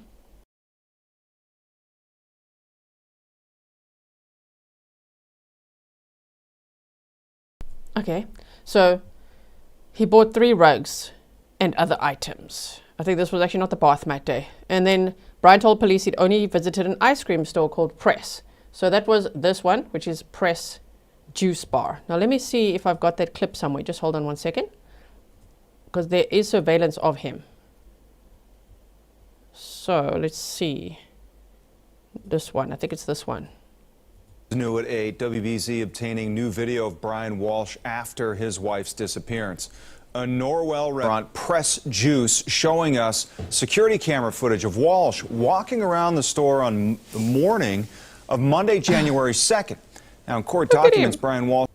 Look at him, not looking shady at all. Hey, he's walking around. What? He had his eldest son with him on this day, January 2nd, at the Press Juice Bar. He said he went there for he called it an ice cream store. I think it's a juice bar. And he was present there at 9:58 a.m. There was no school that day. Okay, so let's continue. Just go back a little bit. Look here. Of Monday, January 2nd. Now, in court documents, Brian Walshe admits to bringing his oldest son there. Walshe was under a modified house arrest as he awaited sentencing on selling fraudulent art. Okay, so that was theirs, and it was here at this Press Juice Bar. But it's so freaking shady, like how he does all of this, because he goes to the Press Juice Bar, and that was when? In the morning. So he went to Home Goods, so he must have had his eldest with him, went to Home Goods, bought 3 rugs, and then he went to the Press Juice Bar to get his son a smoothie or ice cream or milkshake or whatever it was, right? So then, after that, he went to Home Depot in Rockland between 4:12 and 4:56 p.m. So let's go there. It was Home Depot, yeah. So that's going to be right over here. So that means that he went from home on January 2nd. Yes, January 2nd. From home to Home Goods to the Press Juice Bar, back home. And then I don't know if the babysitter was there on the 2nd or not, but then he went out again. And he went to the Home Depot. Okay, so that's the next point. Home Depot, January 2nd of 2023.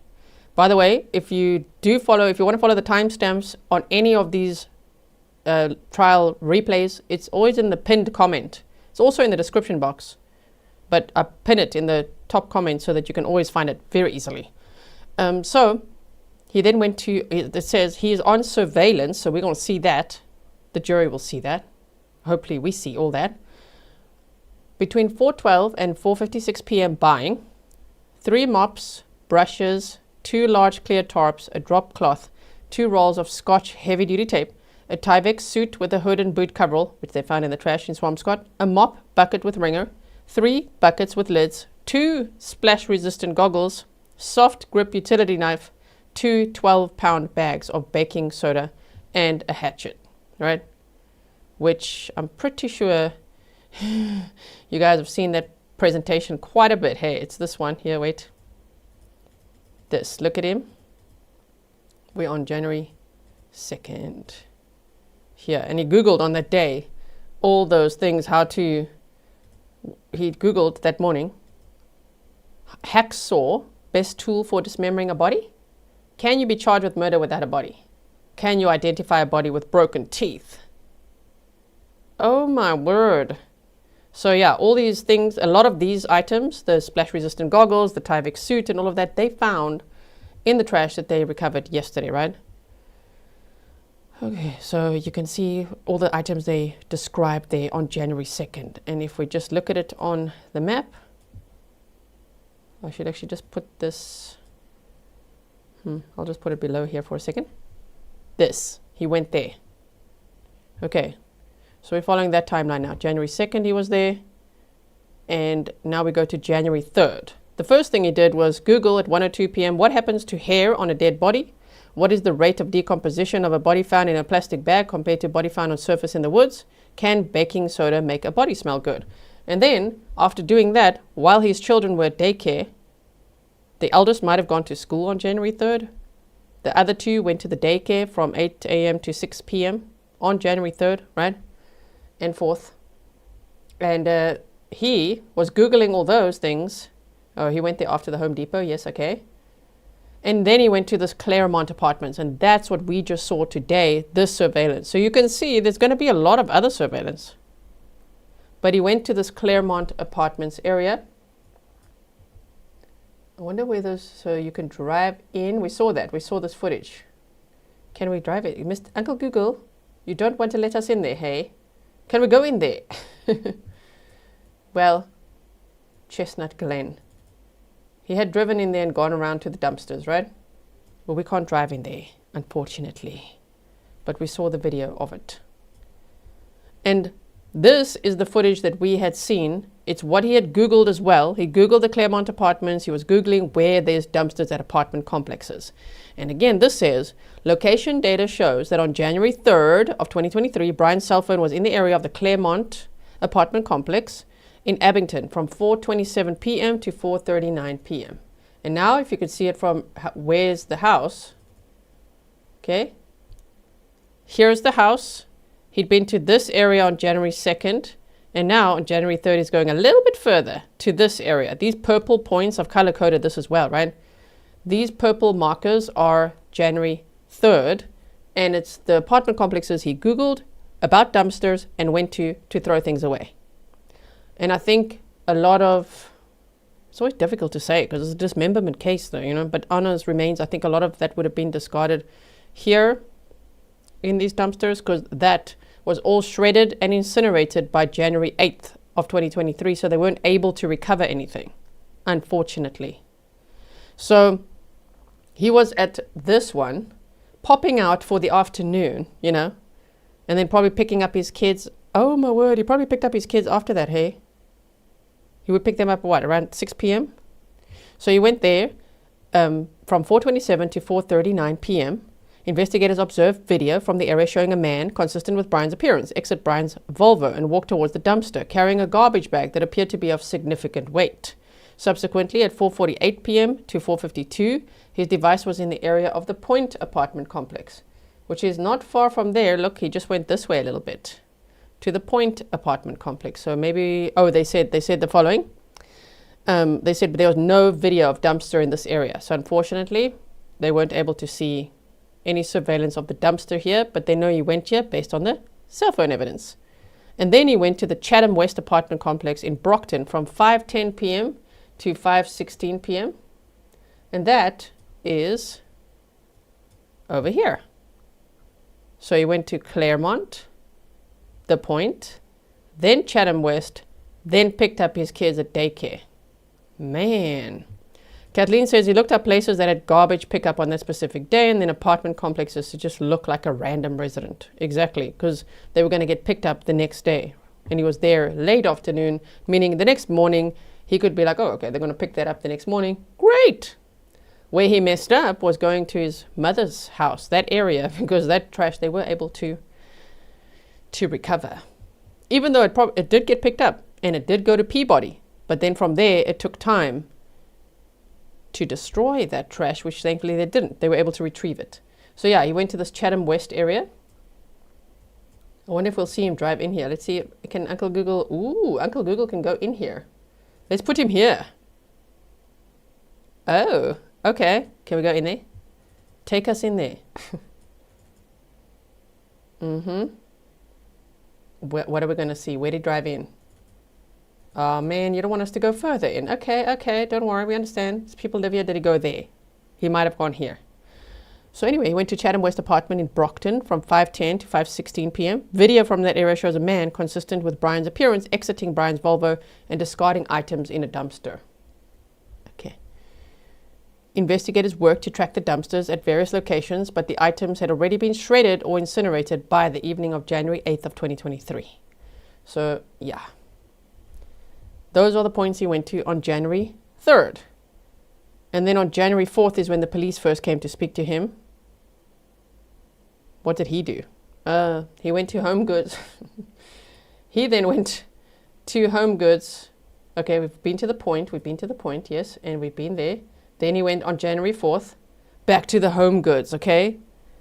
And he went to Home Goods and TJ Maxx in Norwell. He bought 3 white towels and 2 bath mats. That was that day. So you could see what he did on January 3rd. And then on January 4th, he's going to basically what? Replace those items? 3 white towels, 2 bath mats from Home Goods. He then bought various articles of men's clothing at TJ Maxx. And at 4:15 p.m., yeah, he did, on the January 4th, go to a Lowe's where he purchased squeegees and a large kitchen-style trash barrel. He then went to another Lowe's. That one. Squeegees and a large kitchen-style trash barrel. Huh. So, the documents will say, if I just bring this up for you, if you like this type of way to spend lunch, huh? You like the map time and presentation coordination, let me know by hitting the like button. Okay, so this was January 2nd. Look at him, very, very dodgy, yes, okay. January 3rd, we saw what he just did there. Now we're on January 4th. We know that the police spoke to him then, and he said, oh, she took a Lyft or an Uber.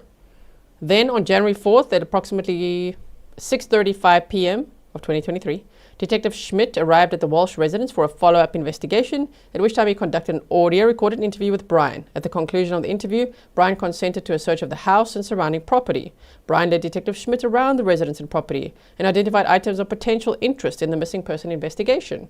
Before leaving the scene, Detective Schmidt observed the back of a 2019 Volvo XC90 bearing the MA registration 8NR793 with the 3rd row raised.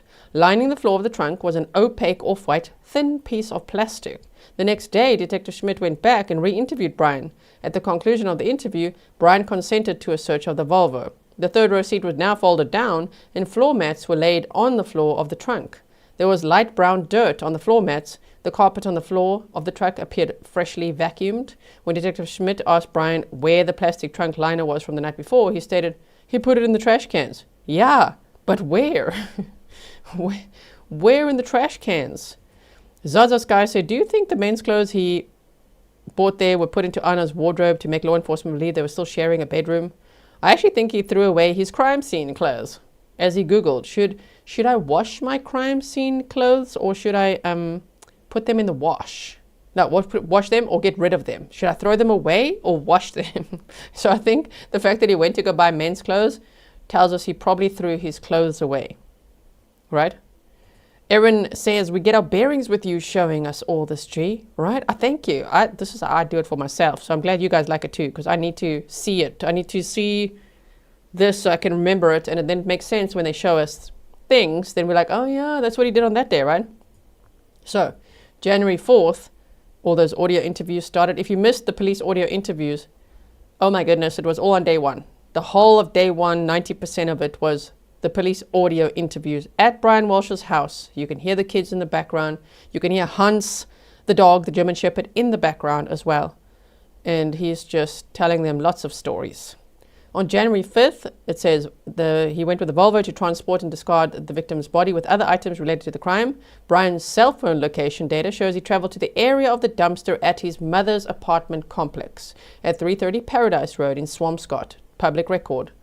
January 5th, 2023 at approximately 9:30 a.m.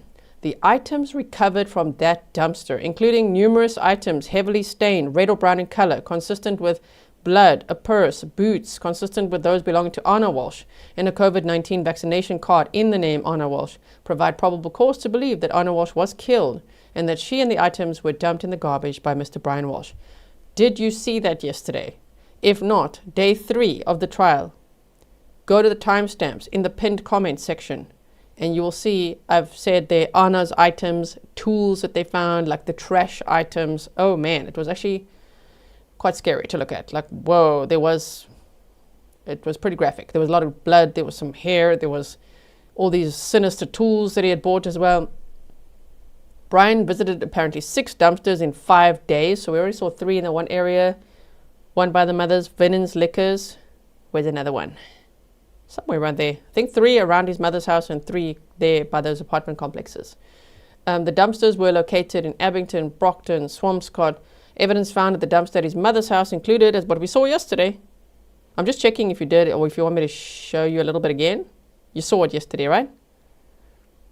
Towels, rags, slippers, plastic sheeting, tape, a Tyvek suit, gloves, cleaning agents, carpets, rugs, hunter boots. The same as Brian described Ana last seen wearing, which is weird. Because if he says his story now is that she died in bed, how did you then describe what she was last seen wearing? She was leaving to go for a work emergency. I wonder if she made up, I wonder if she planned to go on a work emergency, like, I have to get out of here.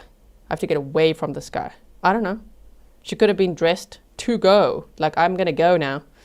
Who knows? But a Prada purse, foreign currency, her vaccination card, a hacksaw, a hatchet, heavy-duty cutting shears, and a hammer. Mom of Arlo the doxy said, if she died suddenly in bed, how does he explain the bloodstains on her street clothes they found in the dumpster? Yeah, I don't know. And the carpet and everything else. So that's interesting as well. Right? Okay. Lisa Perry said, did they find her phone? I don't think so. Yesterday, Trooper Garino mentioned there was only one phone that they didn't recover, and I think it's her phone. I don't think they ever found her phone. They just had the phone records. So when we go to January 5th, we saw that, okay? And January 6th, firstly, the items that they recovered that they talked about yesterday, they haven't yet said what the DNA results were. Many items contain red or brown stains consistent with blood. Preliminary testing on a portion of a rug was heavily stained and red or brown in color showed a substance consistent with baking soda. Scrapings from the rug also revealed a metal bar with the name Gucci imprinted on it. Okay, consistent with the necklace Ana wore in photos. The State Crime Lab performed testing on selected items secured from the dumpster. The slippers, the Tyvek suit, and a tissue showed the presence of DNA. Further testing of the DNA from slippers and the sleeve cuffs of the Tyvek suit matched Ana with Brian as a contributor. So the jury's going to be able to see, oh, he went to Lowe's and he bought a Tyvek suit and splash-resistant goggles and all those things we saw yesterday. Damn, he bought it? Now what about the DNA? Yes, her DNA and his DNA on the items. DNA testing of the exterior left pant leg and interior right sleeve of the Tyvek suit and from the tissue included Ana as a contributor. Okay, so we have that. From January 4th, 5th, now the 6th, his electronics were taken for analysis on the 6th. I think his mother was there at his house. He was interviewed by the police on the 7th at 1:30 p.m. We heard that on day 1. And on January 7th at 5:18 a.m., Detective Schmidt received an email from this hoax account, which they traced to Nigeria, saying we have the so-named Ana Walshe with us here and all that crap, right? Investigators spent the majority of the day reviewing surveillance from CVS and Whole Foods from January 1st of 2023, where Brian said he had been, and they realized that he lied to them about his whereabouts. They also reviewed data extracted from his devices, and then guess what? The next day, oh, he was arrested. There was first one interview that we heard before the arrest, and then he was arrested. A Texas woman, 67, said, I'm thinking he confronted her about the affair, and she brought up the possibility of divorce, and he lost it. Yeah, I'm also thinking something along the lines of that, yes. Angie Williams said, as we have learned so much by watching with Gisela at GTC, if you miss one trial, you've missed a true learning experience. Is that so? I mean, I just love watching trials with you. Thank you so much for being here. I do feel we learn so much from trials, and it's so nice as a community, you know, to watch these together. So, on January 8th, a search warrant was executed at Brian Walshe's home. Surfaces and floors were tested. Multiple locations in the basement and staircase leading down to the basement tested positive for blood. A knife that tested positive for blood was located next to multiple bottles of hydrogen peroxide inside a cabinet above the kitchen's refrigerator. Brian could not explain the Google searches. He tried to say his son did it, but the police pointed out there were no spelling mistakes. And then he said Ana did it, but he could not explain how if she already left that morning. And yesterday, they proved to us that it was actually his MacBook that made the searches, not his son's iPad. The dumbass didn't realize they couldn't figure that out, which device precisely was used, even if they were synchronized. Who did the typing where? Oh, on his laptop. That was named Brian's laptop, or Brian's MacBook. Now, he was arrested on January 8th of 2023. He was charged with intentionally misleading a police investigation. On January 9th, his Volvo was swabbed. The weather mat in the trunk and electronic adjustment buttons, along with the driver's seat, indicated the presence of blood. We saw that yesterday.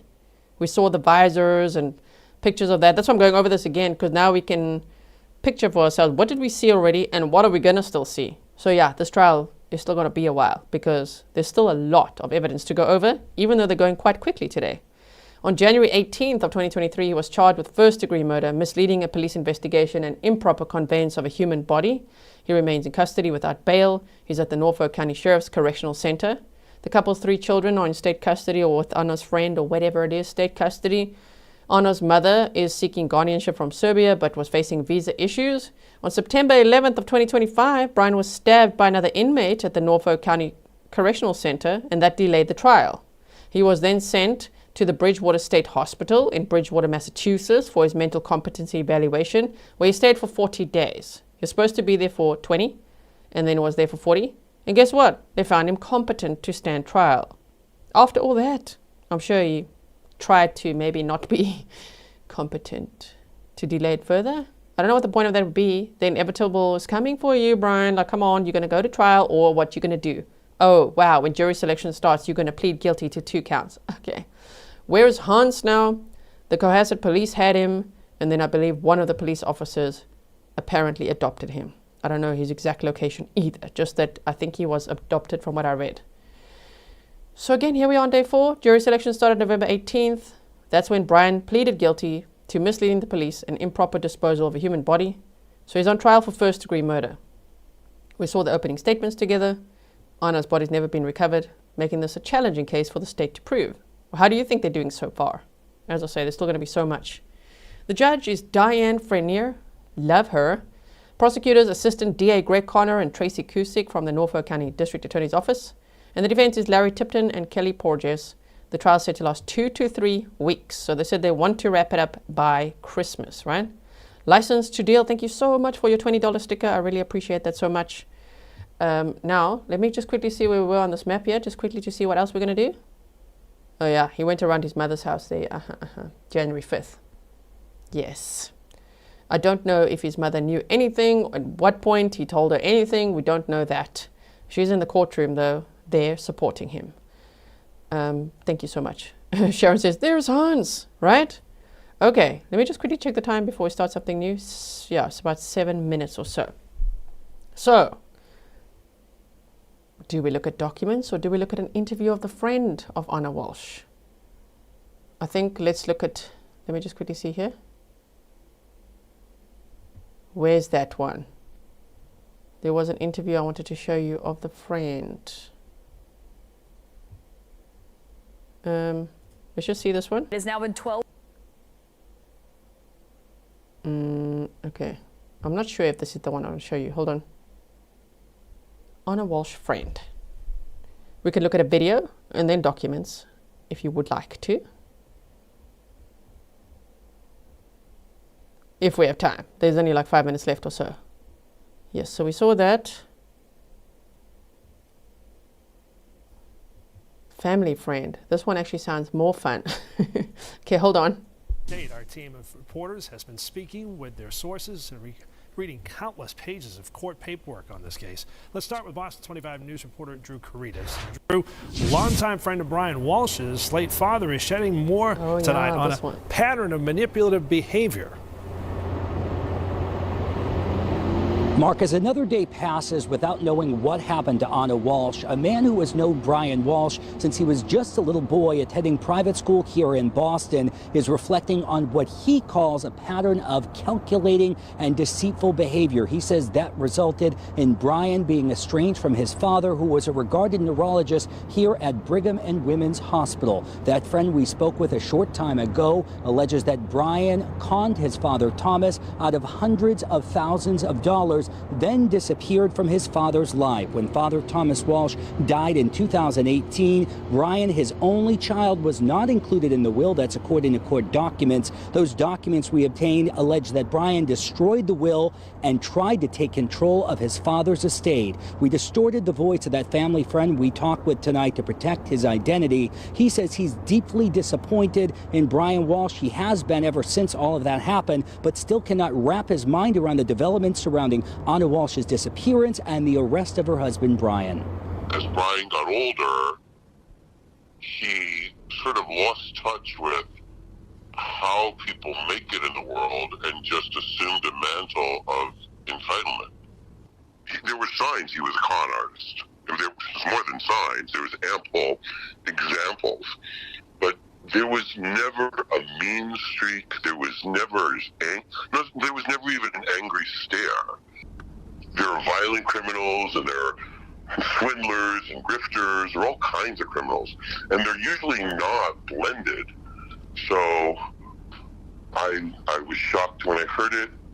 All the people that I know that know Brian, because Brian was a regular fixture in his father's homes, are equally shocked. No one said it was just a matter of time. Everyone is shocked. Interesting. And despite that shock you just heard that friend describe, court documents say another family friend who provided a statement to the courts described Brian Walshe as not only a sociopath, but also a physically violent and angry person. Still a lot of questions here. Is that so? Another former friend. Manipulative, violent, angry. Oh, Darcy said Brian's sense of entitlement is disgusting. I'll link these for you in case you want to see them again. There's one other one. Wait. This one. Now at 10:30. This is Ana Walsh's best friend. Shares insights about the relationship she had with her husband, Brian Walshe. Okay, hold on.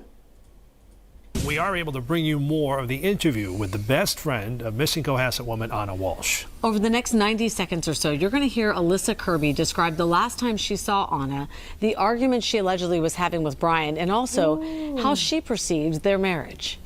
We're going to see her take the stand. They mentioned Alyssa Kirby a few times now. Oh, her friend in D.C., huh? Yes, we're hearing from Ana Walsh's best friend in Washington, D.C. They also asked William Fastow about her. Okay. Actually was with her on Thursday night. We had our last time I was with her was that Thursday before we went out for dinner. We went out dancing till really late, and then she left that Friday morning to go back to Boston. They had many fights about, like, when are we finally gonna come to DC? When am I gonna be with my kids? That was her priority. And so I know they were experiencing a lot of stress together, and I know it had been a very tense Christmas. So, I mean, a lot of that we discussed also, but really never an indication that she feared for her life. Never an indication that, she felt unsafe even. It was just a frustration of, like, I just want to be with my kids. I just want to be back here. She always described him as her best friend. That they were very close, like love at first sight. That was always what she said, that she trusted him, that, anything he may have done wrong in the past, maybe it was just bad choices. She was a good person. And it's sort of like knowing that now it's jarring, it's gut wrenching, it's uncomfortable. It's not fair what happened. Shame. Okay, so there's that one, and then they're going to come back to the courtroom any minute now. Just have one more here to show you, which is, wait. Yeah, this one. Loved ones are vowing to never forget Ana Walshe. The Cohasset woman will be remembered as a mother to 3 boys, a daughter herself, and a good friend. Just yesterday, we showed you the evidence prosecutors are laying out against her husband, accused in her murder. And tonight, Boston 25 News reporter Drew Caritas is showing us how she's being honored. We're finding out that about 100 people attended a virtual celebration of life remembering Ana Walshe. The friend I talked with who's speaking out for the first time says the service was both tragic and inspiring, knowing how much more life she had left to live. The world has lost a great person. It didn't have to happen. It didn't need to happen. In between the agonizing disbelief and immense grief that follow the murder of a South Shore mother, friend, and businesswoman, there is reflection on Ana Walshe's legacy. It's astounding, right? Like, most people go through life and we all want to make an impact, and she truly did, right? And it's sad that it's only going to be measurable now. Peter rder says the measure of Ana's impact was inspiring during a private virtual celebration of life. The tribute bonded different friends who had met Ana at different stages since she immigrated from Serbia to the United States in 2005. Greetings from Boston. With less than 2 weeks since we were together that feel to me like more than 2 months, this too shall pass. The assurance of Ana's voice and her drive for success resonated with rder about 2 years ago when he met her through their work in the real estate industry. Ana took the time to work with myself, my team, a marketing company, to set up all new branding and marketing for me, to make sure there were like unselfishly. Rder says he formed an instant connection with Ana professionally and personally. One of the things that you'll hear from everybody is her level of confidence and like this can't be done was not in her vocabulary. He says similar stories were shared by dozens of others who were also touched by the Cohasset mother of 3 young boys. The people who spoke all said the same thing, that this dynamic, young, remarkable lady changed their lives, right? Like who does that? Everyone now left with questions about Ana's final moments and where her 3 young boys, ages 2 to 6, were when it happened. I hope to God that the kids didn't hear or witness anything. They were her world. I mean, make no mistake about this. Everything she was doing was deliberate for those children, for her family. Rder says he never met husband Brian Walshe and is not going to speculate on a motive in the gruesome murder that stole Ana from her children, family, friends, and colleagues. There's a soul there too of some sort. And it may be an evil soul. It's not for me to decide that. It's for the courts. Brian, I don't know if you did this, right? Like, come clean, give some closure, right? Like that's, if I could say something to him, that's what I would say to him. Yes. And rder says Ana would never go a day without FaceTiming her kids as she was out of town, and he says he feared the worst from the moment he learned of her disappearance. He says she deserves to be properly laid to rest, and not having her remains is preventing that. Formal funeral arrangements have not yet been made. We're live at Shame. And they never recovered her body. That is so sad. Okay, well, I'm glad we watched that one, right? The court is back in a way. There's the fan. We can see the fan going. Let's quickly check the time. Yeah, they're 3 minutes late now. This judge is so punctual. Hold on. Let me just bring this. Okay. And we can put the court feedback on like this. There we go. I don't want to start something new now because they're supposed to be back at 2 p.m. Eastern, which is 2:03 p.m. Eastern now already. So, okay, let's see what you guys are saying. The 8-Lian 404 says Brian has never been emotional. He's been emotionless about this. Right? Okay. Joe says Brian is pure evil. I mean, Ana just sounded amazing. So we're gonna hear from that best friend in DC, I'm sure. We'll hear from Jem on the stand. We'll hear from the babysitter. We're gonna see so much surveillance, which I hope today's little lunch break and the map and everything helped us all remember what we're still gonna see.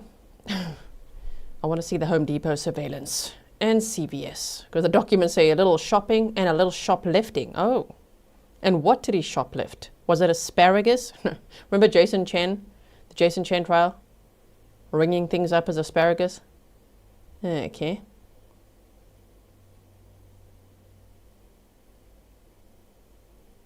He really looks so entitled and arrogant today. Oh, okay, no guys, he's not supposed to have a paperclip. He was a good boy, he put it on the other side of the table. They better be careful with that. He can't have paper clips. Remember Donna Adelson was like, can't I have a paper clip? And they were like, no, you can't. He's not supposed to. He put it to the side. He's behaving.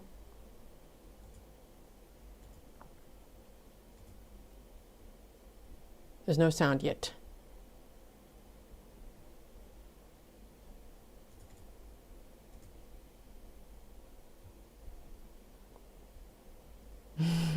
Southern California says, and we are back. And we will continue on with Trooper Keefe from the Massachusetts PD. Let's hope there will be some visuals at some point of what he's describing there.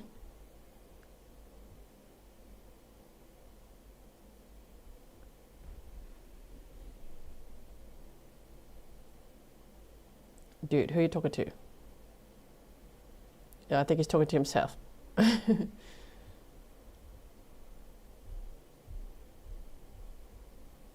probably telling himself, don't worry, Brian, everything's going to be okay. I know you didn't get the salmon for lunch, but it's all right. We enjoyed our bologna sandwich. I shall now scribe. Are you writing what you're going to say on the stand, dude? Because we know you're going to take it, right? We don't know. Just to clarify for anyone like, oh my word, do we know? No, we don't yet. But when that moment arrives, after the state has rested their case, which I think is a long way from now still, yeah. When the judge asks him, are you going to take the stand? I think he's be like, yes. This difference is Brian, he's talking to his ego.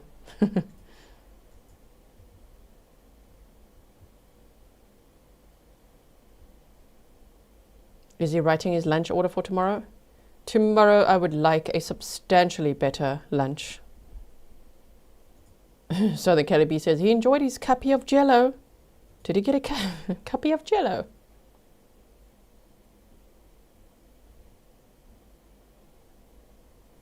Catch Lisk is here. You said here for some lunchtime snark. Oh, welcome. Welcome to the snark tank. As we stare at Brian Walshe's friggin' head and just look at him being like, yes, I shall adjust my hair and my tie. Fabulous. Let's move on to the afternoon session. Like, dude, you are not in a 5-star restaurant. You're in court on trial for murder. Yeah, he's definitely talking to himself.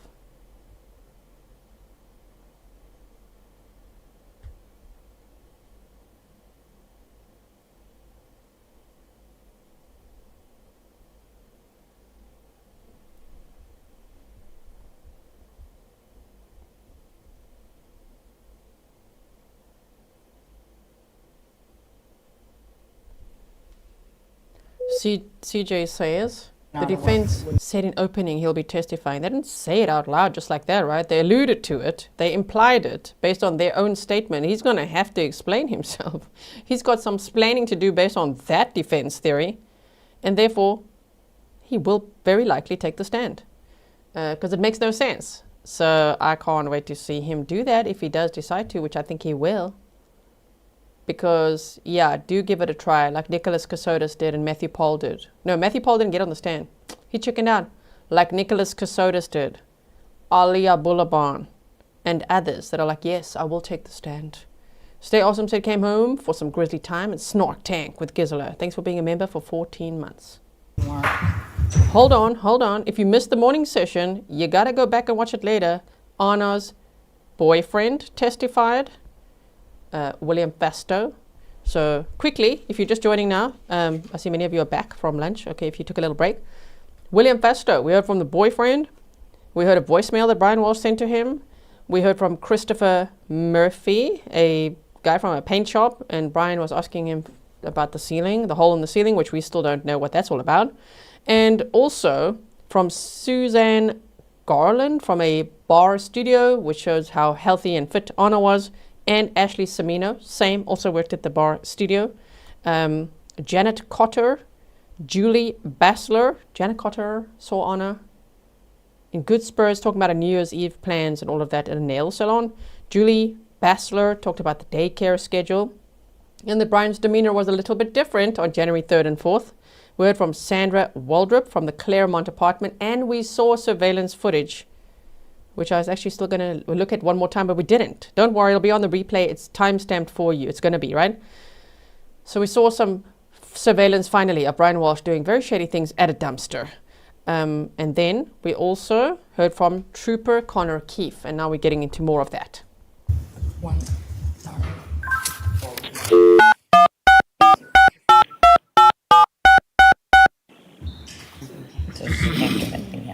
Welcome to Zoom for Government. Enter your meeting ID followed by pound. Stop it. Why do we have to hear that? Carino said they said we'll hear from him. They often say that in trials. You know, the defense will say the same they said for Donna Adelson, the same they said for others, and then it ends up that they chicken out last minute anyway. Because they don't have to. They don't have to take the stand. But oftentimes they'll be like, you will hear. He will tell you what happened. And then when that moment is there, I don't want to. Oh, okay. Because maybe they're scared of cross-examination. I feel like in this trial, he might actually, I think he's going to take the stand. Yes, please. Oh, come on. You entered 76789. This meeting ID does not exist. Please re-enter your meeting ID.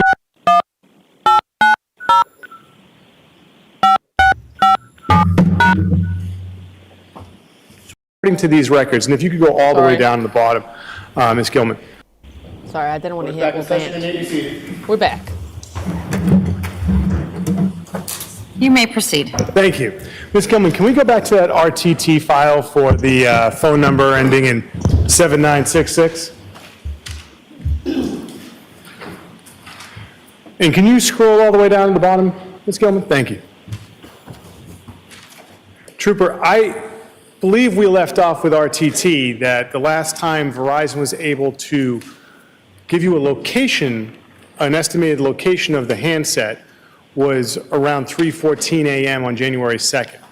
My question to you is, according to these records, and if you could go all the way down to the bottom, Ms. Gilman, according to these records, when you analyze them, were there any other times after that there was any interaction between Verizon and the handset? Yes. Can you tell us about that based on the records? Yes. Okay. Again, it's estimated distance of the device, not location, estimated distance of the device. Thank you for correcting me. Sorry, Judge, I just need to ask for you to speak up. Yes. Can the witness make sure you lean into the microphone and speak up? Yes, Your Honor. And so you corrected me.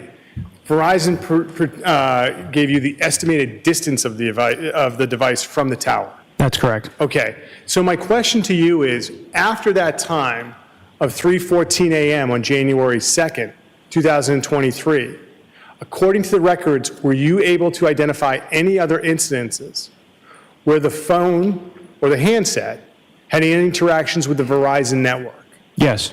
Okay. Looking at these records, can you tell us when you were able to determine that and what happened? So line 831. Yes. That would be January 2nd, 2023 at 4:13 a.m. Okay. The technology was Nokia. That's the start and time of the duration. And then if you could go scroll all the way to the right, please. The columns V and W, there is NA, which means they were not able to provide an estimated distance of the device. So there was a signaling event between the tower and the device, but they were unable to provide an estimated distance of the device. Were there any other interactions from Verizon after that event? Yes. What was the final interaction that you were able to determine from the Verizon network? Or not interaction, the final activity of the Verizon network according to these records?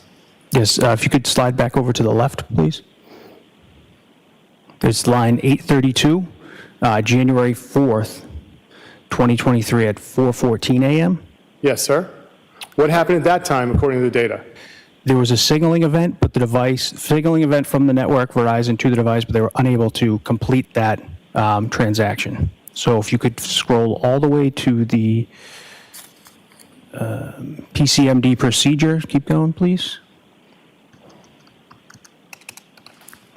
Right there, column AA, alpha, alpha, the procedure time, there is no time. So the network was unable to connect with the device at that time. Okay, so am I missaying this? The network sent out a signal, but the device never connected with it at that point? Essentially, yes. Okay. Now, Ms. Gilman, if you could close out of that for us, thank you very much. So that's January 5th, but what time were you working on this at Cohasset PD? It was later at night. All right. So what do you do on the 6th on this case? The 6th, I am at the command post in Cohasset, Massachusetts, and I receive 3 devices from Lieutenant John Fanning. Where was the command post in Cohasset? The Stop and Shop Plaza. Okay. Kind of in the center of town there. Not center of town, but. Forgive me, I'm not in the military, I wasn't in the police. What's a command post? Usually like a uniform command where agencies collaborate, locate, there's communications, establish different units to collaborate and come up with a plan and action. Were there any vehicles or anything like that brought in? Yes. What? There was different police vehicles, I believe, maybe some four-wheelers, stuff like that, from what I recall. Okay. So it's January 6th, you're at the command post and you received what for devices? 3 electronic devices. And who gave them to you? Lieutenant John Fanning. And what devices did you receive? I received an iPhone 13 mini, an iPad 6, and an iPad 6 mini. And what did you do with these devices? I transported them back to the Digital Forensics Lab at the Norfolk District Attorney's Office in Canton, Massachusetts. And so about what time did you get back to the lab? Around 9:30 p.m. And so what did you do with these devices around 9:30 p.m.? I began the extraction process on the iPhone 13 mini. Walk us through, what's the extraction process consist of? So in this case, I used Gray Key, which is a forensic hardware and software company. You will take the device, you plug it into the hardware on a forensic computer running forensic software, and then the data will be extracted from the device. How long does this take? It can take hours, up to hours. And so did you do all 3 devices at once? I did not. Why not? It got towards later in the evening, and I finished the devices the next day. And so do you have 3 Gray Key machines, or can you put all one onto one machine? No, it's one at a time. Okay, so one's going to download, then you can get to the next one. Yes, sir. And this information, once you download it, where does it go? It goes to the forensic server at the office. Okay, and does anyone have access to the server? Just the people assigned to the forensics lab. How many people were assigned to the forensic lab in January 2023? At that time, I believe it was 3.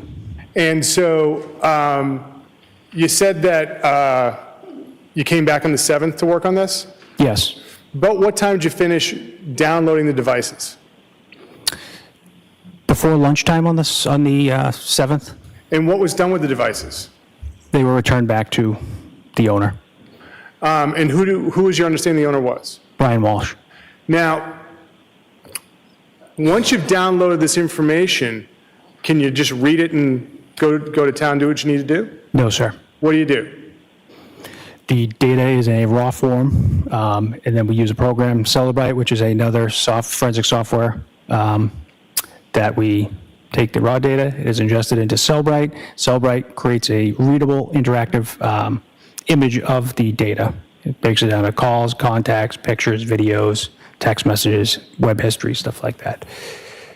And so when did you finish getting the data into a readable format? The late afternoon on the 7th. And so on the 7th, what did you do as far as analyzing data from the iPhone 13 mini? I began analyzing data from December 25th, 2022 through the date of, I received them January 6th. And was that now, did you ever have a second opportunity to download this data from the iPhone 13 mini? Yes. When did you do that? Trooper Nicarino did that, I believe, in the January 9th. Okay. And so on January 9th, in addition to the iPhone 13 mini, did you have the opportunity to analyze data from any other iPhones? Yes, I did. What was the second iPhone you had the opportunity to analyze data from? That was an iPhone SE. And now, as far as looking at this data on January 9th, did anyone help you look at this data? Trooper Nicarino was there. Now, are you familiar with the term native location data as it applies to iPhones? Yes, sir. Can you tell us what it is? Yes, so native location in Apple iOS operating systems. Native location is made up of location services on the Apple device, and location services are made up of GPS satellite, Bluetooth beacons, wireless connections, and cell tower information. And so native location data, how is that different than the Verizon data you just talked about?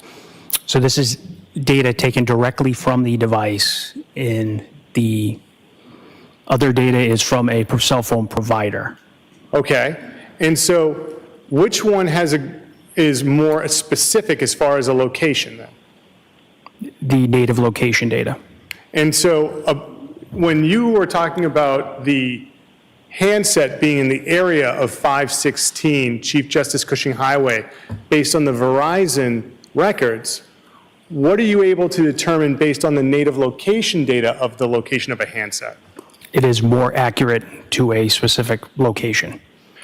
And at this point in time, Your Honor, I would seek to enter in the electronic files of the location data of the iPhone 13 mini and the iPhone SE.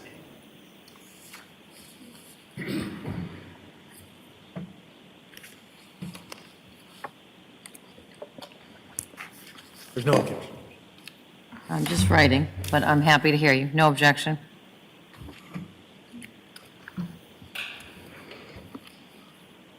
So the native location date, or the location data for those two devices, the iPhone 13 mini and the iPhone SE, Yes, Your Honor. is now in evidence as 161. Thank you.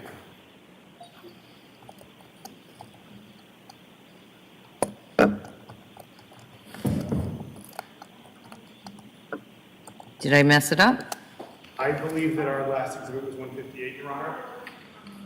No, I have No, we had the Verizon records, which were 158, 159, 159 and 160 were the Verizon records? Oh, I see. We had one drive that had 3 sets of records on it, and it got one tag. That's why. All right, well, just listen up when I'm announcing them. So let me clarify the record and make sure that I'm getting it right this time. Yes, Your Honor. All right, so there were 3 sets of records. They were the Verizon for those 3 different phones ending 7966, 8082, and 86. And I had previously announced on the record that they were 159, 158, 159, and 160. And now I'm being told that they're on one thumb drive, and all of those 3 records for those 3 Verizon, or those 3 phone numbers that have Verizon records are now in evidence as Exhibit 158. That is correct, Your Honor. Okay. That will mean that this records, the location data for the iPhone 13 mini and the iPhone SE is now in evidence as Exhibit 159.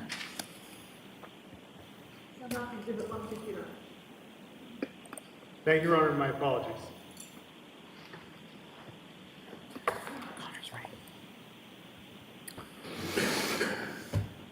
So, Ms. Gilman, could we have what's now been marked as Exhibit 159, and could you go to the file for the location data for the 13 mini?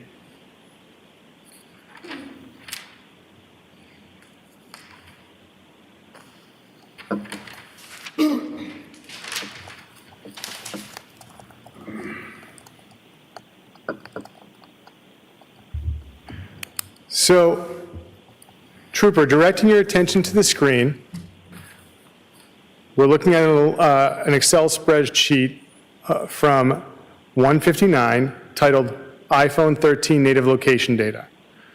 Can you tell us what we're looking at here as far as, I'll ask you, the first column has a number associated. What does that column represent? That indicates the number of records, line by line, in this file. When it says type, what's that supposed to indicate to you? Type of data in the file, location data. And then the next two are blank. And what are we looking at as far as this series of records, location, date, time, destination, and description? These are native location data that I exported from the iPhone 13 mini. Okay. And that is date, time, and then the latitude, longitude. So when you get this information of the latitude and longitude, what do you do with it? Well, you've got this spreadsheet. What do you do with it?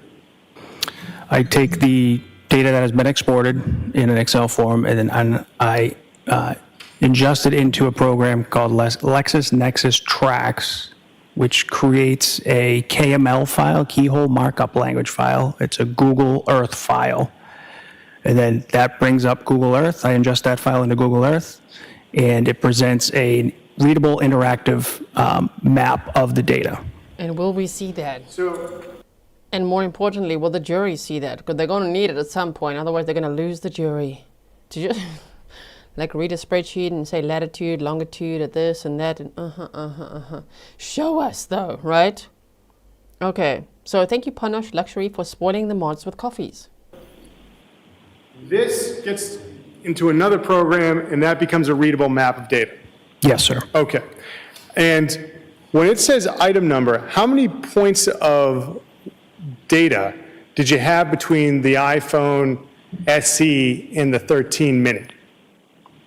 Upwards of 40, 50,000 points. And so how is it that the phone has all these different locations in it? Why has it got this 40, 50,000 between these two phones? Any apps that you have location services on, anytime you use Apple Maps, Google Maps, stuff like that, your phone's consistently collecting this location information. Now, in addition to getting this location data, did you also get the subscriber information for these two phones? Yes, sir. All right. So, Ms. Gilman, I'm going to ask if we could go back, close out of this, go back to Exhibit 158, and go to the file for the phone number ending in 8082.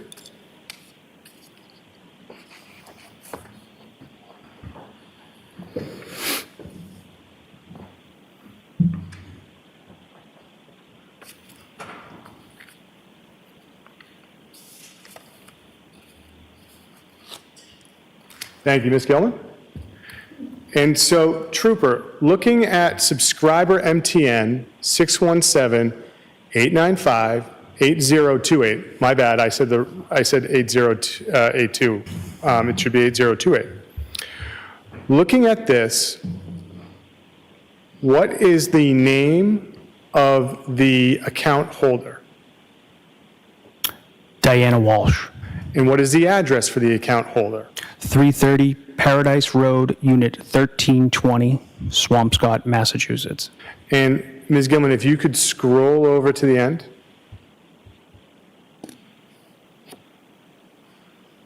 If you could stop right there. MTN effective date, what does that mean? That means when this number became active on the Verizon network. All right. And that would be December 22nd, 2022. And so is this number, 8028, the iPhone 13 mini, or is it the SE? The iPhone SE. Okay, 8028 is the SE. Now, Ms. Gilman, could we have the file for 8648, subscriber information from Exhibit 158?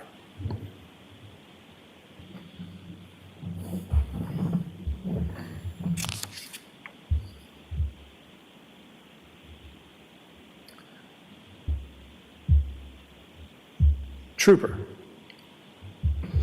looking at this subscriber MTN 617-939-8646,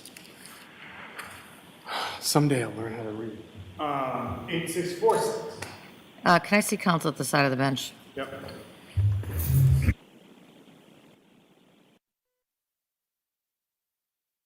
Oh dear. We've got a sidebar. Who did what now? What did Brian Walshe do now?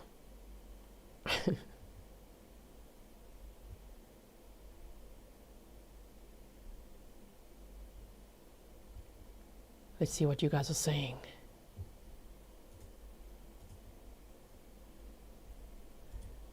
Margot says people that commit these crimes must not watch true crime much, or they would know what not to do, right? Well, I don't know. We're not giving them any tips, but we do point out how dumb they are, right? Emily, I do not know what her favorite color was. Sorry about that.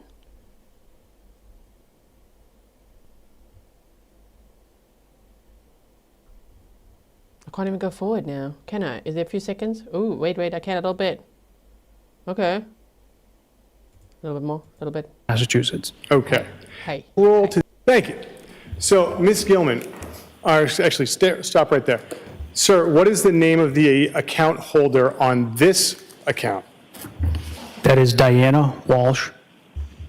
Okay. And what is the address for the account holder? 330 Paradise Road, Unit 1320, Swampscott, Massachusetts. Okay. Ms. Gilman, can you scroll to the end of this row of information? Okay. What is the effective date for this phone number? December 12th, 2018. And this phone number corresponds to what phone that you analyzed? The iPhone 13 mini. Okay. Now, sir, did you have the opportunity, Ms. Gilman, if you could close out of that? Thank you. I hope the jury's following. Are we following? What's going to be the point? What's going to happen? Bammy Bam, thank you for your euros. That's 11.99 euros. Thank you, G, for always putting your all into these trials. Thank you so much. Bonnie Teet says, love your comments, and snarky ones too. Thank you so much. Now, with this information, did you have the opportunity to see where the iPhone 13 mini traveled on January 5th, 2023? Yes. Okay. What did you discover in your initial examination of the location data of the iPhone 13 mini as far as where it traveled? January 5th, 2023, the iPhone 13 mini was about approximately 8 a.m. The device was in the area of 516 Chief Justice Cushing Highway. And then at approximately 9:30 a.m., the device is in the area of 330 Paradise Road, Swampscott, Massachusetts. And are you aware of any of Mr. Walsh's relatives that live in and around 330 Paradise Road? Yes. Who? His mother, Diana Walshe. Now, where does that device travel in that area on January 5th, 2023 of 330 Paradise Road? It is stationary in the southeast corner of the apartment complex where there is a large trash compactor. Can you tell from the data you saw whether or not the iPhone 13 mini went into the buildings of 330 Paradise Road that morning? I do not believe so. Now, did you ever have the ability to compare this data from January 5th, 2023 of the iPhone 13's native location data to its native location data, say, of December 27th, 2022? Yes. And when you look at the native location data from December 27th, 2022, can you determine whether or not the phone goes inside 330 Paradise Road? I can't determine if it physically goes inside the building, but it's in a different area, in the general area of the building as opposed to the southeast corner. Now, as far as the location that you're determining of the phone, based on the data from January 5th, what day are you examining this data that you see this? Could you repeat the question? Yeah, Sorry. it's not really a well-worded question, so good for you. So, what day were you looking at this phone's data? That would be that weekend, January 8th, 9th. Okay. Of 2023. And so when you saw... He's like, that was not really a well-worded question, so good for you. Can you repeat the question? Okay, so I'm gathering what they're doing. So they're talking about the iPhone mini, which it sounds like Brian Walshe had with him on January 5th of 2023. Now remember, in the lunch break, we just went over an entire recap of what Brian Walshe did based on documents, search warrants, and what we knew so far before the trial started. On January 1st, on January 2nd, on the 3rd, on the 4th, and the 5th. What did he do on the 5th? He went to, it says like this, Brian's cell phone location data shows that he traveled to the area of the dumpster at his mother's apartment complex on Paradise Road in Swampscott on January 5th of 2023 at approximately 9:30 a.m. The items recovered from that dumpster include all those items we saw yesterday. So this is very important to tie Brian Walshe to that evidence we saw yesterday. So they haven't yet brought in that his DNA is on those items, and Ana Walshe's DNA is on those items, even though her COVID-19 vaccination card is there and all of that, her jewelry, her watch, all of that, Prada bag, and the shoes that he said she was last seen wearing. So they showed us the items yesterday. Today, they're going to pair his cell phone to it. He was driving around with his eldest son's cell phone, which I think is this iPhone mini at some point. He's like, I don't know if he left his at home, took it with him, I have no idea. But he was driving around at some point with his eldest son's phone. Could have been on this day. And he went from his house, his and Anna's house, on the Chief Justice Road to Swampscott. We looked at the map, he went north like that. But they can't say that he went in. I want to know about January 1st, when he also went to that area. I want to know if he went into his mother's house or not, because he claims he saw her for 15 minutes. I don't think he did at all. But anyway, if he did, okay, after that he's like, hi mom, bye mom, gotta go. And he went to Lowe's and bought a hatchet, a handsaw, cleaning supplies, $450 worth of things. Thank you, Deborah Bones. You know what I just remembered? I'm so sorry when I heard this. Barbara North, thank you so much for the $50 sticker earlier. I didn't verbalize it. Thank you so much for that support. So, January 5th, we're looking at that. I hope the jury, it helps for us to understand what they're doing. I hope they can tie it all together, or that the state will, make sure they understand all of this, the point of all of this. But yeah, they're going to show his phone was there. Then they're going to show, oh, his vehicle was there. Then they're going to show, oh, look, these are all the items that we found from that trash that went to Peabody that we recovered. And then they're going to show, oh man, look, his DNA is all over it. Okay.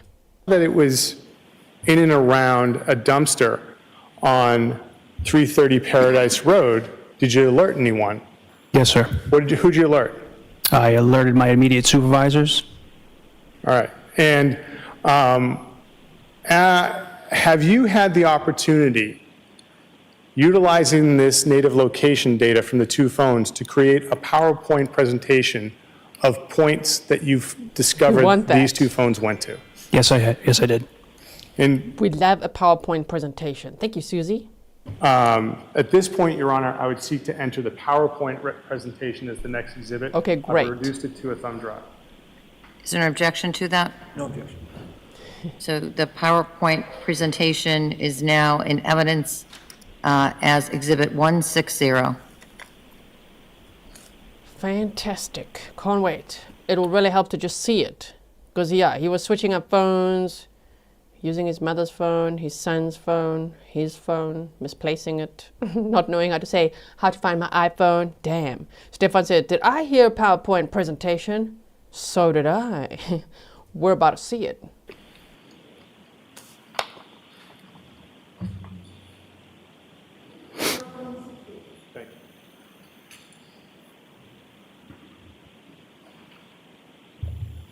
So at this point, I would seek to publish the PowerPoint presentation, Your Honor. You may. Thank you, Your Honor. Ms. Gilman, could we have the PowerPoint presentation for iPhone SE and iPhone 13? And can we go to the first slide? Okay. Map time. Trooper, Is this the PowerPoint presentation you created? Yes, sir. All right. So what number or in what device are you looking at native location data and mapping in this slide? This slide refers to the iPhone SE, the phone device ending in 8082. And Can I see counsel at the side of the bench?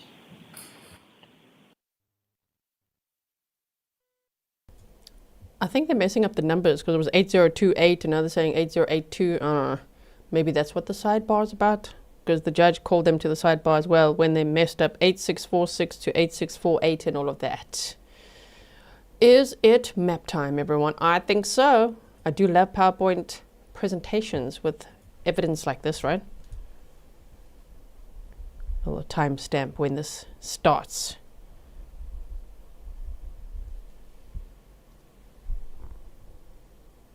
Oh, we can go forward a little bit.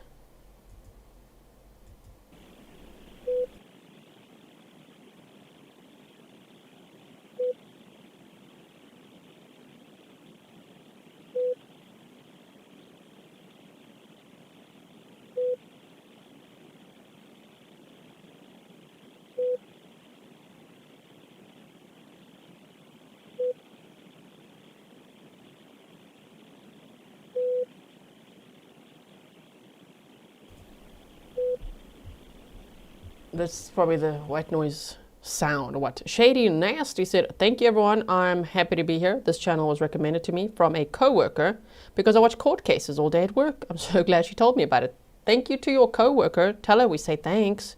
And thanks for being here.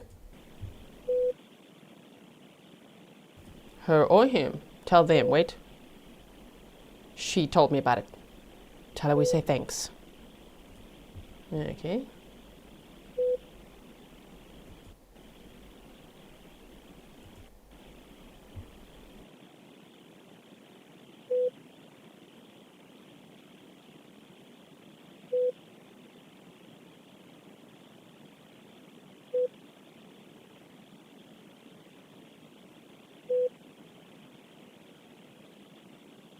Okay, there we go. All right, so which one's the accurate number? The accurate number is from the Verizon records ending in 8028. Okay, and so in the PowerPoint presentation, you made an error as far as transcribing those two numbers. Yes. Okay, so Ms. Gilman, if we could close out of that, and for the record, on your PowerPoint presentation, the last two numbers are wrong. Correct. Okay. So if we could go back to that slide that we had. Now, looking at this, on January 1st, 2023, that's the date you've put these points in. Correct. What is the significance of the red dots? That signifies this was the data from the iPhone SE. Okay. So let's go to the next slide. Now again, the number in the corner, the last two numbers have been transcribed, correct? Correct. Or transposed. Yes, sir. Sorry. So it should be 8028. That is correct. All right. Now, what is the significance of the red dot 2? That was the line of data from the Excel. That's what the 2 represents, and this is the data from the iPhone SE. Okay. Now, what is the date and time corresponding to that line of data? January 1st, 2023 at approximately 5:07 p.m. And where is the device located according to the native location data at 5:07 p.m. on January 1st? In the southeast, at the landing at Vinnon Square Apartments at 330 Paradise Road, Swampscott, Massachusetts. Okay. Could we have the next slide, please? This next slide, again, the numbers should read 8028? Correct. Okay. And what is the significance, or what is the date and time you have with the red, what is the significance of the red dot 3? That represents the native location data from the iPhone SE. Okay. And what is the date and time of the native location data that corresponds to the location of that line of code? January 1st, 2023 at approximately 5:41 p.m. And where is the phone located? In the area of Lowe's Home Improvement in Danvers, Massachusetts. Okay. So, in the lunch break, we went over what he did on January 1st. This is also looking at January 1st. Not only do they have him on surveillance in these locations, but they now also have his phone data there. So, okay. And this was the, 8028. That's actually Ana Walshe's phone. Right? Anyway, January 1st, this timing, the match was 5:07 p.m. They showed the phone was at the dumpster area near Paradise Road, and at 5:41 p.m. at the Lowe's. Thank you to someone for spotting the mods with coffees. And then they said in the documents that at 5:13 p.m., so that's 5 minutes after the phone's at the Paradise Road area, at 5:13, surveillance showed him and his vehicle at a dumpster in the parking lot of Vinin Liquors, which they just showed us now in the slide before this, retrieving a black garbage bag from the trunk and discarding it in a dumpster near his brother's house. And then at 5:41 p.m., this phone is showing here at Lowe's, and it says at 6:05 he went to the Lowe's Danvers and bought $450 of tools. So I'm guessing those time discrepancies would be the time that the surveillance shows him at these places, right? Okay, so yeah, Emily says, I think he picked his mum up on the phone. That's going to be interesting if he did. I do remember reading somewhere that he asked his mother if he could use her phone for a bit. I don't know. We'll have to see. Welcome to membership. Could we have the next slide, please? Looking at this slide, again, this should be 8028, correct? Correct. Okay. What is the significance of the red dot for? Again, that's the native location data from the iPhone SE. And what is the date and time corresponding to the data for line number 4? January 1st, 2023 at approximately 6:24 p.m. And where is the phone located at 6:24 p.m. on January 1st? In the parking lot of CVS Santander Bank in Danvers, Massachusetts. Okay, could I have the next slide, Ms. Gilman? Now, this next slide, again, the numbers should be 8028, correct? Correct. All right. What is the significance of the red dot 5? The native location data from the iPhone SE. And what is the date and time corresponding to the number 5? This represents January 1st, 2023 at approximately 6:53 p.m. And where is the phone located? In the Stop and Shop Plaza in Swampscott, Massachusetts. Could we have the next slide, please, Ms. Gilman? And again, 8028 is what it should read, correct? Yes, sir. All right. What is the significance of the red 8? The native location data from the iPhone SE. And is that dot's telling you where the phone would be, right? Yes. Okay. What is the date and time of where that phone is at 0.8? January 1st, 2023 at 8:08 p.m. And where is it located? In the Stop and Shop Plaza in Cohasset, Massachusetts. Can we have the next slide, please?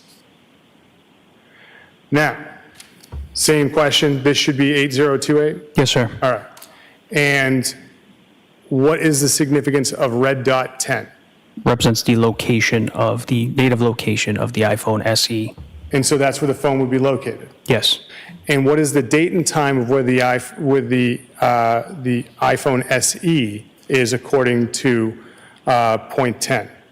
On January 1st, 2023 at 8:31 p.m. Okay. It is located in the area of 516 Chief Justice Cushing Highway, Cohasset, Massachusetts. Going to the next slide.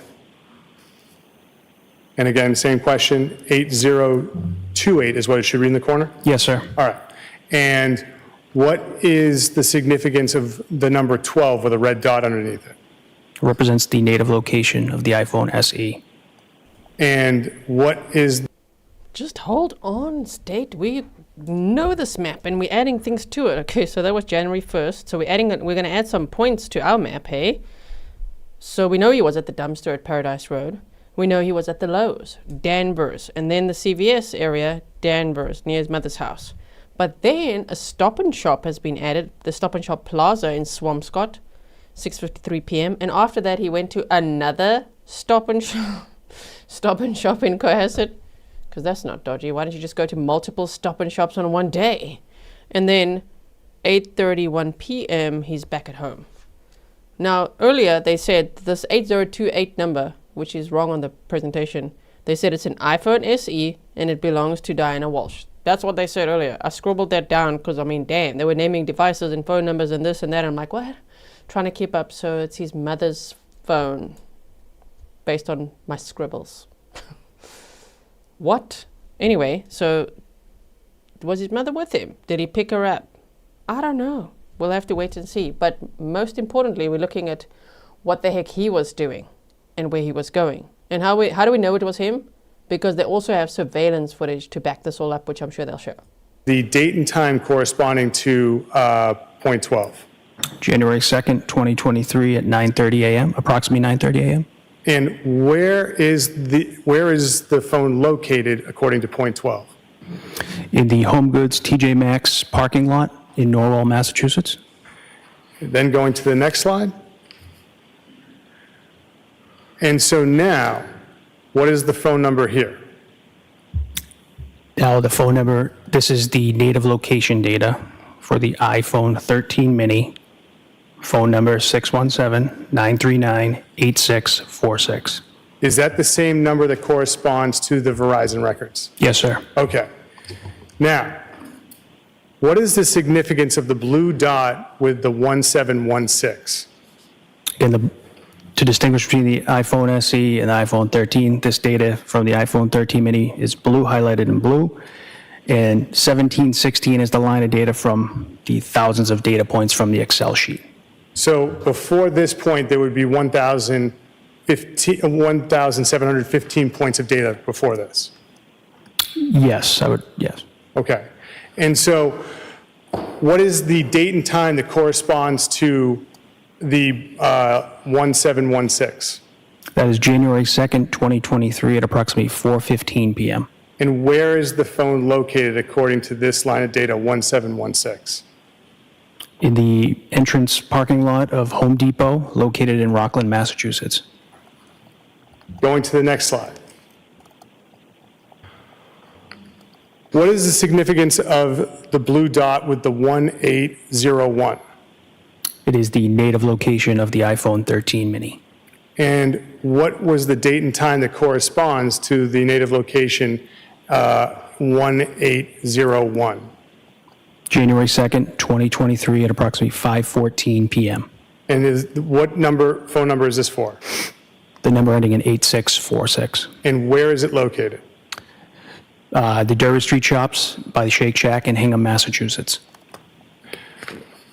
If we go to the next slide. What phone number corresponds to this slide? The phone number ending in 8646. And this corresponds to which phone? The iPhone 13 mini. And what is the significance of 1872? That represents the native location data for this point. And what is the date and time that corresponds to 1872? January 2nd, 2023 at approximately 6 p.m. And where is it located? The Stop and Shop Plaza in Cohasset, Massachusetts. Could we have the next slide, please? Looking at this slide, what phone number is this for? The phone number ending in 8646. And what is the significance of 1895 with a blue dot? It represents the native location of the iPhone 13 mini. And what is the date and time that corresponds to that data? January 2nd, 2023 at approximately 6:13 p.m. And where is it located? The Walgreens Shaw's Plaza in Cohasset, Massachusetts. Could we have the next slide, please? Oh, Walgreens Shaw's Plaza. So he said he went to Shaw's on January 1st. Turns out he actually went to that Shaw's area in January 3rd. And also, Southern Calibre said, I think this was Brian's phone, but it was registered in mommy's name. That's very possible. I think that makes more sense, actually. So, because I'm like, where's the mother at this point? But what they showed then, because I'm putting all these points, I'm going to add it to my map so we can look at that tomorrow, right? Okay. So January 1st, he went from the house to the dumpster area near his mother's house. And they showed that that phone wasn't in his mother's house. It was there by the dumpster area, loitering around, right? Okay, at 5:41 p.m., then he went to the Lowe's, and that's where he bought $450 worth of cleaning equipment or cleaning supplies and a hatchet, hacksaw, all that. At 6:24, he went to the CVS parking lot, not the CVS that he told the police he was at. He told the police he went to Whole Foods and CVS with his mom or to run errands for his mom. He wasn't there. That's why he was originally arrested for lying to the police, right? Because they could see what you told us, you were not there. So on January 1st, while the babysitter's at the house, right? Robin is at the house with the kids. He then goes, after this, these are the points we'll add, to a Stop and Shop in Swampscott, near his mother's house, drives back towards his house and goes to a Stop and Shop in Cohasset, Massachusetts. 8:31 p.m. he's back at home. So that matches also what the babysitter said from when he came home, and she was supposed to be there from, I think, 2 to 9. Either 2 to 8 or 2 to 9. So 8:31 he arrives back home. Then we looked at January 2nd. Remember Ana was last seen January 1st of 2023, right? Early morning hours. Okay, so January 2nd, we've just got out, you could see this is January 3rd. So on January 2nd, he's still using his phone and goes to the home, they say Home Goods and TJ Maxx area.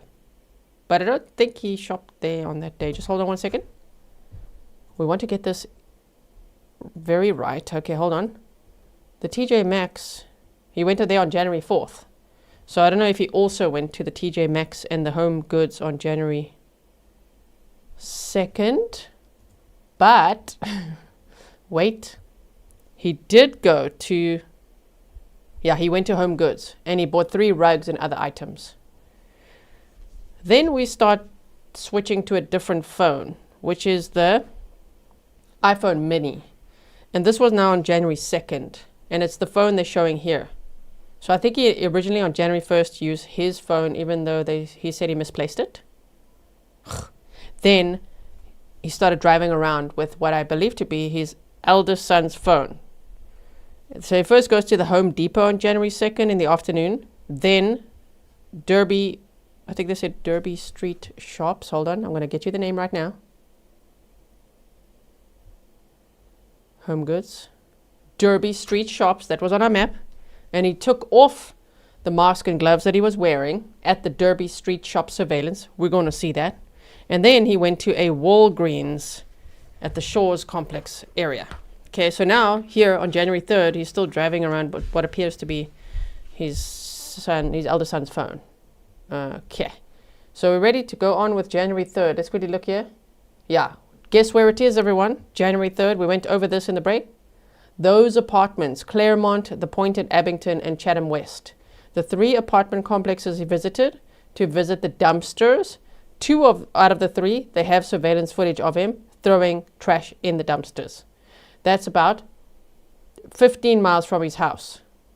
So I think that we looked earlier, it was like a half an hour drive, right? Claremont Apartments, 15.9 miles, 35-minute drive away. That's where he's at now. And we saw surveillance of this complex before the lunch break of him throwing trash in this dumpster. And they said with something that appeared to be heavy. Okay, so that's where he's at now. So on this day, January 3rd, he is going to apartments that he has no business being in, ones that he did Google, and he would know then they're fetching the trash the next day, and off he goes. So let's see what they say here. Now, sir, what is the significance of the blue dot 3776? This represents the native location data from the iPhone 13 mini. And you say iPhone 13 mini is the number ends in 8646? Yes, sir. And what is the date and time that corresponds to this data? January 3rd, 2023 at approximately 4:30 p.m. And where is this phone located? The device is in the area of the Claremont Apartments and Chestnut Glen in Abington, Massachusetts. Can we have the next slide, please? What phone number corresponds to this slide? The phone number ending in 8646. And that corresponds to which phone? The iPhone 13 mini. And what is the significance of the blue dot with the 3840? That is the native location data. And what is the date and time? January 3rd, 2023 at approximately 4:48 p.m. And where? This was the second apartment complex he went to, the one where they don't have surveillance of the dumpster here. Out of the 3 apartments he went to on that day, January 3rd of 2023, they were not able to recover this trash because it was already incinerated or shredded by January 8th of 2023. So one could assume that Ana's remains were discarded off here because they never recovered her remains. Where's the phone located? The Point Apartments in Abington, Massachusetts. Could we have the next slide, please? Thank you, Ms. Gilman. Looking at this slide, what phone number does this correspond to? The phone number ending in 8646. And what is the significance of the blue dot with the 3926? The native location for the iPhone 13 mini. And what is the date and time that corresponds to this? January 3rd, 2023 at approximately 5:14 p.m. And where is it located according to the native location data? The Chatham West Apartments in Brockton, Massachusetts. Could we have the next slide, please? Looking at the next slide, what phone number does this correspond to? The phone number ending in 8646. And what is the device that corresponds to? The iPhone 13 mini. And what is the significance of the blue dot with the 5228? That is the native location of the iPhone 13 mini. And what is the date and time that corresponds to that point of data? January 4th, 2023 at approximately 9:44 a.m. This is the day he went to the Home Goods and he bought 3 rugs and some other items. And then he went to that pressed juice bar with he took his elder son here too. He went here, then the pressed juice bar back home. And then in the afternoon, he popped out again and he went to, January 4th, 9:44 a.m. Yes, we've got that. He then went elsewhere in the afternoon. Let's continue with this. Where is the phone located? The Home Goods TJ Maxx Plaza in Norwell, Massachusetts. Okay. Looking at the next slide, please. What phone number does this correspond to? The iPhone 13 mini ending in 8646. And what is the significance of the blue dot with the 6461? The native location data. And what is the date and time that corresponds to? January 4th, 2023 at approximately 12:47 p.m. And where is it located? The Shaw's Walgreens Plaza in Cohasset, Massachusetts. And could we have the next slide? Looking at this slide, which phone number does it correspond to? The iPhone 13 mini ending in 8646. Sorry, I think he went to the juice bar on the 2nd. Sorry about that. He went to the Home Goods because he's going repeatedly to certain stores, even though he goes to like a Home Goods in one area and then a Home Depot in another and a Home Goods in another area. And then he goes to a Lowe's in this area and a Lowe's in another. So we've got to track it, okay? We've got to make sure. So January 2nd, he went to the Home Goods and the juice bar and a Home Depot. That's when he bought lots of shady things too, the buckets and the mops and all that. On January 3rd, we're now on January 4th, right? That is when he went to all the apartments, to the dumpsters. They never recovered their trash. January 4th is what they're talking about now. He went to the Home Goods and TJ Maxx in Norwell. He bought 3 white towels and 2 bath mats from Home Goods. He then bought various articles of men's clothing at TJ Maxx. So they just did that. And then after that, they're saying at 12:47, he went to the Shaw's Walgreens shopping area.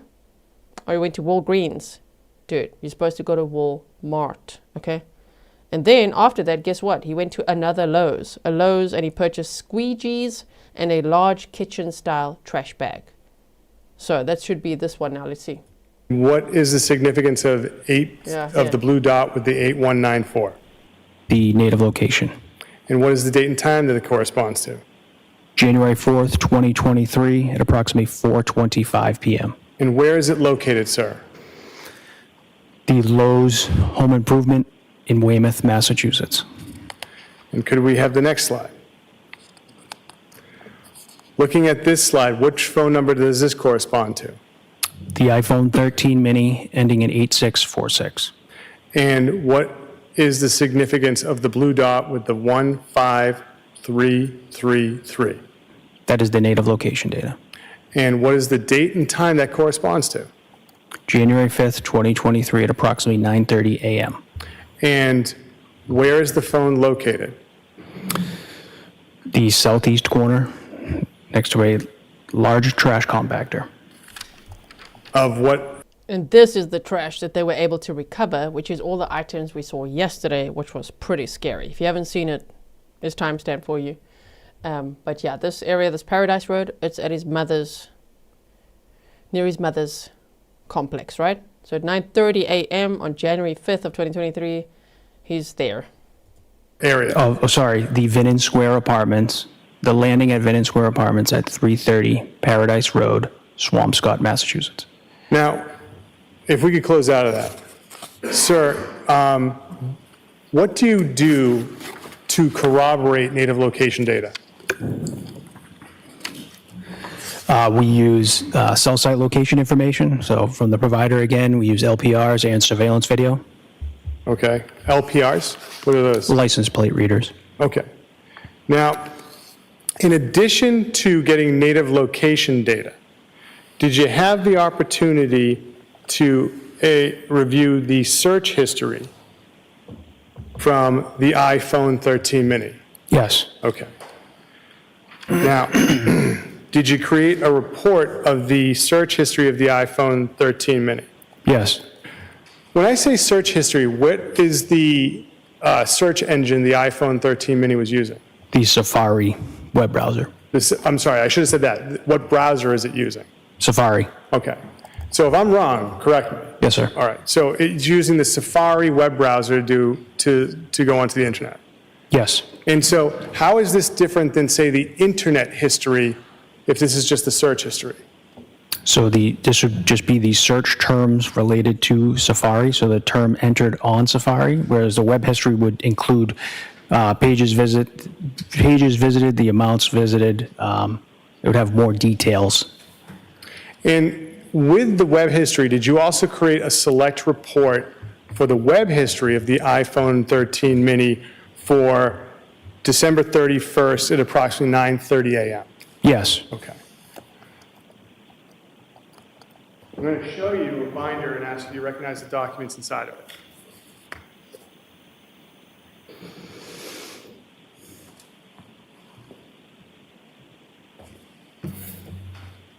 Take a look inside. Yes, sir.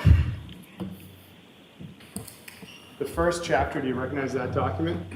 Yes, I do. What is that document? This is the Safari search history of the iPhone 13 mini. You created that? Yes. Using what program, sir? Celebrate. Okay, could you turn to the next chapter as well? It's all the way to the end.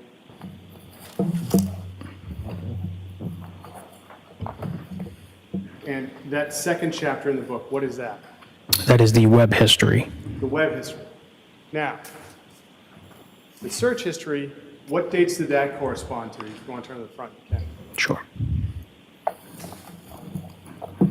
That is December 25th, 2022 through January 4th, 2023. Okay. In the web history, what time frame does that cover? That was just December 31st, 2022. Around 9:30 a.m. Yes. Okay. So when you create these reports, you can choose the times and filter them out that way. Yes, sir. Your Honor, the Commonwealth would seek to have this binder as the next exhibit, which contains the search history for the Apple iPhone 13 mini from December 25th, 2022 to January 4th, 2023, and Safari web history, Apple iPhone 13 mini, December 31st, 2022, 8:28 a.m. to 8:31 a.m. Okay. Can I see at the side of the bench? Yes. Okay. More Safari searches. We can go ahead a little bit here. Your Honor, may I publish the Safari search history? Yes, you may. Thank you, Your Honor. Ms. Gilman, could we have the Safari search history for the iPhone 13 mini?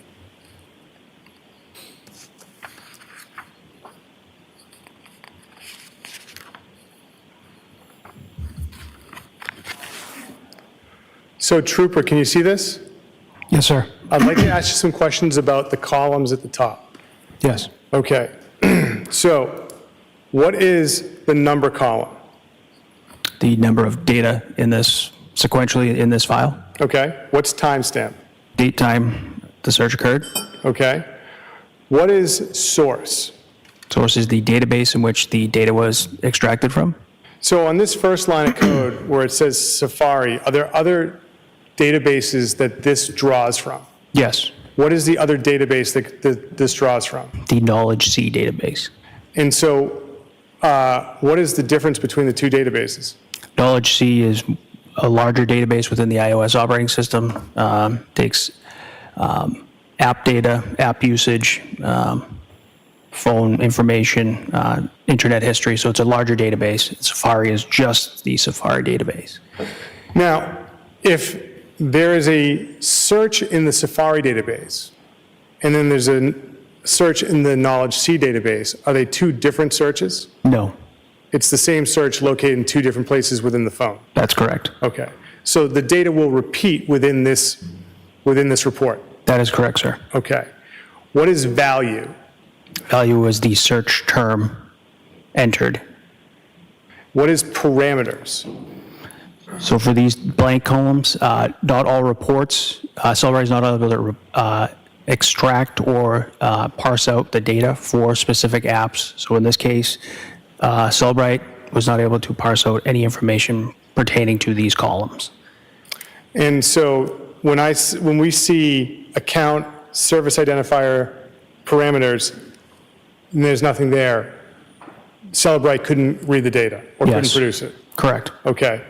What does it mean if origin is unknown? The source origin of the search was unknown. Okay. So I'd like to direct your attention to item number 16 on page 2. What is the date and time of item number 16?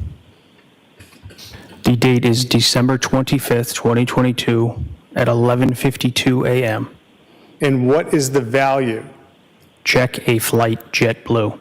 And so value, what does that mean as far as, just so we're clear, what is value, how is value created on the phone? Search term entered by the user of the device. Okay, so it's not being generated by the phone, it's not being generated automatically by the phone. The user is inputting the value. Yes, sir. Okay. Could we go down to item 21? What is the date and time of item 21? December 25th, 2022 at 12:09 p.m. And what is the value inputted into the phone? William Fastow, DC Real Estate. And could we scroll down to item 27?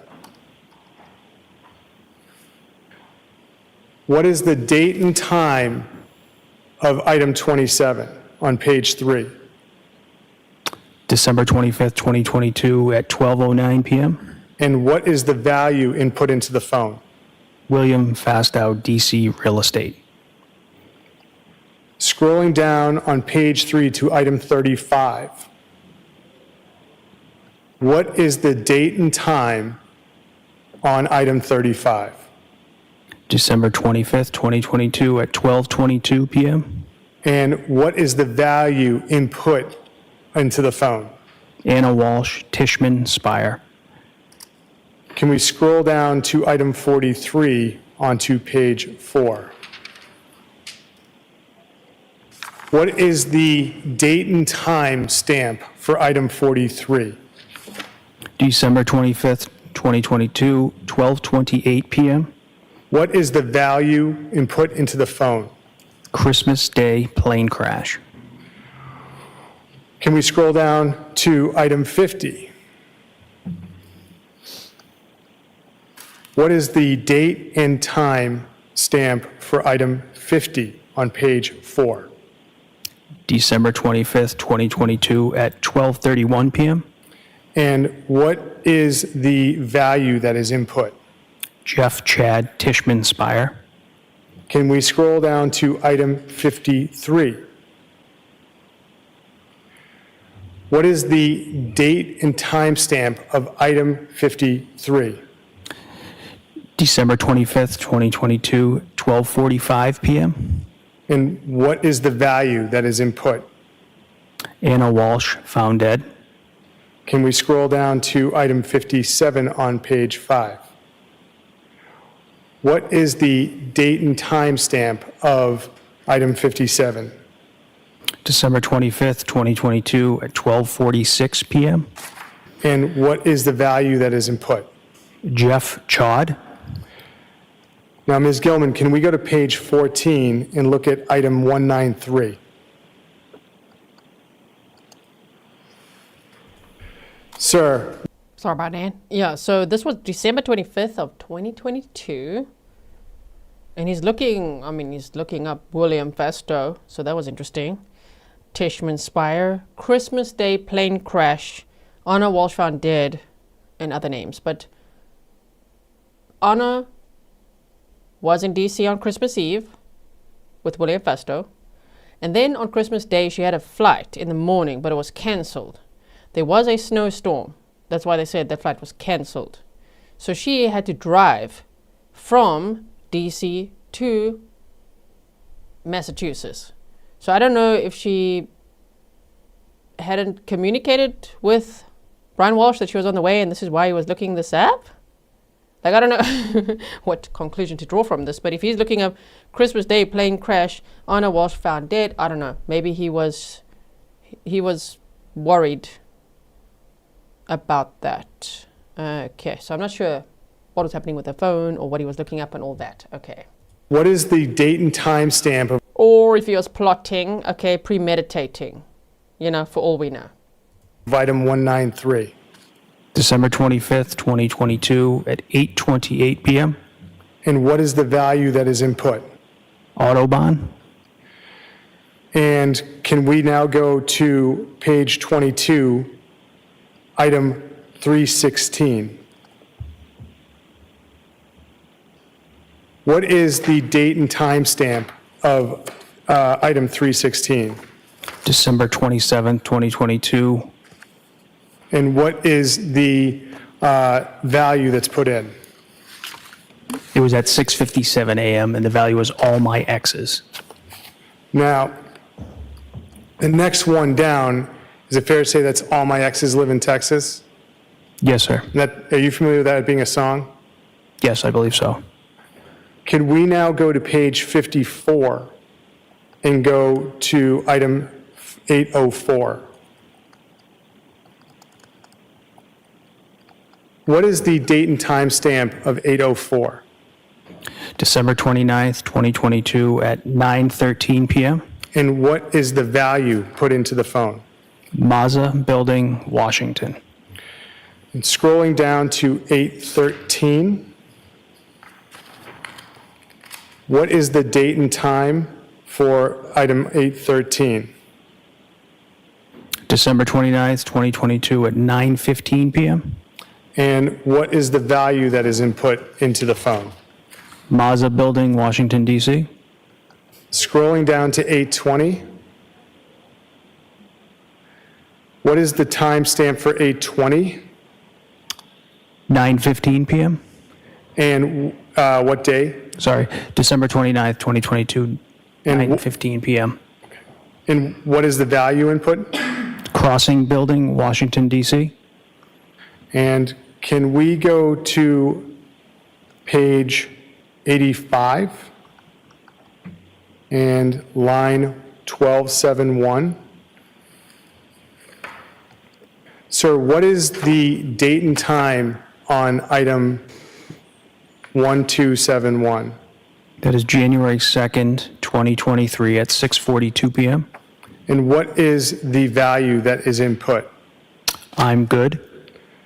Going down to the bottom of page 85 and looking at item 1274, what is the timestamp for that? It is January 3rd, 2023 at 11:25 a.m. And what is the value that is input into the phone? Washington, D.C. Police. Could we go to page 90? Thank you. And going to page 90, line 1, can we scroll down to 1343? Thank you. What is the timestamp for that? That is January 3rd, 2023 at 7:23 p.m. And what is the value put into it? How to file a missing persons report. Can we go down to page 91, item 359? 1359. Item number is 1359. And I'm sorry, I meant to say 1358. Could you go up one? Thank you. 1358. What is the timestamp for 1358? January 3rd, 2023 at 7:27 p.m. And what is the value? Washington, D.C. Police Department. And can we go to page 92 and look at item 1368? What is the timestamp for 1368? January 4th, 2023 at 10:11 a.m. And what is the value that was input at that time? The crossing wash. Could we go down to item 1389?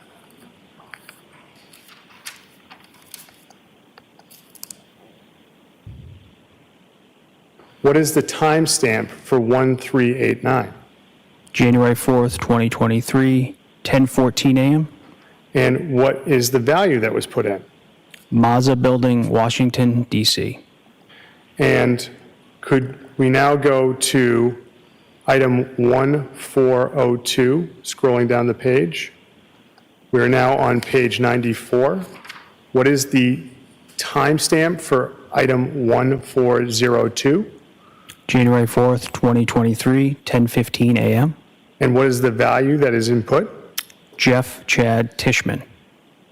Can we go to item 1414 on page 95? What is the timestamp for 1415? I'm sorry, 1414? January 4th, 2023, 10:56 a.m. And what is the value that is put in there? Will Fastow. And then underneath that, is there a different spelling of Fastow for item 1415? Yes. And then scrolling down to item 1438 on page 96.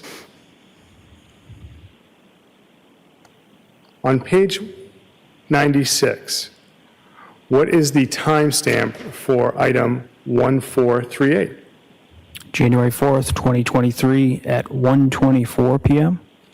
And then underneath that is item 1439. What is the timestamp for that? Sorry. January 4th, 2023 at 1:26 p.m. And this looks different than the other values. What is this? This was a search from Apple Maps, sorry. So when you see that bolded result, is that saying it's from Apple Maps? Yes, you can see the source file, Apple Maps. So that's different than Knowledge C, and that's different than Safari? Yes. Okay. And then the last one is the one directly underneath it, 1440. What is the timestamp for that? January 4th, 2023, 2:49 p.m. And what is the value that is put in there?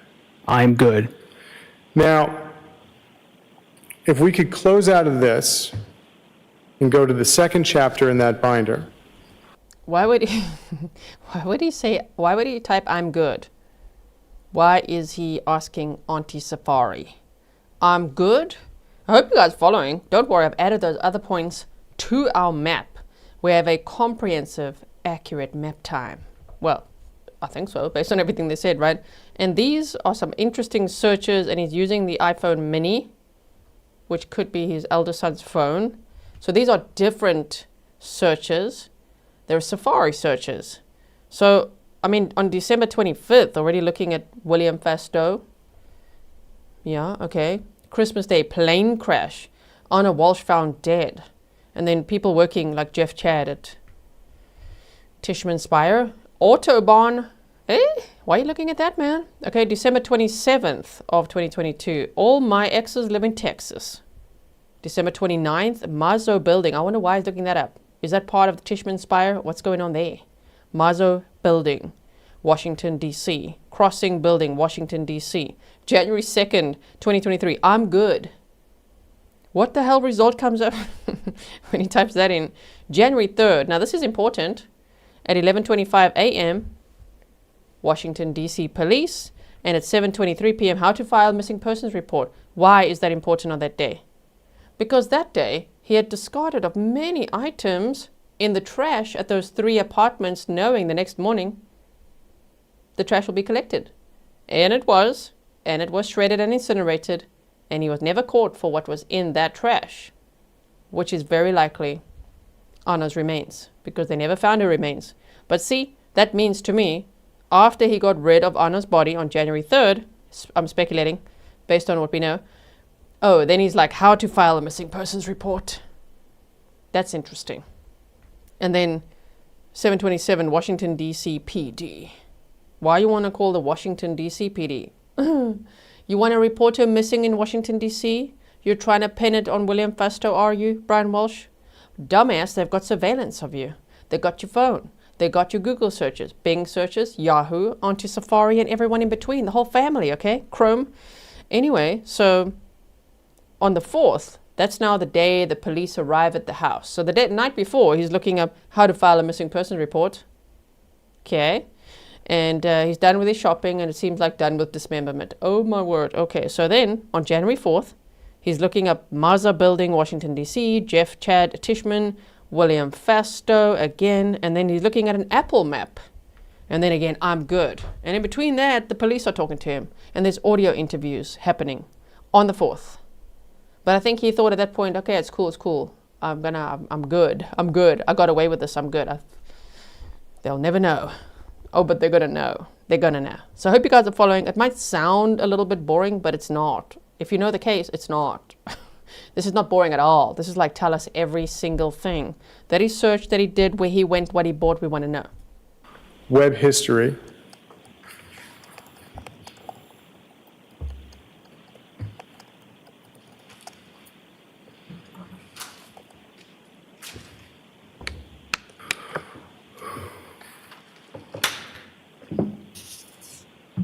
Oh, is that also a song? Yeah, that makes sense. Okay.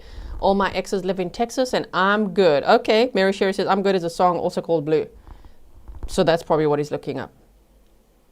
Who's going to listen to it after the stream? I am. We want to get into it, like thinking, what was this guy doing? We're going to listen to All My Exes Are in Texas? Not on the stream. YouTube won't like that. And I'm good is also a song. What is a song also called Blue? Okay, cool. On this, sir, what is this, the columns that look different, I want to ask you, what is URL? Uniform Resource Locator. It's the website, essentially the website visited. Okay. And what is the URL in item number 1? casinos.bally's.com/Lincoln. And what is the last visited time and date? December 31st, 2022 at 9:28 a.m. And going to visits and usage pattern, are those are columns that are empty like our last sheet. Was that Cellbrite didn't have any data, couldn't give you any data on that? Yes. And then for source info, it says knowledge C. And the one directly underneath it says Safari. Is this also pulling from different databases? Yes, it is, sir. Okay. So as far as the searches, as far as the web history for the device, for items 1 through 12, what did you notice about the URLs? They contained the casinos.bally's.com URL. And after .com, there's a backslash. What's the next word? Oh, sorry, Lincoln. Now, going down to item 13 through 17.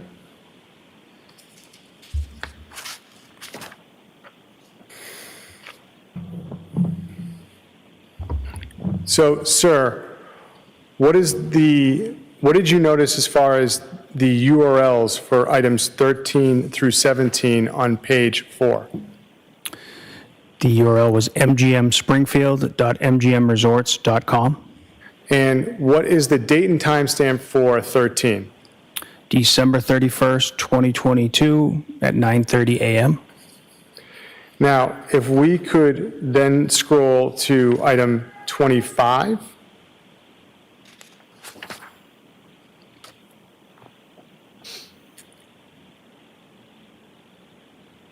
On item 25, sir, what did you notice as far as the URLs on items 25, say through items 30 to item 34? Again, they contain the mgmspringfield.mgmresorts.com. And what is the timestamp for item 25? December 31st, 2022 at 9:30 a.m. And could we then go down to items 38 and 39?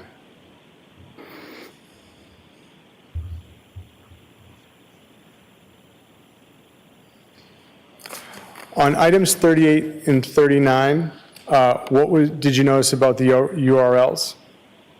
Again, it was the mgmspringfield.mgmresorts.com. And what is the date and time stamp for item 38? December 31st, 2022, 9:31 a.m. Now, sir, in addition to having access to native location data and web history and search history, you can close out of that, Ms. Gilman. Thank you very much. Did you have the opportunity to, through Cellbrite, look at text messaging or messaging in the phone? Yes. And then when I say the phone, I'm talking about the iPhone 13 mini. Correct. Okay. Now, with the iPhone 13 mini, can you break out the text to individual chats with certain numbers? Yes, you can. Okay. So, and with that, did you create certain reports that correspond to these chats? Yes, I did.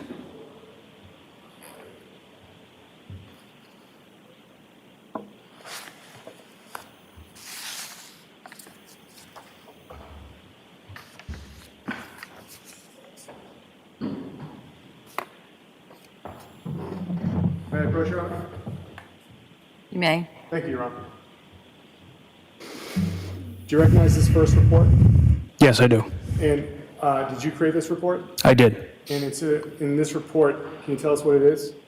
It is a text message report. And what are the numbers that correspond to the text message? The last four is 8646. Okay. And that's the iPhone 13 mini's phone? Correct.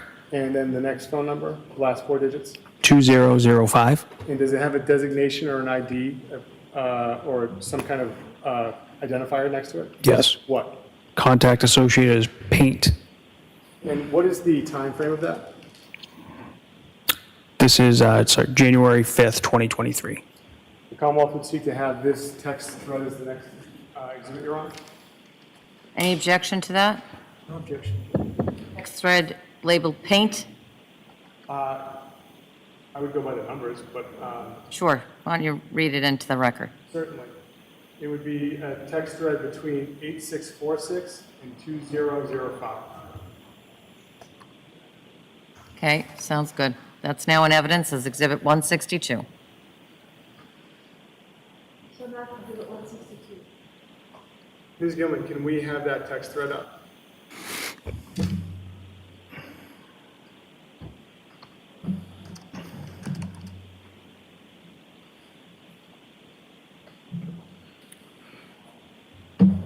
So, you said contact information when you referred to paint. Did you create that, or is that from the phone? That was pulled during the extraction process of the phone. So, but you don't do anything to put that number as paint? No, I do. Cellebrite, through examining the data, gives you that contact information. Correct. Okay. So looking at this first entry, what is the significance of this bubble being in green? Green means it was sent by the owner, the number ending in 8646. And then underneath, so the from and to, who is this from? That is from Brian Walshe. And who is it to?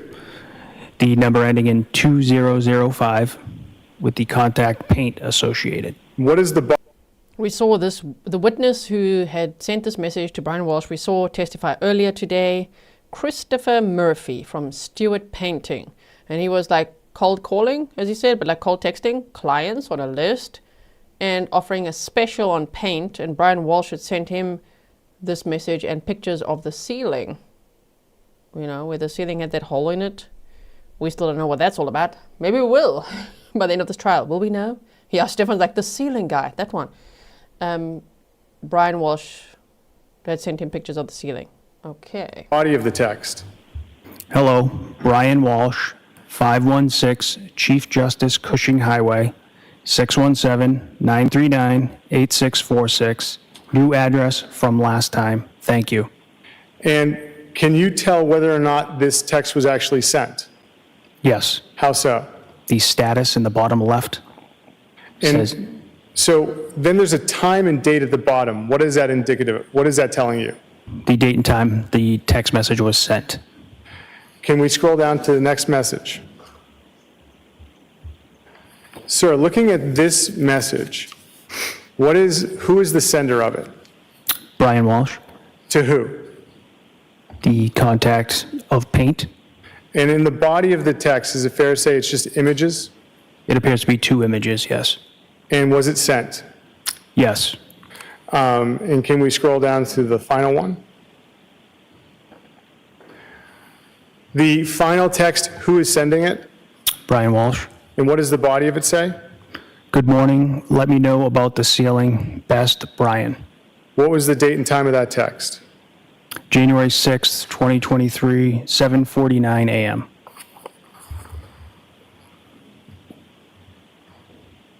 You can close out of that, Ms. Gilman. Thank you very much.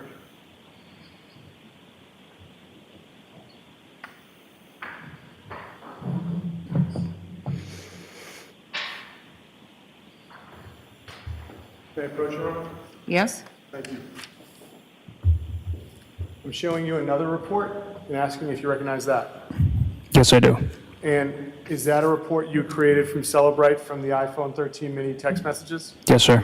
And what is the last 4 digits, or actually, what is the number that's the text message is being sent to, last 4 digits?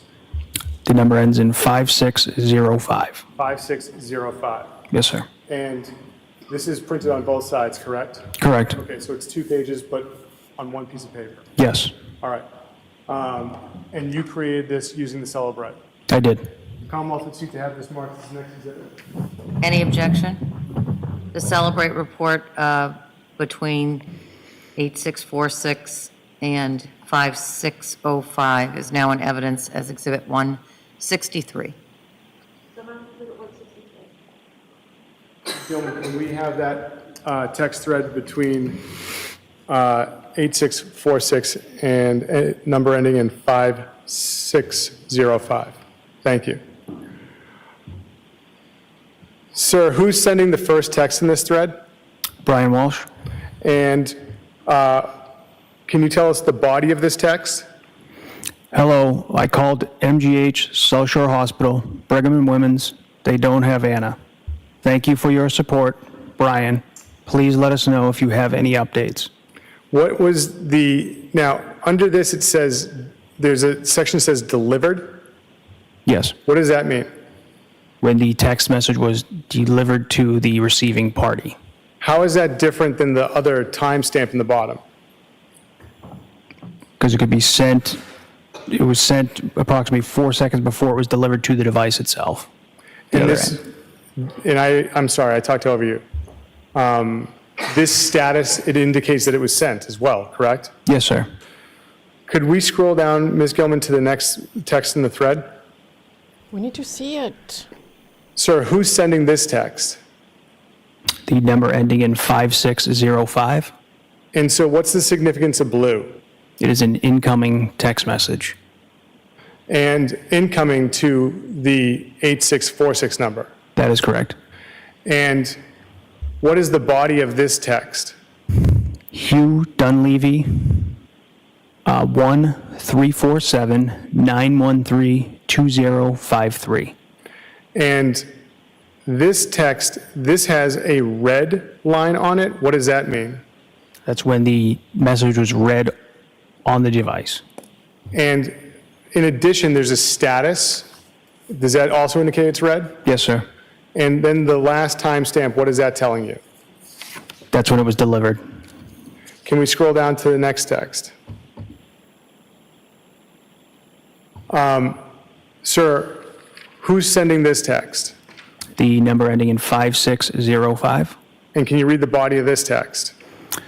Hi, Brian. I believe Hugh has been in touch with you and understand the police are taking over. I adore Anna, thinking of you and the boys. Please let me know if you need anything. Teresa. And can you tell if this text was read? Yes. At what time? It was January 4th, 2023 at 8:10 p.m. And can we continue to scroll down, Ms. Gilman? Who's sending this next text, sir? This is Brian Walshe. Or the phone associated with Brian Walshe? Yes, the phone associated with Brian Walshe. Just to be clear, you don't know who's sending the actual text, you just know the phone is sending it? Correct. Okay. And so can you read the body of the text? Good evening, Teresa. Thank you for your support during these difficult days. The private investigators wanted to know if Anna had any vacation days this week. Thank you again. Best, Brian. P.S. We adore Anna too. Looking forward to her coming home soon. And she spoke very highly of you always. I am. And when was this text delivered? January 5th, 2023 at 4:12 p.m. Can we scroll down to the final text? And who's sending this? Which phone number is sending this? The number ending in 8646. And, sir, what's the body of this text? Last question. Are there Tishman Spire personnel at the Mazda building? Thanks. And when was this text delivered? January 5th, 2023 at 4:17 p.m.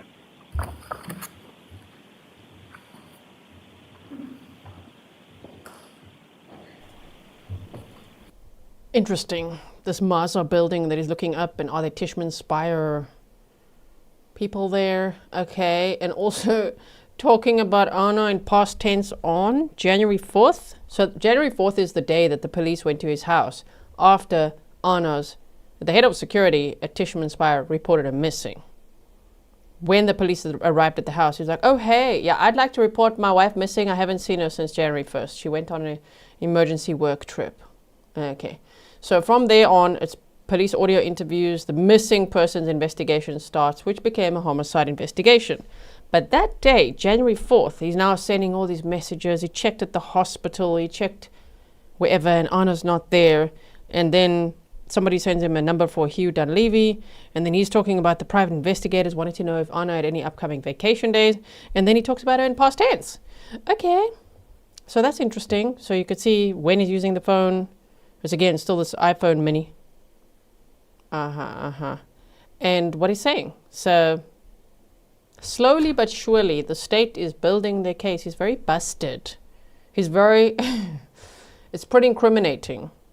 And also with all the searches that he'd done before, and now sending a text message about that building and all of that. It gets interesting.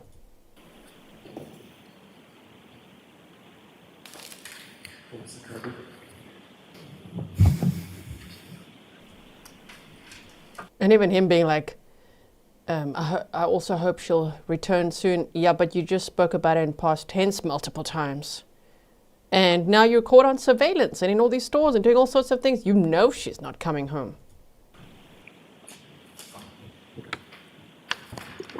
May I approach? You may approach. Thank you. Do you recognize this report? Yes, sir. Is this an additional report of text messages you created from the iPhone 13 mini? Yes. And This corresponds to a contact. What's the contact name? Alyssa?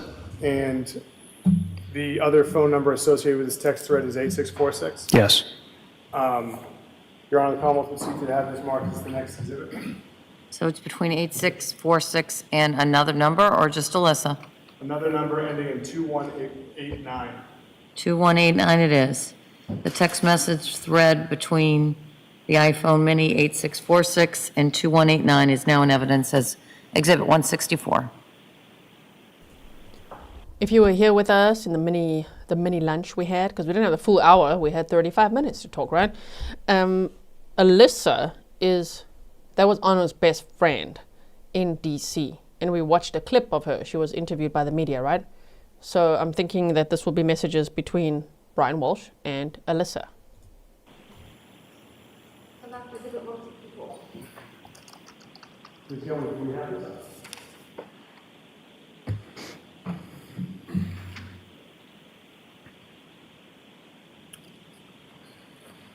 Ms. Gilman, could we scroll down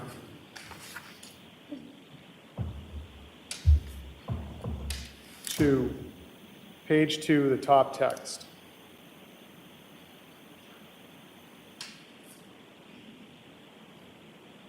Sir, this is blue, this top text. Who's sending it?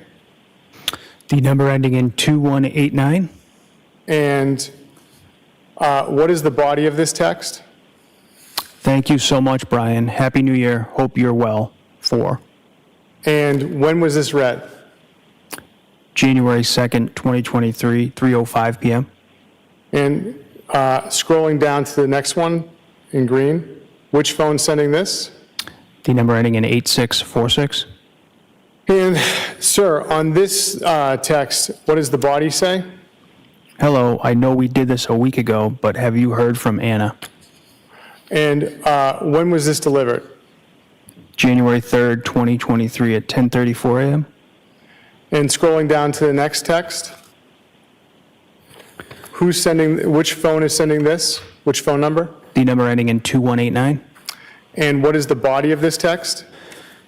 Hey Brian, sorry for the delay. Was sleeping. I have the flu. Super sick. I texted with Ana on New Year's Day, but no, haven't heard from her. Is she working today? She's usually running around super busy with work.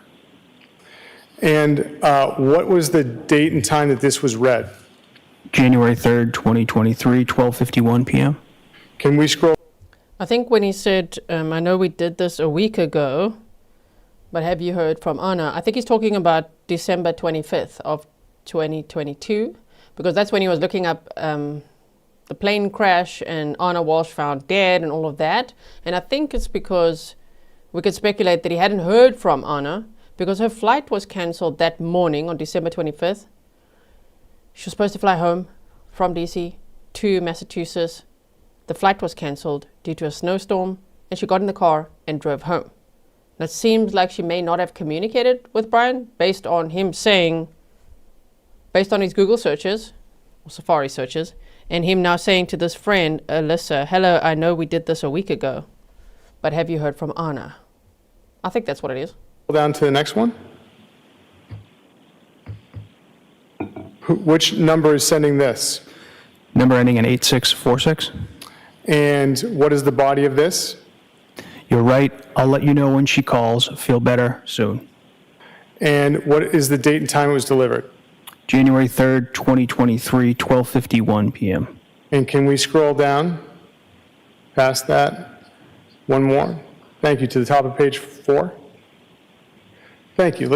Looking at the top of page 4, which number is sending this? The number ending in 2189. And what is the body of this text? Did you ever hear back? Question mark. What is the date and time that it was read? January 4th, 2023, 10:10 a.m. The next text in the thread, which number is sending this? Number ending in 8646. And what is the body of this? No, they are looking for her at work now. When was this delivered? January 4th, 2023, 10:19 a.m.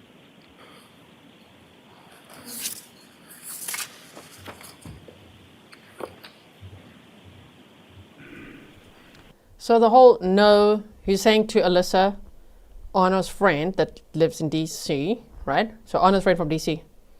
Hey, I know we did this a week ago. Have you heard from her? Last spoke to her New Year's Day, because it was early morning hours, January 1st, wishing Happy New Year and all that. Haven't. And then Alyssa asks, so did you hear back? And on January 4th, he says, no, they are looking for her at work now. So this dumbass was literally thinking he could go with the theory of she left on with an Uber or a Lyft and then went for a work emergency, and she was supposed to be in DC. Like, he thought anyone would buy that story, that he didn't think about surveillance, or there would be no Uber or Lyft records, or no surveillance, and she didn't board a flight. You were gonna go. You were at that point still thinking, work emergency. Are they gonna better report her missing in DC? They know she never made it there.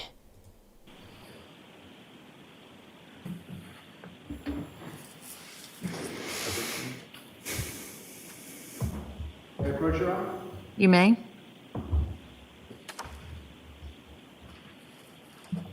Trooper, do you recognize that report? Yes, sir. Is that another report you were able to create from messaging in the phone? Yes. And this has a contact associated with it. What is the contact's name? Alexandra, And what are the last 4 digits of Alexandra's contact? 5332. And the other phone number associated with this thread is 8646? Yes, sir. And does this contain the messages of that thread? Yes. The Commonwealth would seek to have this marked as the next exhibit, Your Honor. No objection. The Celebrate report between the iPhone Mini 8646 and 5332, that text thread is now in evidence as 165. Sir, what is Viber? Viber is another messaging app. And this text thread, did this utilize Viber? Yes, sir. And so Celebrate reads Viber text messages just like it reads the regular text messages. Yes, it has the ability to extract it, yes. And so I'm going to ask you some questions about this Viber text thread with the Alexandra contact. Ms. Gilman, if we could have that up, please.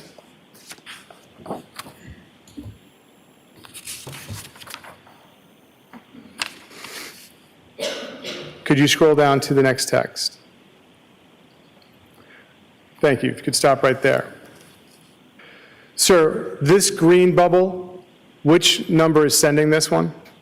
The number ending in 8646. And what is the body of this?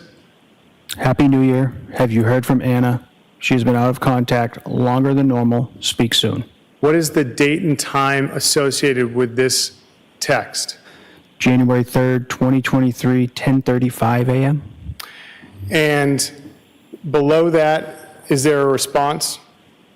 Yes. And these, because they're Viber, they also show up in green and blue, correct? Correct. All right. Well, I shouldn't say because they're Viber, but they, like the other text messages, they show up in green and blue. Yes. Okay. So which number is sending this text? The number ending in excuse me, the number ending in 5332. And what is the response?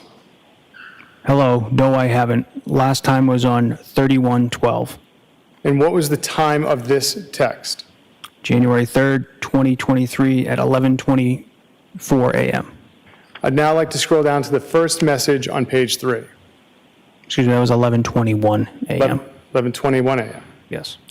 So if we look at the first text message, the first message on page 3, which number is sending this message? The number ending in 8646. And what is the body of this message? She had to leave early due to an emergency at one of the buildings. She left early on Sunday morning. I didn't have my phone till last night because William hid it in his bed. Thomas found it.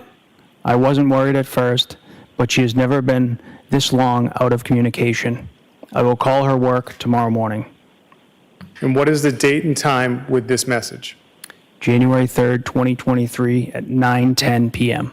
And if we could scroll further down the page of page 3. Looking at So on January 3rd at 9:10 p.m., he was at home at that time after going to all those dumpsters at the 3 different apartments southwest of his house.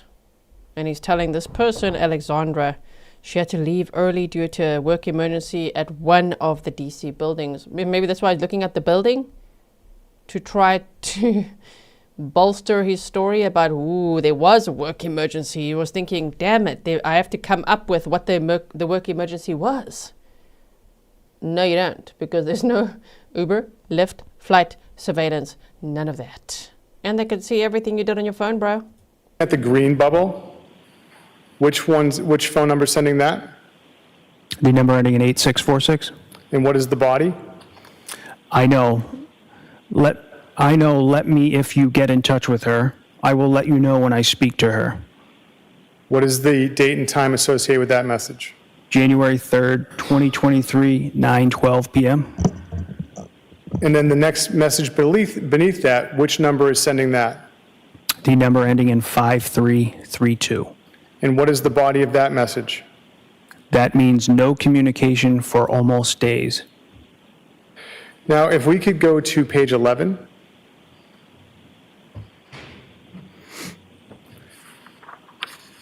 And if, looking at the blue bubble, which number is sending that?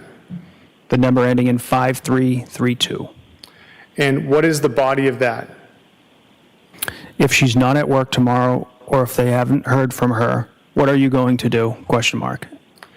And what is the date and time of that message? January 3rd, 2023, 9:25 p.m. Could you scroll down, Ms. Gilman? Looking at the green bubble, which one sends that? The number ending in 8646. And what is the body? Call everybody she knows in D.C. and then file missing persons. Let's hope there is an explanation. Could you, Ms. Gilman, could you go to page 12? Scrolling down, the second message on page 12. Which number is sending that?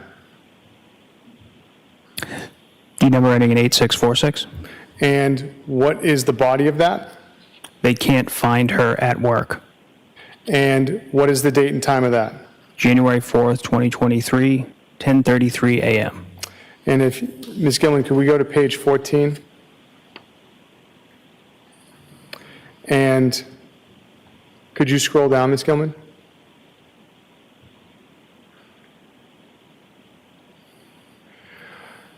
Ms. Gilman, could you stop? Looking at the last message on page 14, who is the sender of that? What number? The number ending in 5332. And what is the body of that text?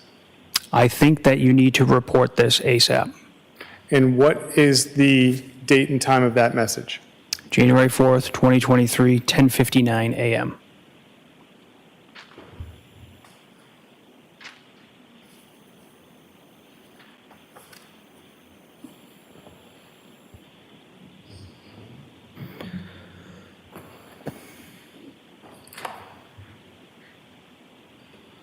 Your Honor, may I approach? You may. Showing you this, is this another one of the reports you created via Celebrate of a text thread? Yes, sir. And does this involve 3 numbers? Yes. So besides 8646, what is the first contact that's associated with this text thread? A number ending in 7966. And what is the name of that contact? Ana, new, and then a number sign.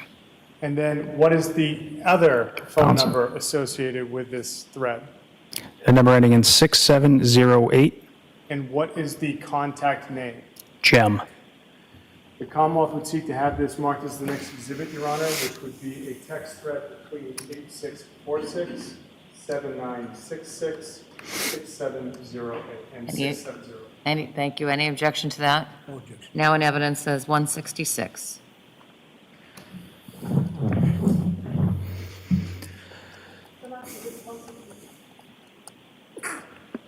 Bless you.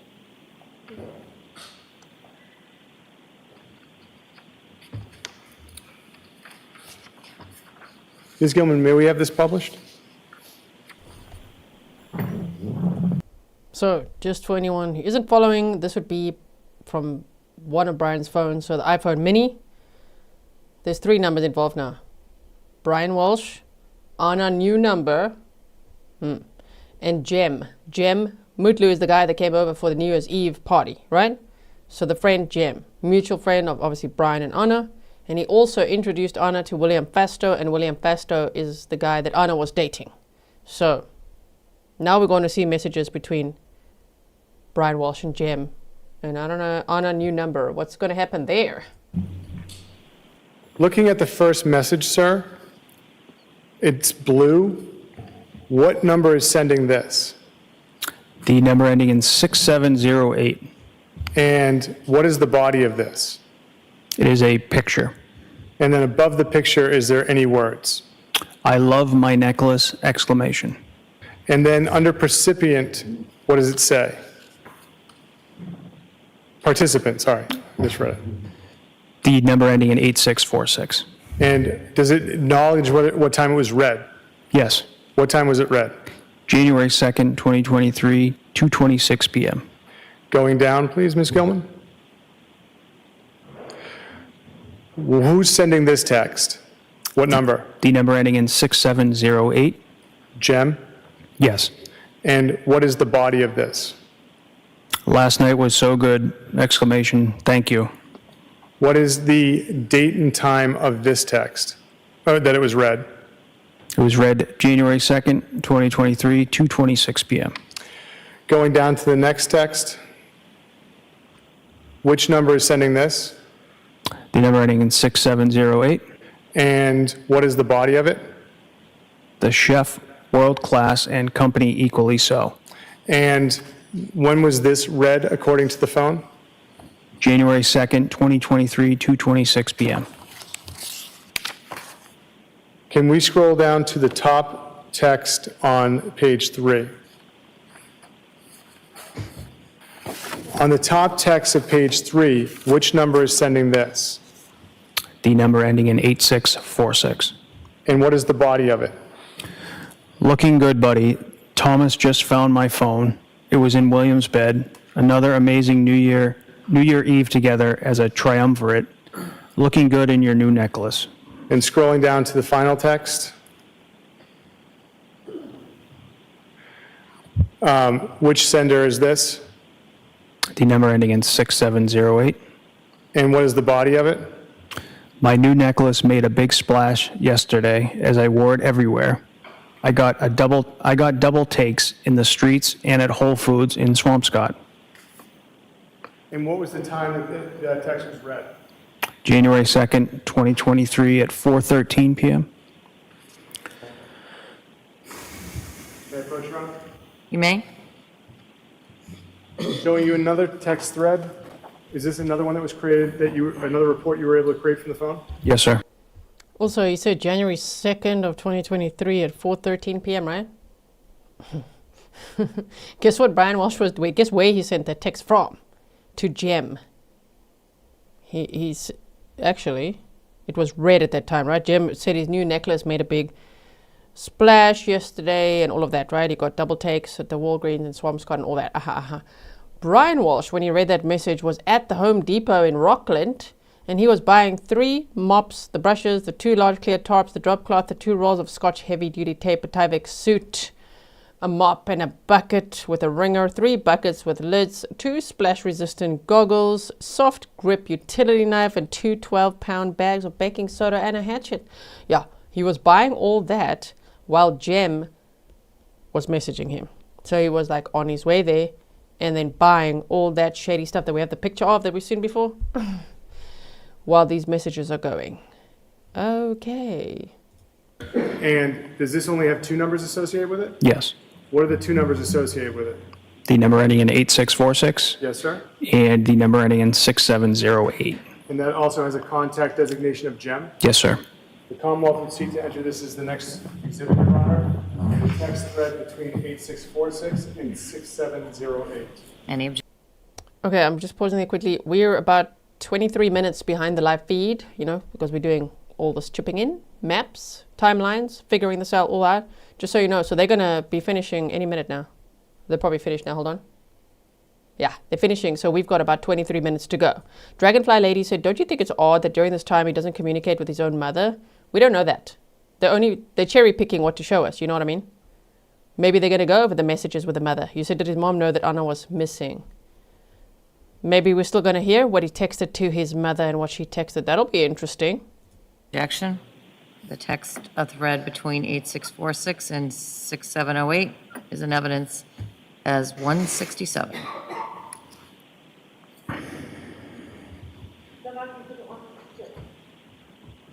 $167?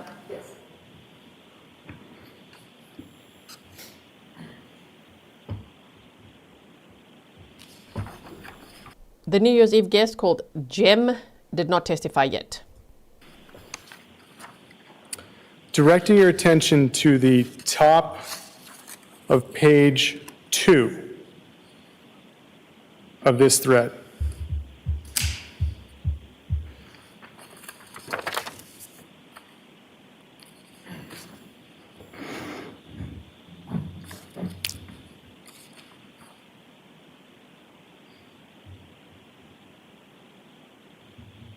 Could you have a publisher? Oh, yes, I apologize. I neglected to ask that. Your Honor, may I publish this? Sure. Thank you, Your Honor. I appreciate it. Ms. Gilman, if we could go to the top of page 2. And I imagine, Trooper, it's a whole lot easier to see it now? Yes, thank you. Okay, thank you. Now, who is the sender of this? The number ending in 6708. And what is the body of this first message? When they say the number ending in 6708, it's Jem. Jem did not testify. We watched video clips of Jem, but Jem didn't testify yet. Jem Mutlu. Anyway, 8646 is Brian Walshe, and 6708 is Jem. What? Okay. No, not testified yesterday. I'm just looking. Did I have like memory loss? No, not yet. Yesterday watched a video clip of him during the lunch break. Okay, so let's hear more messages. They had to put in a new exhibit between Brian and Jem. Merry Xmas to you, buddy. I miss you. Merry Xmas to all of you. Date and time? That it was read. December 25th, 2022, 9:45 a.m. Going down to the next text, who's the sender of that next one? The number ending in 6708. And what does the body of that say? Her phone is going directly to voicemail. And what was the date and time that this message was read? January 4th, 2023, 10:54 a.m. Didn't they start with December 25th? Okay, but now they're back to January 4th. Just to clarify, Jem did not testify yet. I'm looking forward to hearing Jem testify. He was the last person to see Ana alive, obviously, besides Brian Walshe, allegedly, right? Well, even according to his own story, sure, Brian Walshe. So no, yesterday we heard from many witnesses, but not Jem Mutlu, not the babysitter yet either. I'm excited to hear from the babysitter too, to describe Brian's demeanor and scheduling and all of that. That'll be interesting. Yeah, so follow the timestamps of each day, 1 to 3. Today's day 4. I'll do the timestamps right after this, and it's in the pinned comment always, so you can see who testified at what time. You could just click on it and go revisit their testimony. And the next text in that thread, which number sends that? 6708. And what is the body of that? Any news? Question mark. Have you alerted everybody at her work and the DC police? Question mark. Now, I'd like to scroll down to page 4. In the middle of that, which is the sender of this blue text? The number ending in 6708. And what does the body of it say? Hey, buddy, can you send me the photos we took on New Year's Eve? NYE? Question mark. What was the date and time it was read? January 5th, 2023, 11:17 a.m. And the next thread, the next text down, sir, What number is sending that? The number ending in 8646. And what is the body of that text? All the photos were taken on Anna's phone. I don't have any. And when was that text delivered? January 5th, 2023 at 11:30 a.m. You can close out of that, Ms. Gilman. Thank you.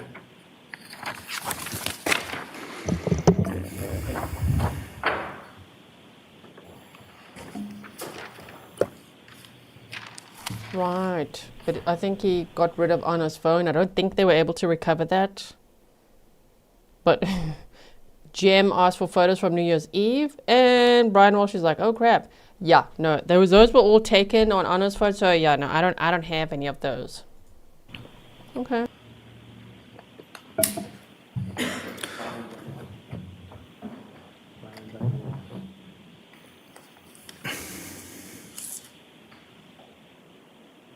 Yeah, of course.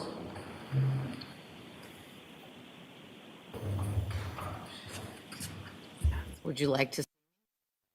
I'm sorry. I was just listening to his ordinance. What a gentleman. We've got some sidebar. So Brian Walshe really wanted people to believe the story of Ana had gone on this work emergency, meaning even Jem, Alyssa, Ana's, friends. He wanted everyone to think that they shouldn't look close to home. Definitely look in Washington, D.C. Do not look in Massachusetts. Yeah, Your Honor, this next collection of text, I would actually ask the NARC for ID. I will show it to the witness, but I would not seek to enter as an exhibit at this point in time. All right, and I think consistent with this morning, this is the first one. Is this, what do we say, I for ID? So we'll mark this exhibit as I for ID. And jurors, I just remind you that things that get a designation as a letter designation and for identification isn't evidence unless and until the parties move it in and I move it in. The numbered exhibits are the ones that you have as evidence with you in the back. Your Honor, may I approach? Yes. So, Trooper, I'm showing you what's been marked I for ID. Can you tell us what this is? Yes, it is a text message report created by me on Cellbrite. Okay. And can you tell us the two numbers that are associated with this? Yes, the first number is ending in 8646. Okay. And the second number? the second number is the number ending in 7966. And who are the contacts designated with this? The 8646 is Brian Walshe, and the 7966 is Ana New. Now do show us this. What's going to happen with Anna's new number and Brian Walshe? What messages are flying between there?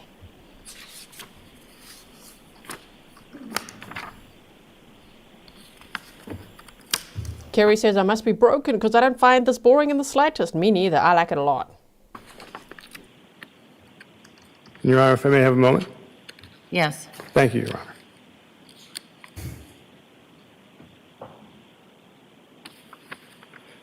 Understand that this has been marked for ID, Your Honor. Is it appropriate to publish it and ask questions about it? If not, I can move on.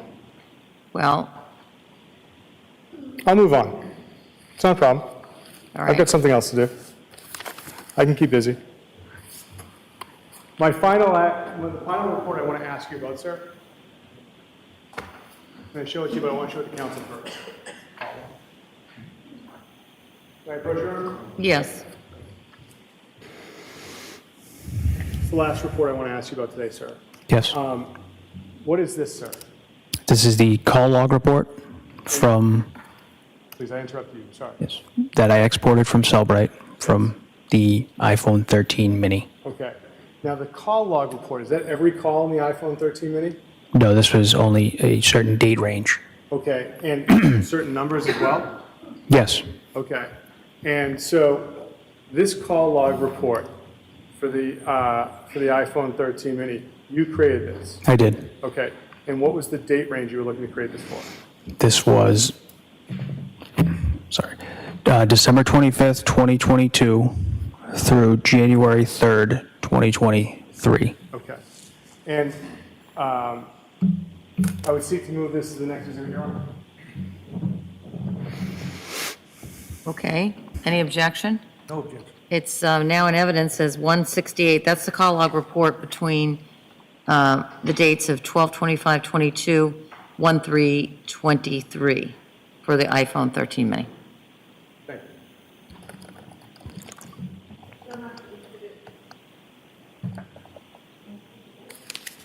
168.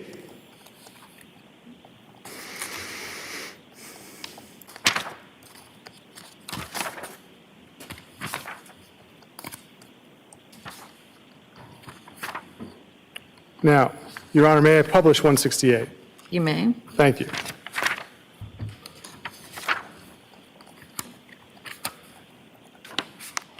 On 168, sir, I'd like to direct your attention to the columns. Under parties, what does that designate? Who the call took place between the two calling parties. And timestamp, I take it, is the same as it's been in the last. What's duration?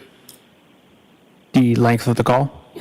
And when you see source info and it's biome and knowledge C, what is the significance of biome?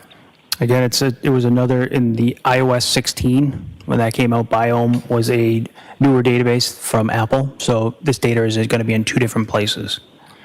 So at this point in time, I'd like to direct your attention to the bottom of page 12, item 143.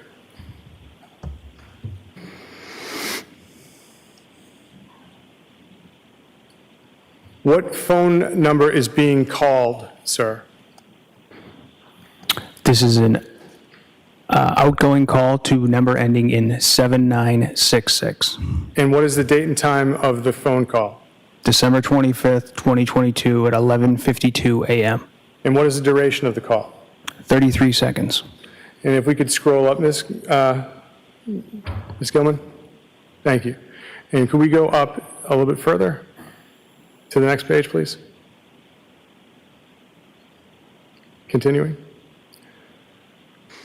All right, so Ms. Gilman, can you please continue up to, further up, please? There we are. On item number 129, what is the timestamp of that, 129? December 25th, 2022 at 1:40 p.m. And what number is being called? It's an outgoing call to number ending in 7966. And what is the duration of that call? 1 hour, 22 minutes, and 33 seconds. And could you continue up, Ms. Gilman? Thank you. Directing your attention to item 123 on page 10. What number is making the phone call? This is an incoming call from 7966. And what is the duration of this call? 1 hour, 27 minutes, and 7 seconds. And what is the timestamp on this call? December 25th, 2022 at 4:11 p.m. Now, if we could go to item number 13, I believe it's the top of page 2. Bless you. Sir, what number is being called? It is an outgoing call to number ending in 7966. And what is the date and time of the call? December 31st, 2022 at 9:52 a.m. Just quickly want to combine a few things we learned today. So on December 25th of 2022, Brian Walshe on that iPhone mini was looking up William Fastow Christmas Day plane crash. At 12:45 p.m., Ana Walshe found dead. Okay, 12:45 p.m., Ana Walshe found dead. So now if we combine that with this, at 11:52 a.m., he had done a 32-second outgoing call. And at 1:40 p.m., there was an outgoing call that she then would have answered, and they spoke for 1 hour and 22 minutes. So, in between, so he gave her a call. It was a missed call. And then immediately after that, after the missed call, he goes, Ana Walshe found dead, Jeff Chad. That's what he searched. Interesting. So, okay, damn. One missed call and he's like, Ana Walshe found dead. Bro, okay, calm yourself, damn. And what is the duration of the call? 4 minutes, 5 seconds. And if we could continue up from there, Ms. Gilman? Going to item number, pause if I may. Could we go to item number 9? What is the number being, what is the number, what number is making that phone call? Number 9, you said, sir? Number 9? Number 9. An incoming call from number ending in 7966. And what is the date and time of that call? December 31st, 2022, 7:27 p.m. And what is the duration of that call? 0 seconds. Looking at the item above it, item number 8, what number is being called? It is an outgoing call to number ending in 7966. And what is the date and time of that call? January 3rd, 2023, 8:28 a.m. And how long is that call? 15 seconds. Does that mean that the phone's connected if it's 15 seconds? No. What can happen, what is an alternative explanation then? Voicemail. And do you see any, can we go up to 7 through 1? We're almost done with the day's testimony. Literally, I think we have like a few minutes left, okay? I just want to say that this is like record-breaking stuff you guys have done here today. My YouTube report card, okay? That's what I'm calling it, okay? They do. YouTube looks at each live stream and tells you, for me, behind the scenes, how it did, how I'm doing. You guys, there's more likes than people watching right now. That's amazing. Thank you so much for liking the stream. My report card's going to be amazing today for the first time ever. Like this good. You know, normally I get like a C or D. Today I thought I'd get like a B minus. I'm going to get an A plus, oh my word. Do you see any incoming calls from the 7966 from entries 8 through 1? No, I do not. And do you see any calls longer than 17 seconds in entries 8 through 1? No, I do not. And Your Honor, may I have a moment? So this means that Brian Walshe called Ana's new number on January 3rd of 2023, like he tried to call it. He tried to make it look like he was calling. And while they say 15 seconds, it didn't actually connect because the phone was already off from 3:14 a.m. on January 2nd of 2023, right? Gerrit said, jy het 'n onderskeiding op jou rapport. Baie geluk. Oh, thank you so much. Yes?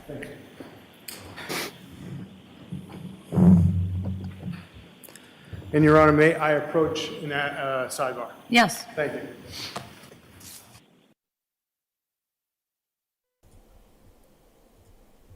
Okay, I think they're going to call it a day, aren't they? And then we're going to be teleporting to tomorrow. And tomorrow is going to be like a half day because, let's just make sure, yeah, hold on. I want to make sure you can teleport there. What? Yeah, okay. Tomorrow, the judge said it'll only go from 9 a.m. to 1 p.m. So, yeah. By the way, it's like how many people liked it now versus, you know, how many people are watching. Obviously, some people got bored of this very interesting information and they have left us. That would look weird. More likes than people watching. But thank you so much, everyone, for hitting the like button today. Look at him.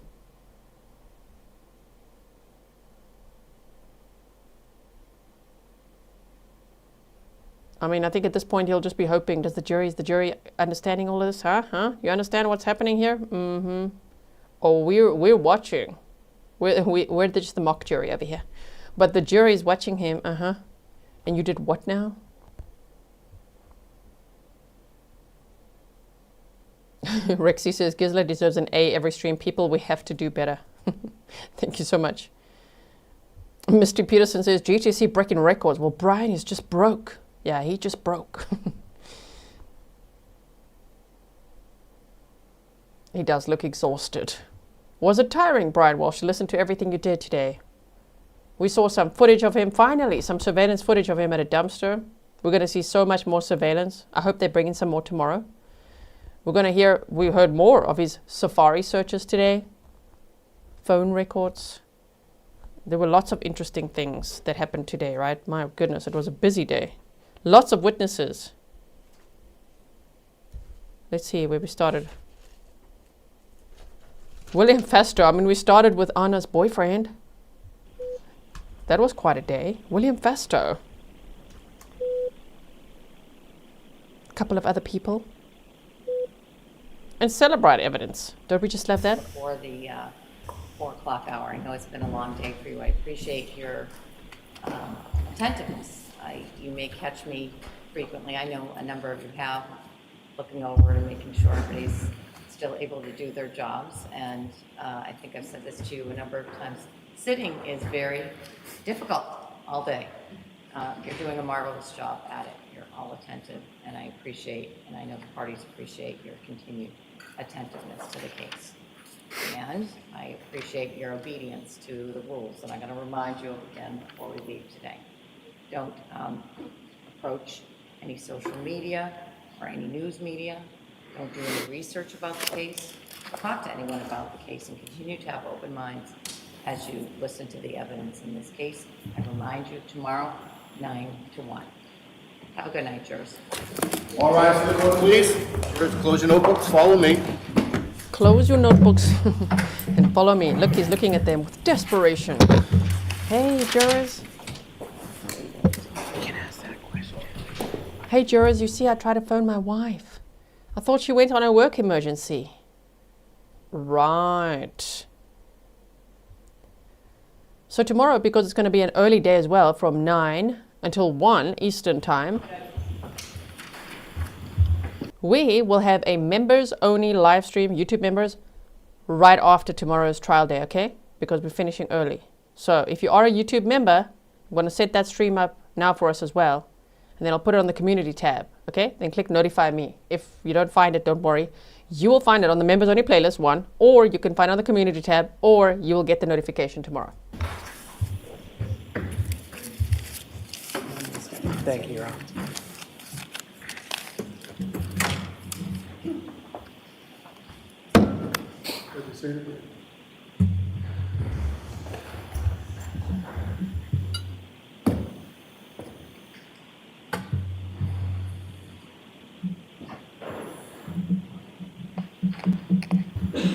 Just going through the click, click, click in my brain to see if there's anything that I need to raise with you right now. And I think I'm going to hold off on the few things that are in my mind because I think they're a little bit premature. So,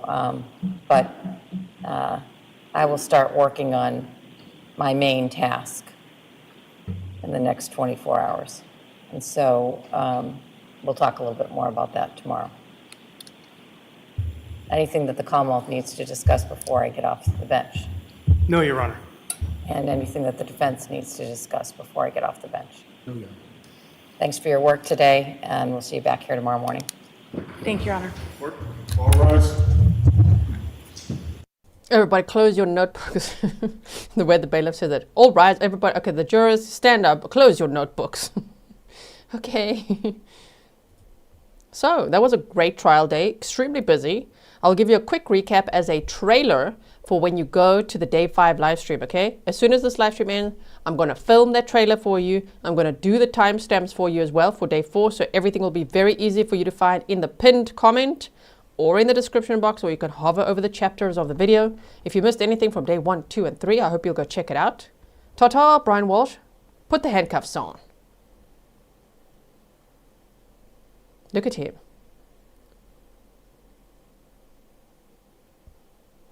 There's his mom. He barely looks at her. Weird. Very odd. Did you see that? He nods at that other lady, I think, with a notepad. I'm not too sure who she is or what. But not so much at his mother. Weird. Okay. So, are we ready now to teleport to Day 5 of the Brian Walshe trial? Thank you so much, mods, I know it's hours and hours. Really appreciate it. Thank you to everyone who spoiled the mods with coffees and me with coffees. Everyone who liked and shared. Oh my word, thank you so much. It means the world to me. Now, homework. Please leave me a comment below this live stream. Tell me what you thought. If you rewatch certain parts, let me know what you think. Okay, be nice though. Be nice. Keep it grizzly, and I will see you there. I'll say hi in the chat there on day 5. Okay, and then the trailer will be coming soon. All right. Bye, everyone.